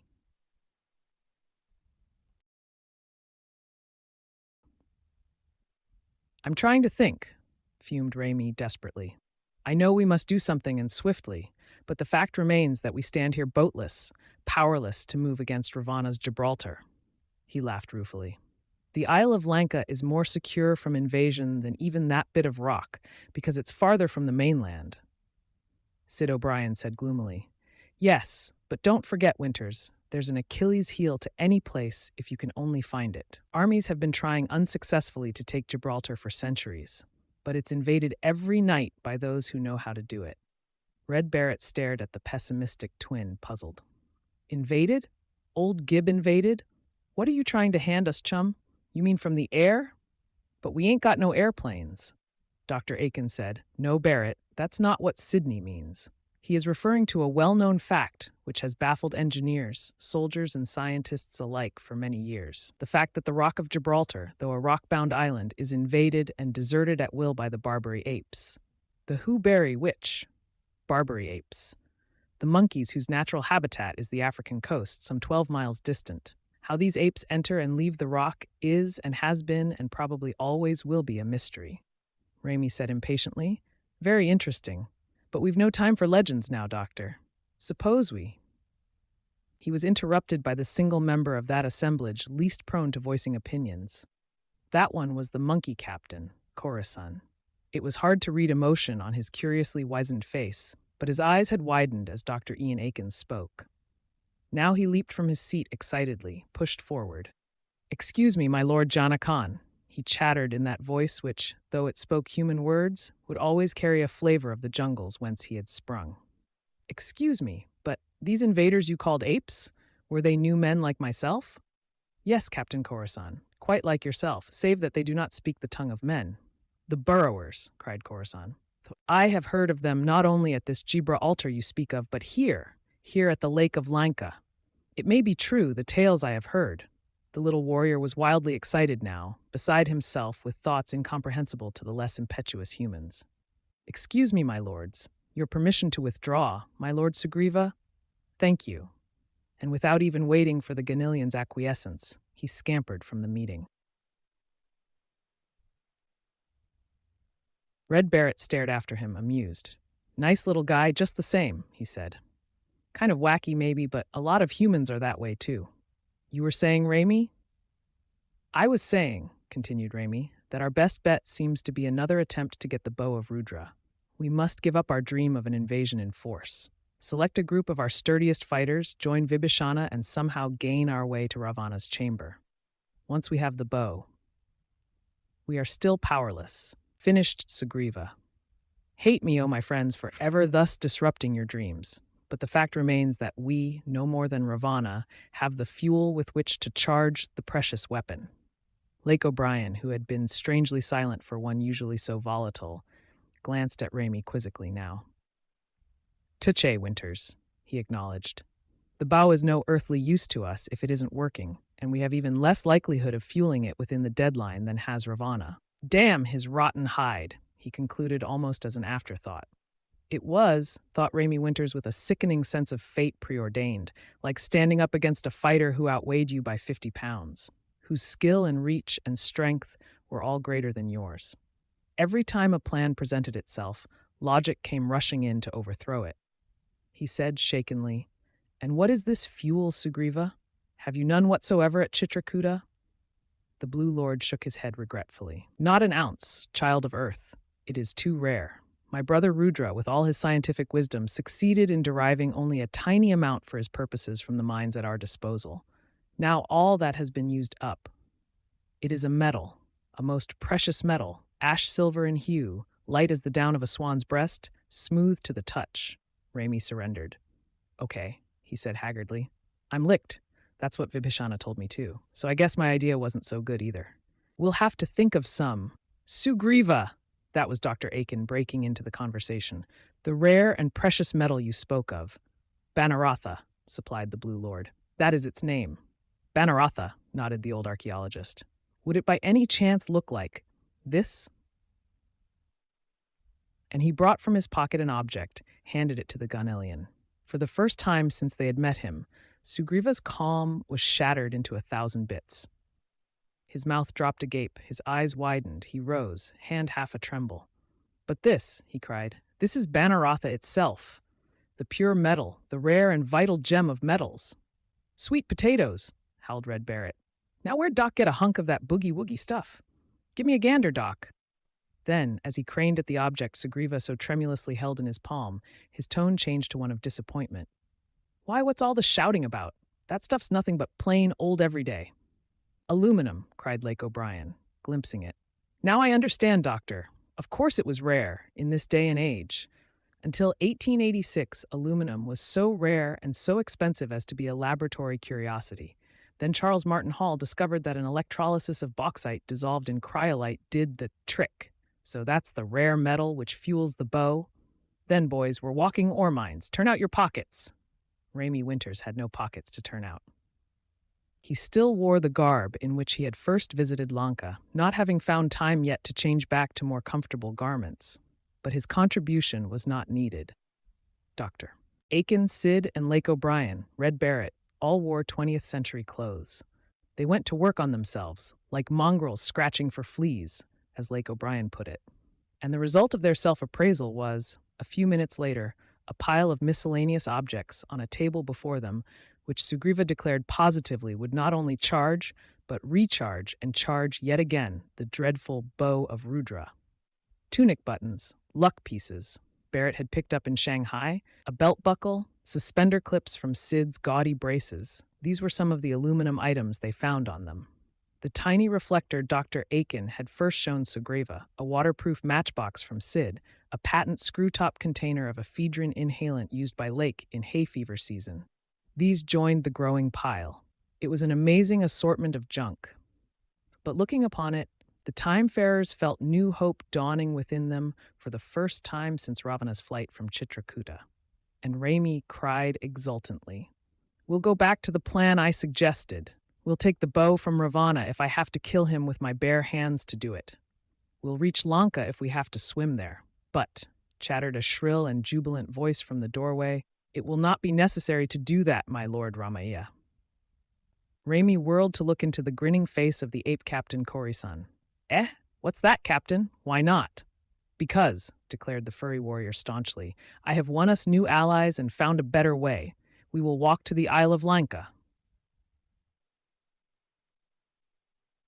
Chapter 16, Invasion. Walk there. The blue lord of Chitrakuta stared at his small captain confusedly. Kori-san, what mean you? What I say, my lord, grinned the new man exuberantly. When I left thee, I went out even into the jungles to call my less fortunate brothers. They answered my call, and here is one of those who will show us the way. He drew back a flap of the pavilion in which they were gathered. A small, hairy figure, edged incautiously, glanced at the assembled humans and scuttled to Kori-san's side fearfully. Kori-san chattered to the ape in swift monosyllables which meant nothing to the others. The beast's tremors died. Kori-san turned proudly. My brother is a member of that clan which we of the jungles call the Burrowers. They are not dwellers in the trees like the forest banderlogs. They make their homes in caves and hollows. Aye, and such artificers are they in delving that their tunnels put to shame even the works of their human brothers. Is it not so, O kinsman? It was Sugriva, who had spent long years in striving to improve the lot of these lesser men, who understood Kori-san's meaning first. You mean, Captain Kori-san, he asked breathlessly, the burrowers know of such a tunnel to Lanka? Even so, my lord, and our brother here will show us the entrance to the underground passage. The ape-human grinned, exposing gleaming fangs. They are clever builders, my brethren. The eyes of man are not keen enough to find the spot whence their passage leaves the mainland, nay, nor even where it disgorges into Lanka's very citadel. But it exists, even as burrowers elsewhere built the tunnel which leads from Afric to the altar of Jibra. Raimi Winters struck his hands together gleefully. Then this fight's not over yet. It's just started, and the odds have changed. Come on, let's see what this tunnel looks like. Thus it was that hours later, as the jet curtain of jungle night trembled insecurely at its horizon, threatening to rise at any moment in the pearly flame of tropical dawn, Raimi stood for the second time at the mouth of the cavernous tunnel whose other maw disgorged into the very heart of Ravana's island stronghold. This time he was not accompanied by a mere handful of his friends, and by a single chattering burrower whose explanations had to be translated by Captain Kori-san. Behind him were arrayed 6 full divisions of the ape warriors' troops. Hairy archers, bows gripped and ready for split-second use, quivers abristle with shafts of feathered death, ape lancers, stalwartly clenching razor-edged spears, ape swordsmen, fully aware of what this battle meant to them and their kind. A great future, new manhood if it succeeded, a return to jungle savagery for all their kind if it failed. Heading these was their commander, Kori-san. Only human companion of Raimi on this expedition was Lake O'Brien, who insisted on becoming a member of the party. I'm going with Winters, he declared flatly. So take it or leave it, Raimi said worriedly. But it's dangerous. We may run plunk into a detachment of Ravana's soldiers and be wiped out before we even effect an entrance. Sure, assented Lake cheerfully. And we may bump into trolls and gnomes in yonder tunnel. It looks sinister enough. Stop talking, Raimi. You're wasting time. If anything should happen to you, there ought to be another Earthman at Kori-san's side. Anyhow, he grinned, I'd rather walk to Lanka than ride one of those junky boats. I get seasick easy. Raimi surrendered, not without a secret pleasure at the gay O'Brien twins' insistence. He turned for the last time to Red Barrett. Got everything straight, Redhead? Barrett nodded. Check, pal. We let you get a half-hour's start. Then me and Sid piled the other divisions of native soldiers into the boats and row slowly toward Lanka, making as much of a fuss as we can. That'll attract their attention, make 'em split up their forces, and relieve some of the pressure on old Vibby, what's his name. Right, and don't attempt a landing. Stay out of bow range until you get some sort of signal from us. We'll try to clear a landing port for you. Well? Raimi took a deep breath, glanced at Kori-san. I guess we're set. Give the command, Captain. and with the voluble little jungle creature beside them, chattering, guiding, he and the ape captain led the way into the underground passage. Had Raimi Winters been in exploring rather than expeditionary mood, he would have found much to marvel at during the ensuing march. Khorisan had not exaggerated when he had called his burrower brethren magnificent artificers. This tunnel, Raimi Winters was forced to concede, was as great an accomplishment as any ever wrought by a supposedly superior man. For a short space, it dipped downward into the earth, out under the lake shallows, on a gentle cline. Then it straightened, became a passage smooth and straight and true, as if bored by a gigantic drill. It did not provide quite enough headroom for Raimi and Lake. 6-footers each, they soon found their shoulders aching under the strain of walking with heads lowered beneath an arched roofway built to accommodate dwarfish figures. But this was the only inadequacy of the tunnel. In every other respect, it was perfect. Its floor was smooth and dry. Its walls were hewn to glassy perfection, and by the light of the torches the wayfarers bore shone with a strange azure glow. How this wonder had been wrought was a question that perplexed Raimi, but his one effort to learn met with scant success. Khorisan could not tell him, and the burrower would not. Incessant chatterer the ape was, but he refused to tell this secret of his clan. So Raimi shelved the problem for the time being, resolving that at some later date he would try again. 4 miles lay the Isle of Lanka from the mainland, approximately an hour's march. When his wristwatch told him his force had reached the halfway mark, Raimi envisioned the scene transpiring on the lake's surface, perhaps above their very heads. Now, from the numerous wharves and docks would be putting out a host of tiny craft filled with soldiers. A cry would rise from the citadel as these invaders were seen. Ravana's guards would be calling the alarm. Forces now besieging Vibhishana's tiny garrison might be diverted. There might even put out from Lanka an opposing navy.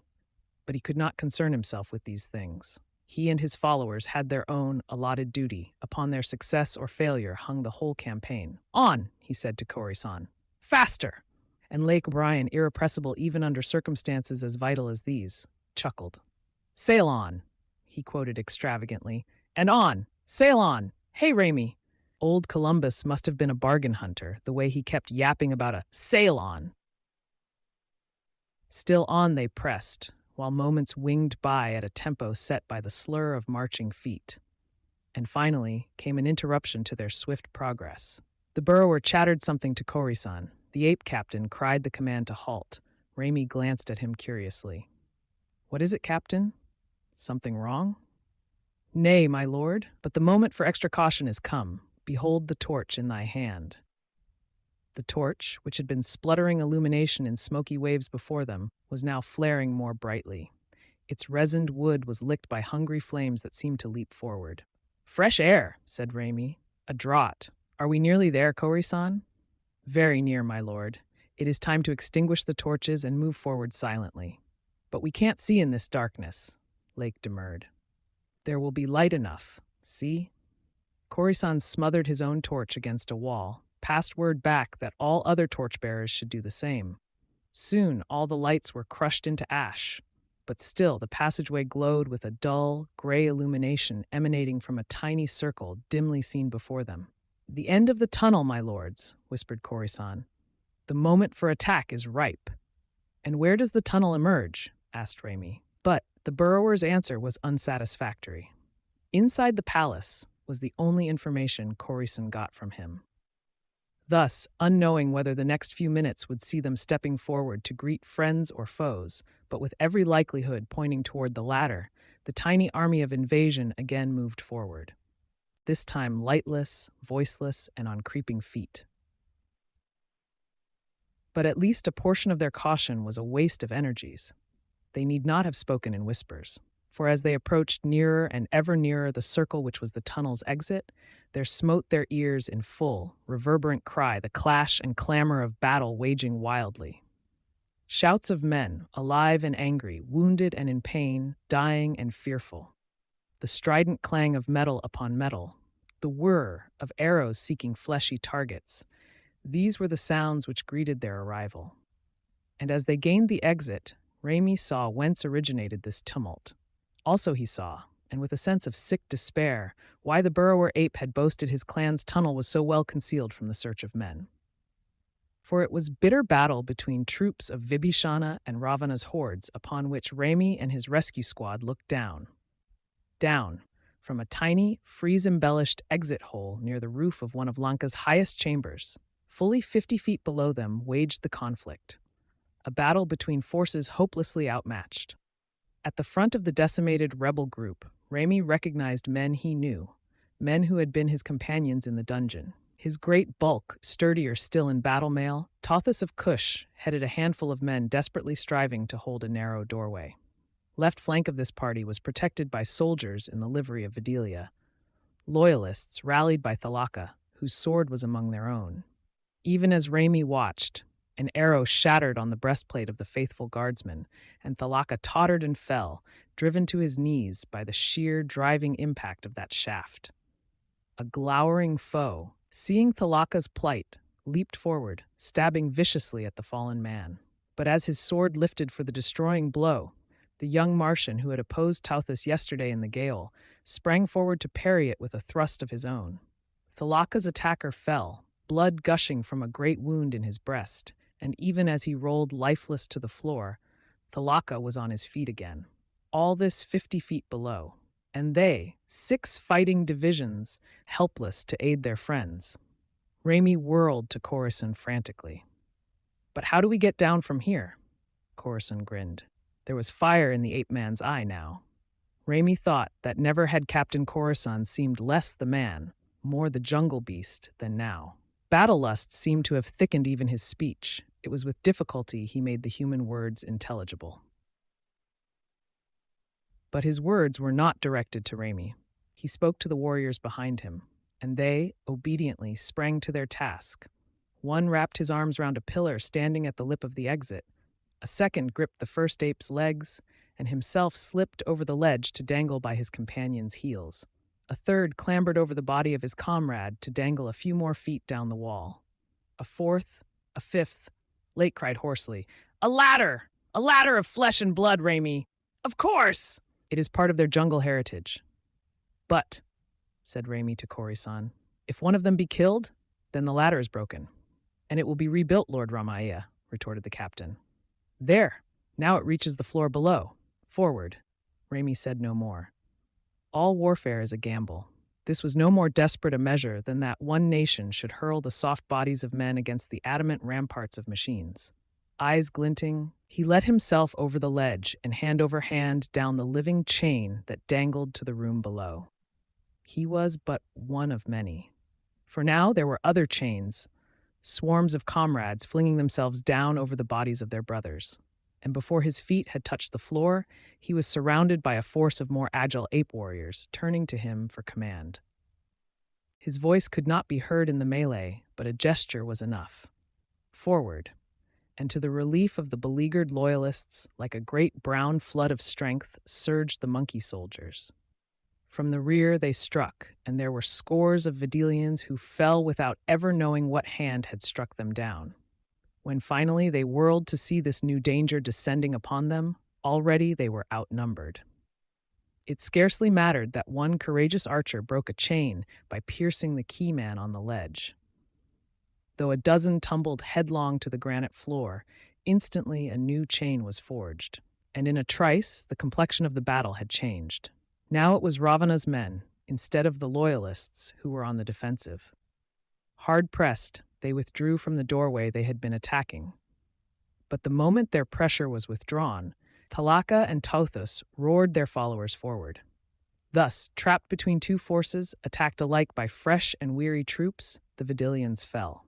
Though giants in stature, they were no match for the squat little new men of Chitrakuta. And at length, when the floor of the huge hall ran slippery red, when the bodies of dead and dying formed a dreadful tapestry on crimson stone, the remnants of the doomed battalions surrendered.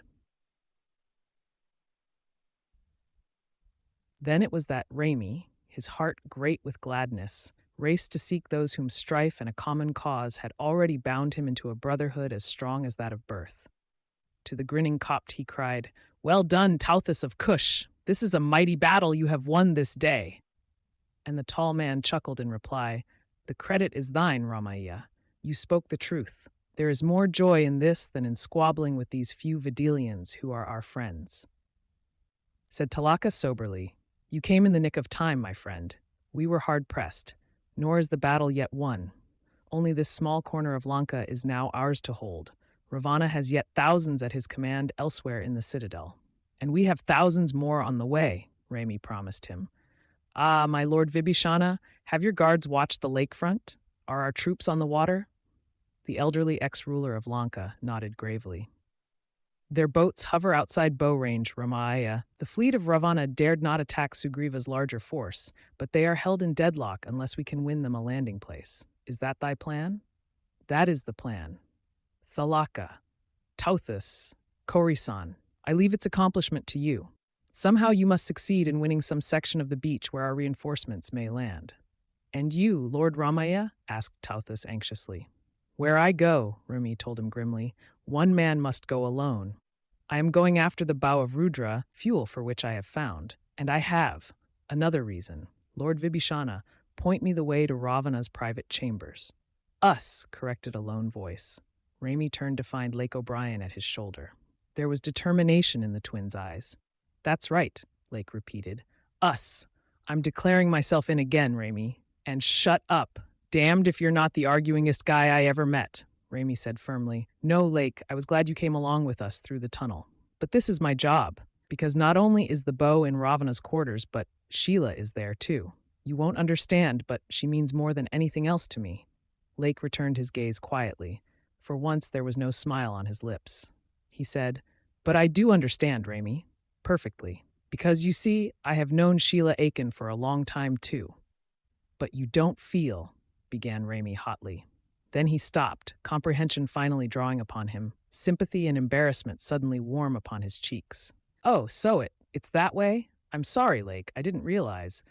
Neither does she, said Lake O'Brien. But that's the way it is, Rami, and always has been. Tauthus of Kush was staring at them curiously. Now he said, I do not quite understand, Lord Ramaiah. What are you going to do? And Rami Winters answered, It is a two-man job we face. Lake and I are both going. Chapter 17. The Love of Lady Rakshasi. In the period that ensued, Rami had reason to be glad that Lake O'Brien had insisted on accompanying him. True, the Lord Vibhishana had given him instructions for finding Ravana's chambers. Had Lanka been other than in a state of siege, Rami could have reached his objective in simple fashion. But it had been impossible to take into account the constant stream of Vidalians racing hither and thither through the corridors of the citadel, the guards, the messengers, the armed companies marching to take their emergency battle posts. More than once, Rami and Lake were forced to take refuge in whatever places of concealment offered. More than once, they were forced to desert entirely the path they had been following, choose a new route altogether toward their objective. And with each devious turning, Vibhishana's directions became more obscure and confused, until Rami at last knew neither where Ravana's chambers lay, nor indeed where he himself was. It was then that Lake O'Brien proved himself an indispensable ally.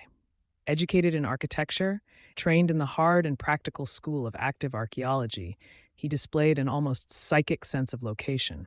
With fine discernment, he reasoned his way through the tumultuous labyrinth which was Lanka. Up 2 levels, the regent's quarters are always in mid-palace, Rami, to a series of marble halls, left to that side of the citadel facing the ferry ports. Stands to reason his apartment would face the docks, you know. And finally, justifying the precepts of pure logic into chambers more sumptuous than any Rami had laid eyes on since he confronted Ravana in the throne room. The passage was swift, but not entirely unimpeded. It was their good fortune, though, that such Vidalians as they met along the way were either traveling in groups, in which case the clank of their accoutrement served as noisy warning, sending the two to cover, or were single guards, set to watch over a strategic doorway. And as is ever the case where strong walls lend a sense of false security, the guards had grown careless. This was an error for which 2 who fought paid with their lives. 3 more were left gagged and bound in places where they would not easily be discovered.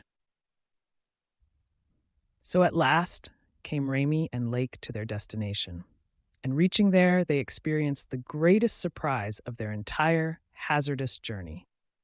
For the doors of Ravana's quarters, which they had fully expected would be guarded by not one man but a whole detachment, were not only without guard, but half ajar. Raimi said exultantly, "Our army must have him in a dither. He's gone out to supervise the fight and left home plate unguarded." Lake said, "It looks that way, but it's not logical. Ravana's the kind of guy who looks after his own skin when the going gets tough. If the battle were going against him, he'd be locked in here with a whole damned army at the doors to protect his precious hide. I don't like it." Raimi chuckled. "Well, I'll be doggoned. And all this time I thought you were Lake. Hiya, Sid?" Lake grinned. "Okay, I guess I do sound like the old gloommonger at that. Well, let's get moving." And cautiously they crept through the doorway into the first of a series of connecting chambers, which comprised the inner sanctum of Lanka's regent. All the great courts lay silent. From afar, as if muted by granite blankets, still fitfully came to them the sound of distant fighting. But no footstep, no voice marred the quiet of this refuge. No, there was the murmur of voices. Raimi gripped his comrade's arm, whispered, "In there, it sounds like." Lake nodded, eyes glinting. "Yes, Sheila." Feverishly, they crossed the last open space to the doorway beyond which they had heard the girl's voice. Revolvers drawn and ready, they inched open this ultimate barrier. As they did so, the faintly heard drone turned into speech, ringing defiance in Sheila's sweet, familiar tones. "No. If I were the last Earthwoman left alive and your brother the last male of 1,000 worlds, still would my answer be the same. I want no part of Lord Ravana." Came the voice of another, a slow, throbbing voice Raimi Winters knew only too well. It was a voice which at once cajoled and taunted. "Because there is another, O Lady Shielasita? Perhaps. But if this one were to turn away from thee and seek his pleasure in another, say, for example." In his mind's eye, Raimi, though those who spoke were still invisible to him because of a heavy arras veiling the half-open doorway, could envision the languorous lids of the Lady Rakshasi drooping with heavy suggestion.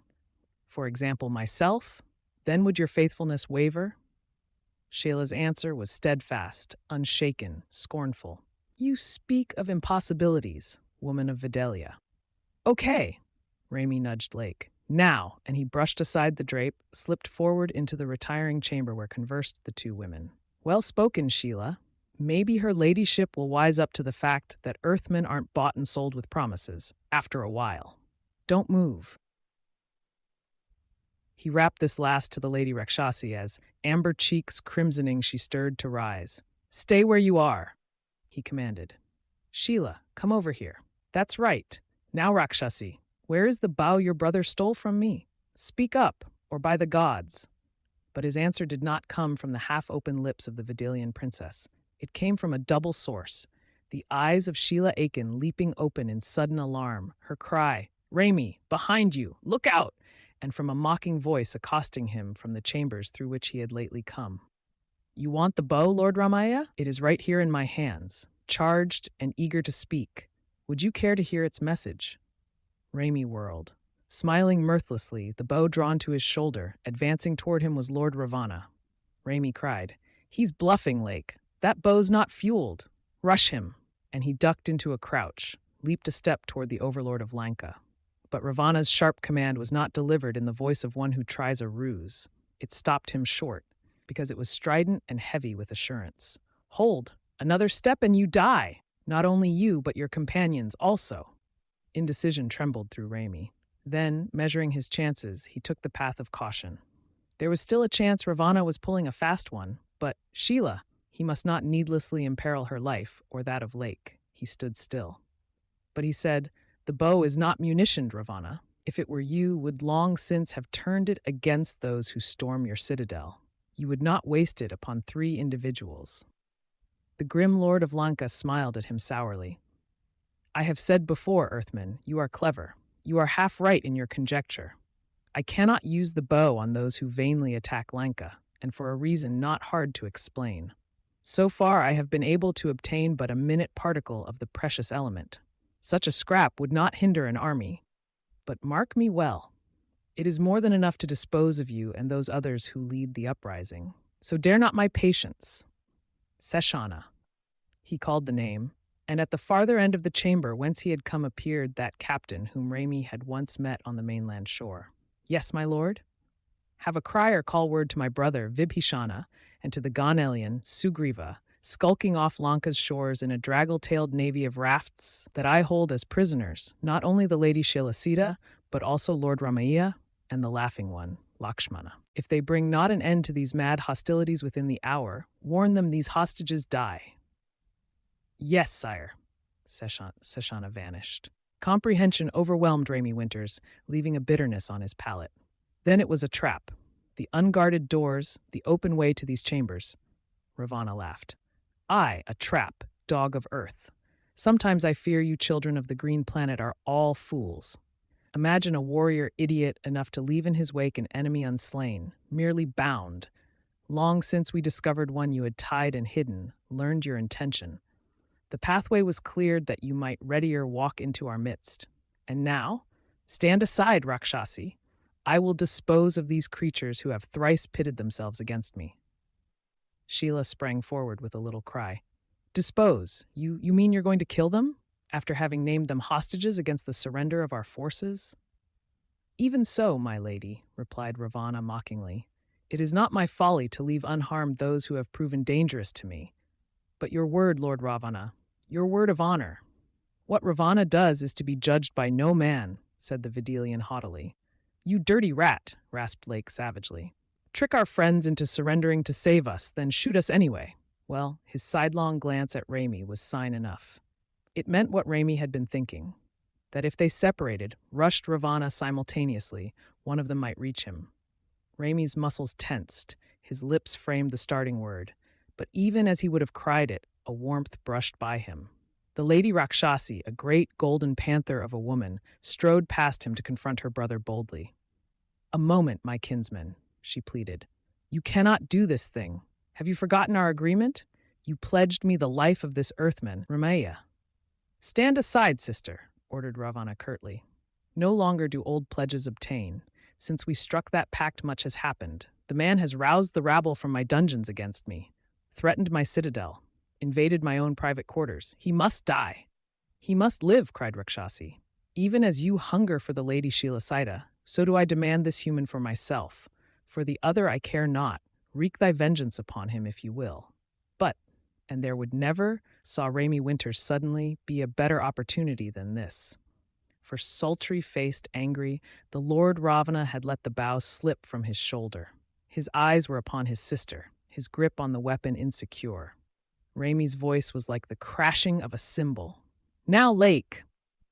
With the word, he leaped forward, head low, shoulders driving for the Videlian's legs as they had driven at the legs of opposing linesmen years ago. Beside him, he felt the reassuring bulk of Lake O'Brien. Then everything happened at once. His hands met, gripped, tightened about flesh. The body of the giant Martian seemed to totter above him, a shod foot lashed viciously into his temple, and great stars sprang from sudden darkness to whirl dazzlingly before his eyes. He was aware of his own harsh, grating breath sobbing through his teeth, a roar of rage strangely mingled with terror. Then a violent blast of flame mushrooming before him. Hot, searing flame that crisped the very perspiration from his brow, leaving his flesh baked and raw. Then the solid thud of a fist meeting flesh. Lake O'Brien howling desperately. "My eyes, Raimi! I can't see!" And another soul-sickening sound, that of a woman's voice screaming in shrill animal agony, dying abruptly in a low, choked, ominous gurgle. Bruised and shaken, burned and dazed, Raimi staggered to his feet. All before him was still a blazing sheen of light, but now this dulled, and he saw that Ravana, still clutching a now useless bow, was fleeing across the chamber. Raimi's automatic was heavy in his blistered palm. He fired it once, twice, after the rapidly disappearing figure, but in vain. Ravana had scuttled through the door, clanging it closed behind him. Then, and only then, had Raimi time to look at the others. Lake was still beside him, was even now striving to rise, pawing before him as one who stumbles through a mist. He was groaning, "My eyes, Raimi! Sheila, I can't see!" Raimi sprang to his side, lifted him. "Easy, old boy. You'll be all right in a sec. The bow going off in our faces, that's what did it." But as he stared into his companion's face, saw that Lake's eyes were wide open, the entire cornea that covered his eyeballs a fog of smoky blue, he realized all too well what had happened. Lake had looked directly into the flame of the bow when its charge was released, and its incandescence flaming before him had blinded him as surely as if his eyes had been gouged from his head. Perhaps soaked up, as it had dried every ounce of moisture from Raimi's skin, the aqueous humor of his eyes. Only Ravana's kick, flattening Raimi, closing his eyes, had kept the young airman from sharing an identical fate. And Rakshasi? He glanced about him wildly, found her, and turned away, shuddering. The Lady Rakshasi, great golden panther, whose every movement had been a lure and a temptation, would move no more. For upon her lithe and vital body had spent itself the full strength of the discharging bow. That which remained of her once breathtaking loveliness was a blackened something not pleasant to look upon. Nauseated, Raimi covered his eyes. Then Sheila was in his arms, crying, "Raimi, oh Raimi, she saved your life! Tried to tear the bow from Ravana Lake."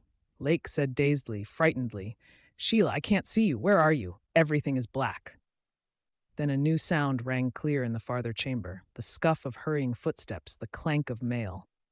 Winters spun to Sheila swiftly. "Sheila, is there another way out of these chambers? A way leading down to the waterfront? Yes? Good. We've got to get out of here. And quick. Take Lake's other arm." "All right, Lake, old boy, hold tight. We're going to get you to Doc Aiken if it's humanly possible." And huddled together like three fleeing the storm god's wrath, they raced in the direction that Sheila pointed. Chapter 18, Stalemate. Many sensations unfamiliar to a man whose work was purely a man's work had Raimi Winters experienced in regard to Sheila Aiken. From that hour long ago, when she had dragged him from the wreckage of his burning Curtiss on the plain beside Angkor Wat, he had admired her. Then, beneath the mellow moon of Chitrakuta, he had learned to love her. Now, as they fled, side by side, through the avenues of Lanka, he discovered that admiration and love were not the only emotions she roused within him. There was another and stranger bond between them, a bond of fellowship. Sheila Aiken was no soft, comfortable creature to be fondled and amused, no clinging vine demanding lavish attention. She was a man's woman, a fighting man's woman, giving as well as receiving, daring the same risks that confronted her mate, ready as he to fight and, if need be, to die, for the cause they had made their own. And realizing this, noting the cool, earnest haste with which she directed their passage out of danger, seeing in her white hand the automatic she had taken from the now helpless Lake O'Brien, Raimi Winters felt surging through him a sharp, bright glory that this woman should be his. He knew, now, that his final doubt had been swept away. Freely, when this travail was ended, he could ask Sheila Aiken to share life's future with him. For whatever that future might hold in store, he knew she would be a strong and steadfast companion. These were but instincts, scarcely thoughts, racing through his brain as they hurried down corridors of escape toward that section of Lanka, which, if the gods were kind, their friends still held. This was neither the time nor the place to speak of such things. Strength must be husbanded, breath saved, for any danger which might arise. Such as this, the sound of footsteps in a passageway crossing at right angles before them. Videlian guards, mayhap, or worse still, a detachment of the fighting force. Again, as several times before, Raimi motioned the girl to silence, forced her and the quiescent lake to a spot of concealment until this new threat should pass. He sought a place wherefrom he might view those who passed. There was no way of knowing, in this crisis, what fragment of information might prove of later value. It was wise to learn any and all details of the Videlian strength, location of troops, designs. Thus he lifted his head cautiously from behind the tremendous vase behind which they crouched as the footsteps drew nearer. And thus it was he saw that which broke a cry of gladness from his lips. Tauthus! The Copt chieftain pivoted.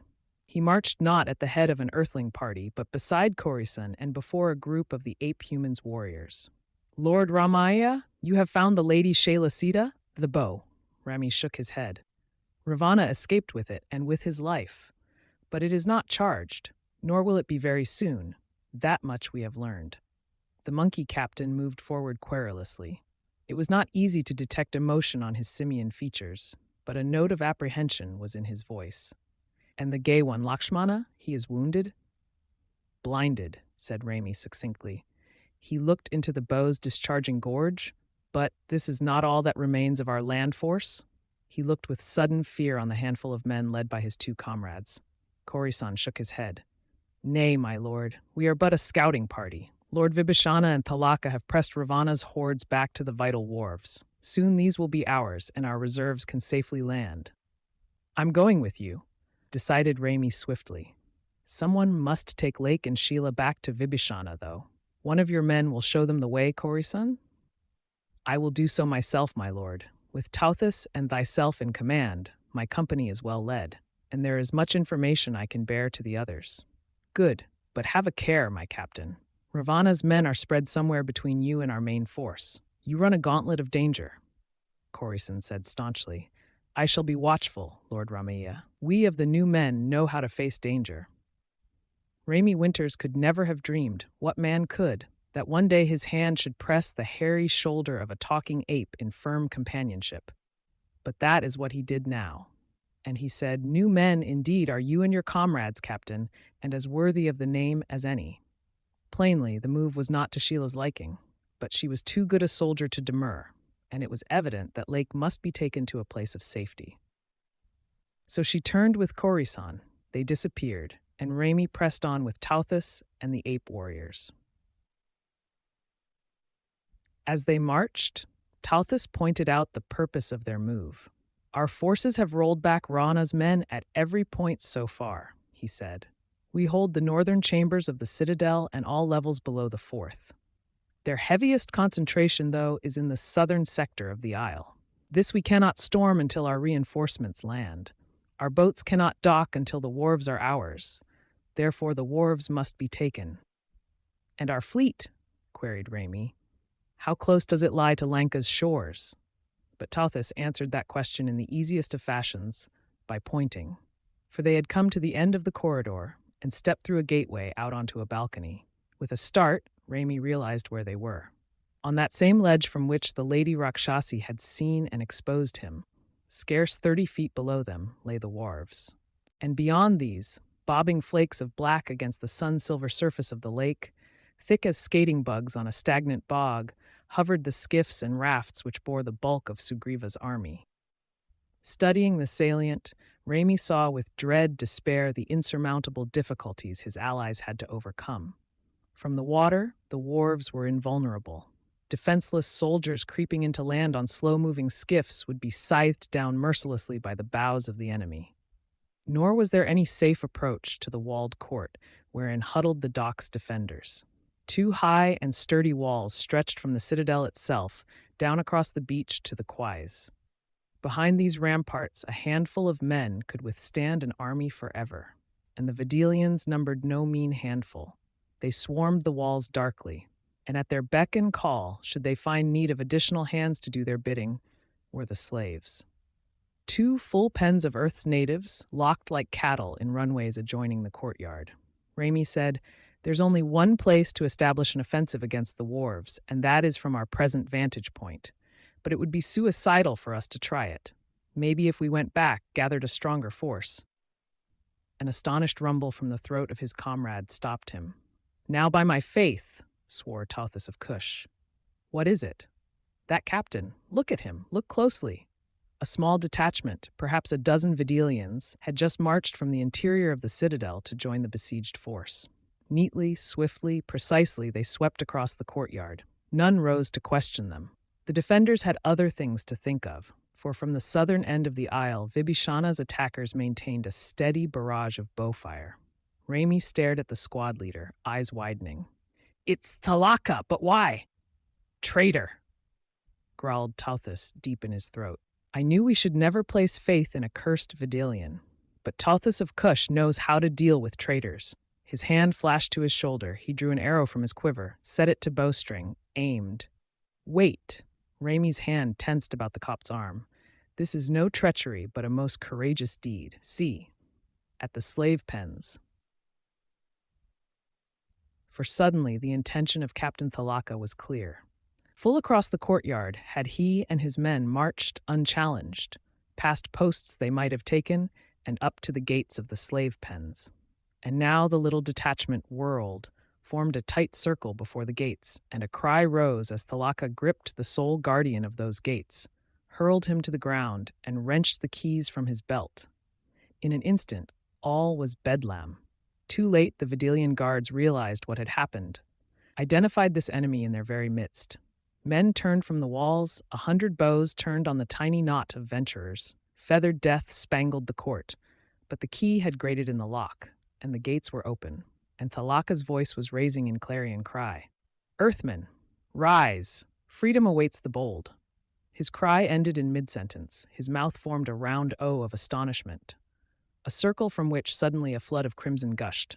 His hands leaped to his breast and tore at a shaft buried there, almost to its feathered end.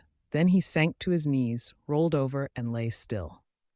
But not in vain had Captain Thalaka died, for at his words a tremendous surge, like the lifting of high sea waters, swelled through the prison pens, and scarce had he fallen than a prisoner had whipped the sword from his hands to spring forward. Another, and another. And the slaves were plunging through the gates like an unleashed flood. In vain, now the arrows of the defenders hurtled into the roaring throng. Where one man fell, there were a dozen to charge forward over his body. This was no trained army, crisp, cool, efficient. This was a mob of men who had tasted slavery, and were now free to turn on their foes with naked hands and claws. Like beasts, they smashed across the courtyard to the ramparts, crushing beneath them all who strove to stay their passage. Like animals, they clambered up the walls, flung the Vidalians from their posts down to bloodlusting fellows below who literally ripped the Martian guards into bits. And the ramparts fell, nor did Vibhishana give his enemy time to recuperate from this mortal blow. Cheers rose from the loyalist camp, and up the beach stormed the followers of the former regent. Fighting side by side with the rebel slaves, they smashed the last feeble resistance of Ravana's garrison. Then a guidon raised aloft, calling urgent invitation. The host of skating bugs stirred into motion, and within the space of minutes, the first Ghanalian craft had moored at the docks of Lanka. Not at all surprisingly, it was Red Barrett, the scrapping old redhead himself, who sprang from the first of the skiffs to dock. Close behind him came Sid O'Brien. The two were met and greeted by Raimi Winters, who, with Tothus, had scorned any slower method of gaining the scene of victory than to clamber headlong and recklessly down the rough walls from the balcony. Thus, for the first time since ever war's hot flame had breathed over Lanka, met face to face all the captains. In triumphant conclave they gathered, all those who actively led fighting forces. Vibhishana and Tothus of Kush, Raimi and Red Barrett, Sid O'Brien. Yet was their joy not complete, for there was one of their number fallen, Thalaka, and yet another whose part in the battle was ended. "It's all right, Sid," repeated Lake O'Brien. "It's all right, I tell you. I don't feel any pain, it's just that I can't see." Sid O'Brien's face was a thundercloud of rage. "We will find him, Lake," he promised.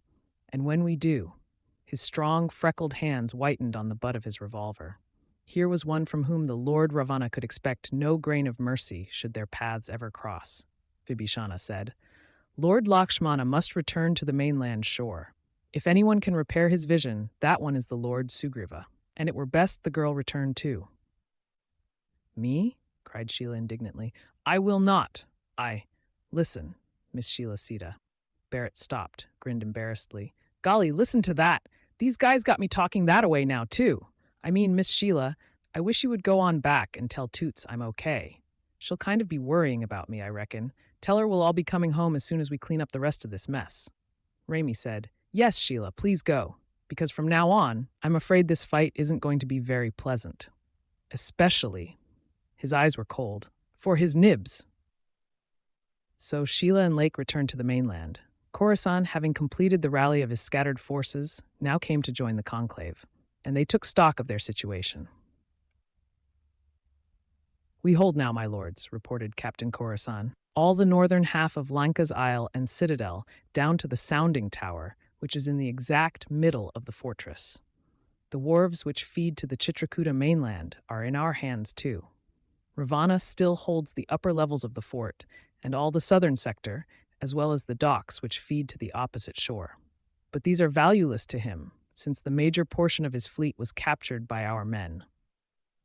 "Then there's no escape for him," grunted Sid. "We have him bottled up here, eh? Good." "But," interposed Vibhishana, "though we continue as the aggressors, he has us as effectively bottled as we him. We dare not leave the island nor relax our vigilance in any of the sectors we hold. He still numbers amongst his followers thousands. From now on, it appears to me that the battle must settle into a state of siege. From chamber to chamber, from corridor to corridor, through every room and avenue of Lanka, must our forces battle for every new inch of ground." "And that," mused Raimi thoughtfully, "is tough going. Suicidal business, as a punk named Adolf in our age is finding out. A deadly stalemate, Lord Vibhishana?" "I am afraid so, Ramayya," Barrett said. "But look at here. Why can't we just pull stakes off the island entirely? Leave him here to stew in his own gravy, throw a cordon around the lake, and make sure he never gets off to pester nobody again." Sid O'Brien shook his head. "That won't do either, Red. Tonle Sap is too big a lake, 70 miles long. It would take 10 times as many men as we have at our command to maintain a guard about its borders. Sooner or later, Ravana and his soldiers would get away. And besides," he glanced at Vibhishana, "there's always the possibility he may succeed in fueling the bow once more.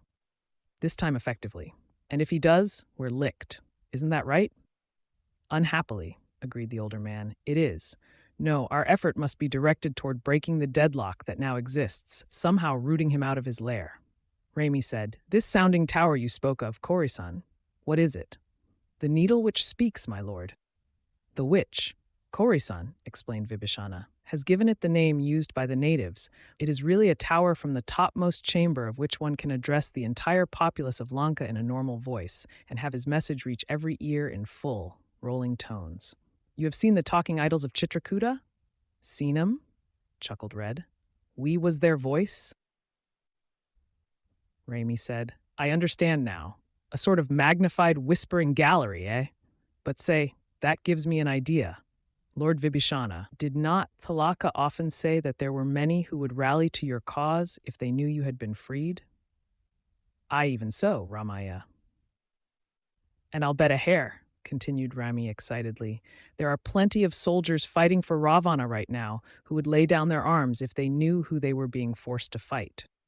They've been obeying him blindly simply because they don't know what's going on. If we could reach the sounding tower and tell them the truth," broke in Vibhishana, "it would shatter the morale of his soldiers, split them into separate camps, create rebellion within his very ranks. Aye, Ramiya, I believe you are right. It is a far stronger likelihood, at any rate, than that we can overwhelm the isle without losing much of our own manpower." "Then," cried Rami, rising eagerly, "why are we sitting here jabbering? There's a better place to talk from. Let's go. No, not all of us. You, my lord Vibhishana, so the soldiers can hear your voice, you, Red and Korisan, and me," added Sid O'Brien. "There's a chance we might meet up with Ravana on the way." Chapter 19. A New Man. Like a needle of stone rising from the great, gaunt citadel of Lanka was the sounding tower.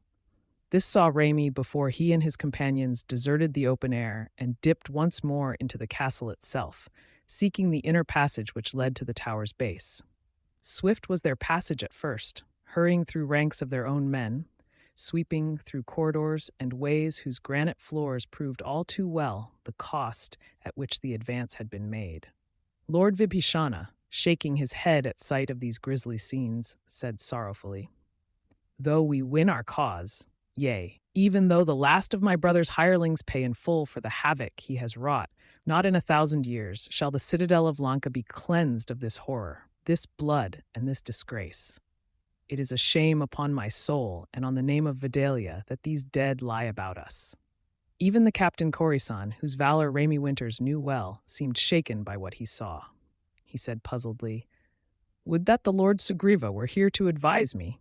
I cannot understand. Ever it was my belief that men are kind and noble and good. They are the rulers, the chosen ones. Why then must they slay and be slain?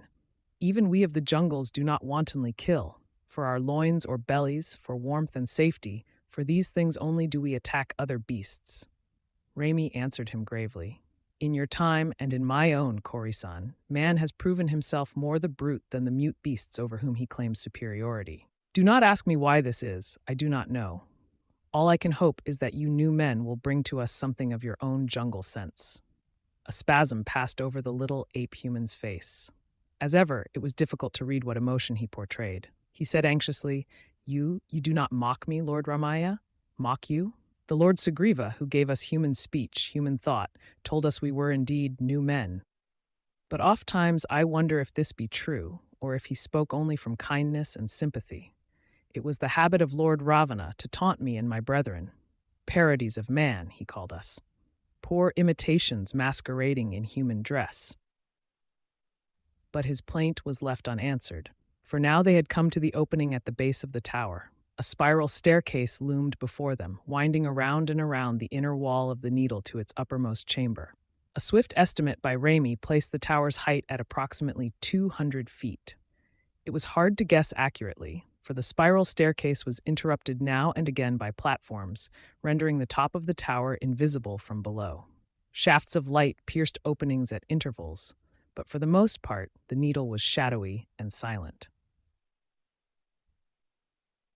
In single file, with Vibhishana leading, then Rami, then Kori-san, and Sid, they started up the staircase, past one stage, then another, a third. At the fourth level, the one-time regent of Lanka stopped wistfully for a moment to look down upon his isle through one of the openings. What he saw brought a gasp to his lips, and the others running to his side. He pointed an anxious finger. Below, see, warriors approaching the tower. Was it Tautha's plan to send a detachment after us, Ramaya? It was not, said Rami bluntly. He followed the direction of his friend's gaze, stared, and pulled back from the opening. I don't like this. What's wrong, Rami? If I'm not mistaken, that is a detachment of Lord Ravana's men. They're heading for this tower. We're trapped in here. He thought swiftly for a moment. Well, no use standing here worrying about. There's only one thing to do. Get to the speaking room and let Vibhishana put on his little broadcast. If need be, we can call for assistance from topside. Tauthas will hear us and send a force to our relief. Come on. And at redoubled speed, he plunged forward up the staircase, past the 5th level and the 6th, to the last chamber. At its entrance, he halted triumphantly. We ought to be all right now. Let them enter if they want to. We can talk as long and loud as we wish, and they can't stop us. Moreover, if they try to rush us. A grating voice from behind interrupted him. I think they will not rush you, Lord Ramaya. My guardsmen came to the tower's base for only one purpose, to bottle you within its walls. And Vibhishana cried, Ravana! The Lord Ravana smiled. It was a smile that had no amusement in it, and little of brotherly affection. He said, Ah, it is my own blood brother. Greetings, Lord Vibhishana. These are giddy heights, are they not, for one grown used to the cool depths of dungeons? Nay, Ramaya. His cry cracked like a whip. Reach not for the weapon which thunders. Lord Ravana needs not experience the same danger twice to learn its nature. Hurl it to the floor. I and you too. He paused, his brow contracting swiftly as he looked into the face of Sid O'Brien. Something akin to awe broomed his dark features. But you are Lord Lakshmana. This cannot be. The Lord Lakshmana was blinded by my own hands. Ravana was far from alone. Had he been so, Rami's gun would long since have barked its lethal message. But behind him, at the entrance of the chamber they had sought, were ranged a detail of his bowmen, weapons poised and ready. Now Rami said, The Lord Lakshmana needs not sight, interrupted Sid O'Brien, suddenly, loudly, to know that he stands before a dog whom even the lowest gutter might reject. Where are you, Ravana? My hands hunger for your throat. And a swift thrill coursed through Rami as he realized how Sid O'Brien had spun to his advantage Ravana's error. For the somber twin, eyes fixed and empty, was stumbling forward, groping aimlessly at vacant space. Ravana laughed and easily sidestepped Sid's hands. In his own hands dangled the useless bow of Rudra. With this he jabbed the blind man's body tauntingly. It will take one with sharper eyes than thine to catch Ravana Earthman. He gibed. Aye, this is a curious web of fish my net has signed. A blind man, a weakling, and an ape. What are you doing up here, Ravana? Asked Rami. What else but setting the trap for what logic told me would be your next move? It was your intention to speak to my warriors, was it not, brother Vibhishana? Appeal to them, perhaps, to lay down their arms? Well, you climbed these heights to speak, and speak you shall, but mine shall be the commands you relay. Ah, you would still play games with me, my little mole? He chuckled and sidestepped again as Sid O'Brien, still lurching with arms outstretched before him like a sleepwalker, touched his sleeve. Deliberately, he struck Sid across the cheeks, laughed, and stepped back as Sid swung blindly toward him. Come, brother, address your soldiers. Bid them lay down their arms. Come. He crisped a command to his bowmen. They fell back to admit Vibhishana to the speaking tower. Momentarily, their weapons lowered, and as they did so, quick, Raimi, get the bow. It was the blind man, Sid O'Brien.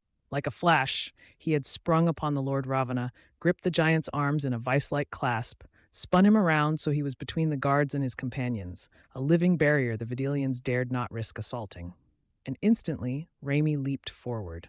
But fast as he moved, there was one even faster who raced before him, the small ape-human, Kori-san. Like a darting streak of furry brown, he was at Ravana's side, wrenching the bow from the Vidalian's hands, crying, Back, Sidrugna! We have what we need! Back! He half-pushed, half-kicked Sid O'Brien away, his prehensile arms locked about the Lord of Lanka like bands of iron. Back! He cried again. With a mighty exultation in his heart, Raimi obeyed the monkey captain's cry. Herding Vibhishana and Sid before him, he whirled and tore for the steps, hurtled down them at breakneck speed, 10-15 feet to the lower chamber. His free right hand, as he ran, tore at his jacket pocket, the pocket in which he carried that which would fuel the bow. Then they were in the midway chamber of the tower, and from both top and bottom of the edifice came the hoarse cries of Ravana's men. The chamber had no door. Raimi's gun and that of Sid still lay on the floor above. The bow must be fueled, and within seconds, or it would be too late. Kori-san! Cried Vibhishana. Kori-san! The tiny ape warrior tumbled, rather than ran, down the last few steps, threw himself on the floor of the chamber. He was gasping for breath, crying weakly, Fuel the bow, O Ramaya! Fuel and destroy! The cylinder was open. With reckless haste, Raimi pounded the aluminum objects into it, crammed closed the top. It did not matter now that the bow was overcharged. Life hung by a tenuous hair on this next split second of time. He roared, Back from the doorway, Sid! Out of range! Back! And as Sid charged toward him, there loomed in the doorway Ravana. A raging mad Ravana, flanked by his bowmen. The Vidalian's eyes were aflame with hatred fury. This time, dogs, he screamed. You die. To his bowmen he howled a command. The archer's arms drew back, and then Raimi pressed the release grip of Rudra's bow. What happened next transpired so swiftly that none afterward could find its vision in his memory. There was a whining scream that rose and tore at the eardrums of all who stood behind the bow. Then a sheet of blue-white flame that sprayed from the bow's wide arch with the speed of light. Then bursts of crimson, bright and horrible, where had stood men. A searing hiss, the crash of masonry, a frightful gust of heat, the backwash of which blistered even those who stood behind the bow. And then, silence. Raimi's fingers fell from the trigger of the bow as he stared before him, dazed, shaken, uncomprehending. Where a moment before a horde of warriors had stood beside Ravana in the doorway, now there was neither Ravana, bowman, nor doorway. Everything had disappeared, even the portion of the town wall beyond the doorway. A great, jagged hole, whose edges still dripped molten stone, gaped where the bow's tremendous flame had devoured all. From the dimness below came howls of terror. There sounded also the blur of running footsteps as the vanguard of Ravana's army fled the base of the tower in stumbling panic. Raimi cried in a voice that cracked with urgency, Now, Lord Vibhishana, now is the time to speak. Up swiftly to the sounding chamber. The regent nodded and was gone. Within the space of seconds, his voice was rolling out over all Lanka, speaking words none could help but hear. Hark, Vidalians. Ganelians, Earthmen, all who hear my voice. It is the Lord Vibhishana who speaks.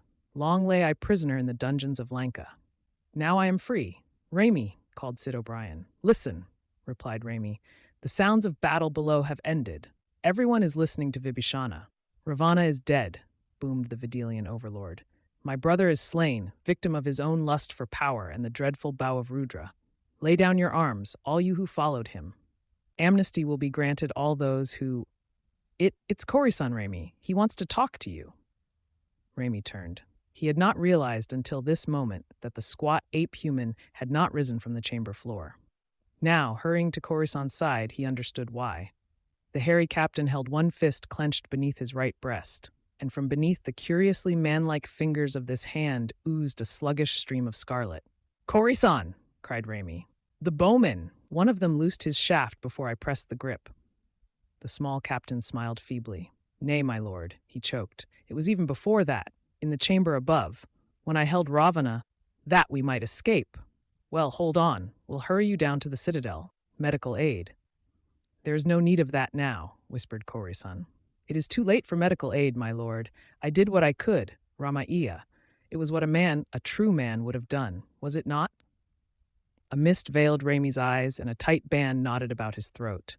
He answered huskily, "And why should it be otherwise, Cory-san? You, too, are a true man." "Nay, my lord, but a new man." Then his eyes, contented and proud at the end, rolled suddenly back. Thick, simian lips drew back from bloodless gums, and Captain Cory-san was gone. Raimi lowered the tiny body from his knee and stood up. "There died," he whispered softly, "a human heart in a jungle body." Chapter 20, Children of Legend. "But my lord," Sugriva argued me desperately, "I see no reason why you should leave Earth now. Our battle is won. Ravana is dead. Vibhishana sits on the throne of Lanka, and henceforth there will be peace between Ganilians, Vidalians, and the children of this planet. Your guidance and advice are needed if Earth's civilization is ever to attain great heights. Earth has need of you." But the blue-skinned Ganelian shook his head sadly. "No, Ramaiya, Earth needs no tutelage from an outside source. Vibhishana and I have pondered deeply, and our decisions agree. Our two planets established colonies here with the intention of sparing your young world the woes and hardships through which our civilizations passed. But our experiment was a failure, nor was this the fault of Earthmen, but ourselves. I was a weakling and a dreamer. One ambassador from Vidalia proved himself a power-lusting tyrant. It was an evil example we set those whom we presumed to instruct. Therefore, we shall return to our own worlds, leaving Earth's children to work out their own destinies. With me shall go the new men, for now too late. I realize it was a dreadful wrong. I did them when I made them, neither man nor beast, but part one, part the other." Vibhishana said soberly, "Sugriva speaks truly, my son. What great plan governs the actions of all intelligent beings, I do not know. But this much is certain, that no one race should presume to set up rulership over all others. I am a son of cloud-cloaked Vidalia, Sugriva of the desert world. To these planets, when the next space vessel arrives some months hence, we shall return forever. Nor shall men of our planets ever again set conquesting foot on Earth. That we pledge. Perhaps not again shall children of our three worlds meet until, in future ages, Earthmen have developed a culture equal to ours. Then, not as rulers and serfs, but as equals, all shall we form a solar trinity." Raimi said, "It is not mine to argue with you, but what is your plan for us? The decision is yours to make. You may stay here if you so desire, or return to the future era whence you came. The time machine waits below. You know the method of its operation." Raimi stared at the huge idol standing on the dais before them. The great altar of Chitrakuta seemed to await his decision breathlessly, as did the girl whose hand touched his own. Raimi turned to Sheila. "Well," he asked. "We return," she said simply. "Isn't that what you want, Raimi?" Raimi nodded. It was his own desire, to return to the world he knew best. He grinned and turned to the others. "Well, that's it then. All aboard, gang. Time machine leaves on track 3 in 5 minutes."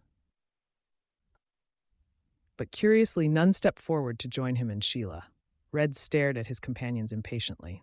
"Well, what's the matter? Doc, are you ready?" Dr. Aiken coughed apologetically. "Sheila, my dear," he said to his daughter, "I am not returning with you. I am an old man. There is not a great deal of time remaining in the hourglass of my years.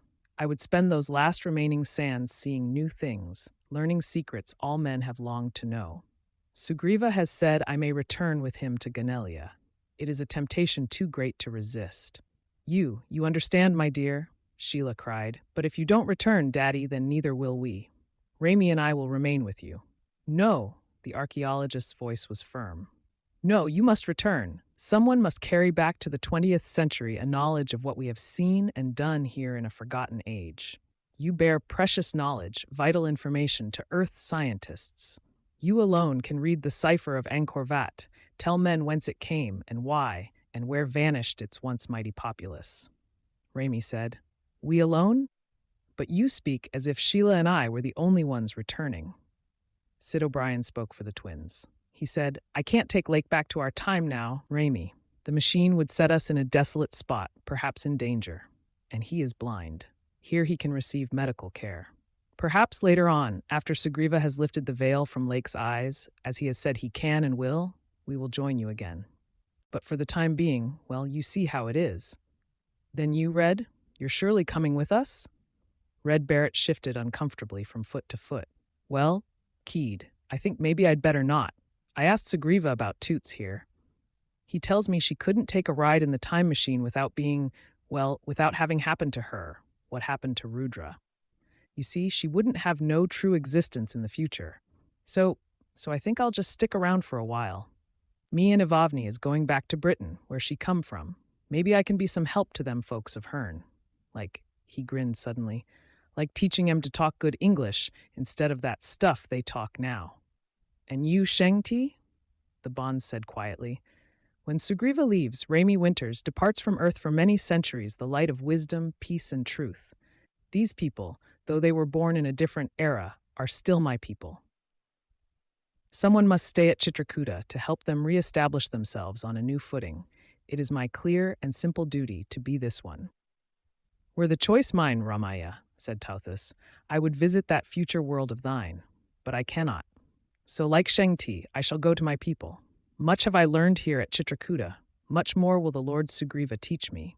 Then will I hie westward to bring something of the Ganelian culture to my race. Thus told each member of the party his intentions, nor would argument sway any from his decision. And so it was that, some time later, Sheila and Raimi stood alone beside the trapway to the time machine of Rudra. Their last farewells had been made, the last handshaken, unless in years to come others should make the journey. When you return, Dr. Aiken bade them anxiously, read well and carefully the wall-graven scripts at Angkor Wat. Before we leave Chitrakuta, we shall see that all this history is carven on the walls. That, and much other knowledge, lest your memories fail you. Remember. We will remember, promised Raimi. Then he handed Sheila into the metal cube out of which, was it days, weeks, or a lifetime ago, they had risen into the strange, stirring world of the past. The trapdoor closed above them with a clang of finality. Raimi moved to the lever which hurled the machine through time. Pressed it. When the needle had at last traversed the dial, betokening the end of their journey, Raimi climbed once again to the trapdoor, which was the machine's exit. Cautiously, he lifted it an inch, then a foot, then threw it back with a cry of gay relief. Empty, Sheila. The Japs have gone. I guess they got tired looking for us. He chuckled. No wonder. After all, we were there a couple of weeks. Coming? He helped her from the cubicle. Then, remembering Sugriva's last instructions, he set the dial of the machine to its return position, hooked a length of fine wire about the control lever, and spun the length of the wire through the trapdoor into the altar room wherein they stood. This is our key, he said, to them, and theirs to us. The doorway to Chitrakuta is always open so long as it remains. And he pulled the wire. They heard no sound, felt no tremor, but as if it were a wraith dissolving in weaving mists, the outline of the time cube thinned, wavered, and disappeared. Only a length of fine wire, whose dangling end hung curiously taut in midair, lent reassurance that the way to another world was still open. Raimi coiled the wire and concealed it beneath the pediment of a statue. Then he rose, emotions strangely chaotic. A sadness was upon him at leaving comrades beside whom he had fought and laughed and lived a great adventure. But he was glad, too, to be back in a world he knew, a world he could understand. A call from Sheila roused him from his brief reverie. See, Raimi? This was one of the carvings which always puzzled us most. Its meaning was obscure then, but now it is simple to read. And she pointed to one of the huge scenes carven on the temple walls. the scene of a frightful battle, a battle being waged by apes strangely garbed in the habiliments of men and towering giants. One corner of the great stone tapestry showed a fleet of crowded ships rushing into a harbor. Still another showed an ape-human dying with a great wound in his breast, while beside him, loosing a lightning bolt from a gigantic bow, stood a man. "Then they did carve the record," said Raimi hallowedly. It gives me the creeps, Sheila. We just left them. We know they're still alive, and that this artistry is not yet even planned. But here it is, and here it has been for 5,000 years. The story of the battle for Lanka. And its hero? Queried Sheila oddly. Raimi, do you know the full meaning of this story? The Earth legend which has grown up about it? Legend? You mean there is a legend about this? About us. Comprehension, which had been dawning slowly in Sheila's eyes, now flamed, sudden, and complete. I see it all now. All. But surely Daddy must have— Yes, he did at the end. That is why he insisted we must return to our time, to clear up the ancient mystery. What legend? Repeated Raimi perplexedly. It's all over my head, Sheila. I don't get it at all. Then listen, does this make sense to you, Raimi? And there were in those days 4 companions, Rama, Bharata, and the twins, Lakshmana and Satrughna. Hey, those sound like the wacky handles we were tagged with at Chitrakuta. They called me Ramaya, and Lake was Lakshmana, the smiling one, while Sid was Sidrughna, the frowning one. There would be slight changes, agreed the girl excitedly, over a period of centuries. Pronunciation and spelling would change, of course. The legend goes on. Rama, by possession of an enormous bow, formerly the dreaded weapon of the god Rudra, wins for a wife Sita, daughter of Janaka. Rama attracts the attention of a female demon, Rakshasi, and infuriated by his rejection of her advances, she inspires her brother Ravana with love for Sita. In consequence of this, the latter is carried off by him to his capital, Lanka. Rama sets out with his companions to her rescue. After numerous adventures, they enter into an agreement with Sugriva, king of the monkeys, and with the monkey general, Hanuman. Hanuman, repeated Raimi. A new man. So in the legend, his fondest dream becomes his name? But what is this legend, Sheila? An obscure folk tale. It goes on, half laughed, half sobbed the girl, to tell of the attack on Lanka, the bridge built by the monkeys, Ravana's death at Rama's hands. Everything is in it, Raimi. Everything we have known and lived. An obscure folk tale. It is anything but that. It is a tale from the Ramayana, one of the sacred books of the Hindu religion. You are, or were, the prototype of a hero worshipped by 250 million humans in our day, the 3rd greatest religion in the world. You, Raimi, are the god Rama. Raimi stared at her dazedly. You mean, he said, that the adventures through which we have just lived were not of our own making? That they happened before, ages ago in man's history? Yes, Raimi. Don't you see, that adventure has always happened. This solves the argument Daddy and Sid had about the immutability of time. What things are, were, and always will be. Centuries ago, into ancient Chitrakuta came 7 strangers from a future world. Having found their way into a time which was not theirs, it had to be that, when their time came, they must return to fulfill adventures written in the book of used to be. You're crashing here at Angkor Wat, our escape in the time machine. These events had to take place in order that an ancient legend might be fulfilled. That was our predestined path, and there was never anything we could have done to change it. It was as stoppable as a glacier. And the others? Shengti? Tauthus? Sheila's brows congealed. I do not know exactly. It is told that an ancient king of the yellow race, he whose name gave a mighty empire its name, was called Ching-tse. And Tauthus of Kush, ancient Kush became Egypt, you know, and the Egyptian records claim their light bringer to have been a god named Thoth. But not now nor soon, nor perhaps ever could these strange wonders be decided. Nor did this seem to Raimi Winters that they should linger longer, at this time, in the cold, forsaken walls of Angkor Wat. So gently he drew the girl from before the panel. We must go now, Sheila. There is much we must do here, but now is not the time to do it. Much may have happened since we left. War threatens Indochina. For all we know, war may have started since we left. We have the food and blankets Sugriva gave us. A long journey lies before us to Thailand, to friends and safety. We'd better get on our way. So step the two from Angkor's lonely halls into the green-veiled sunlight of the tropics. Gray were the walls and spires they left behind, but grim no longer, nor menacing to two who knew their story. Someday, new Raimi Winters, someday when war's insanity had died in mankind's bosom, they would return to read more fully the carven messages of friends they knew and loved. Someday, but not now. Now they must leave gray Angkor and seek their future beyond the flaming jungle lands. Long was the way, and dangerous perhaps. Apes chattered in branches carpeted with moss, marsh and morass, wild beast and wilder man, these were the hazards they must pass. Yet somehow they felt no fear.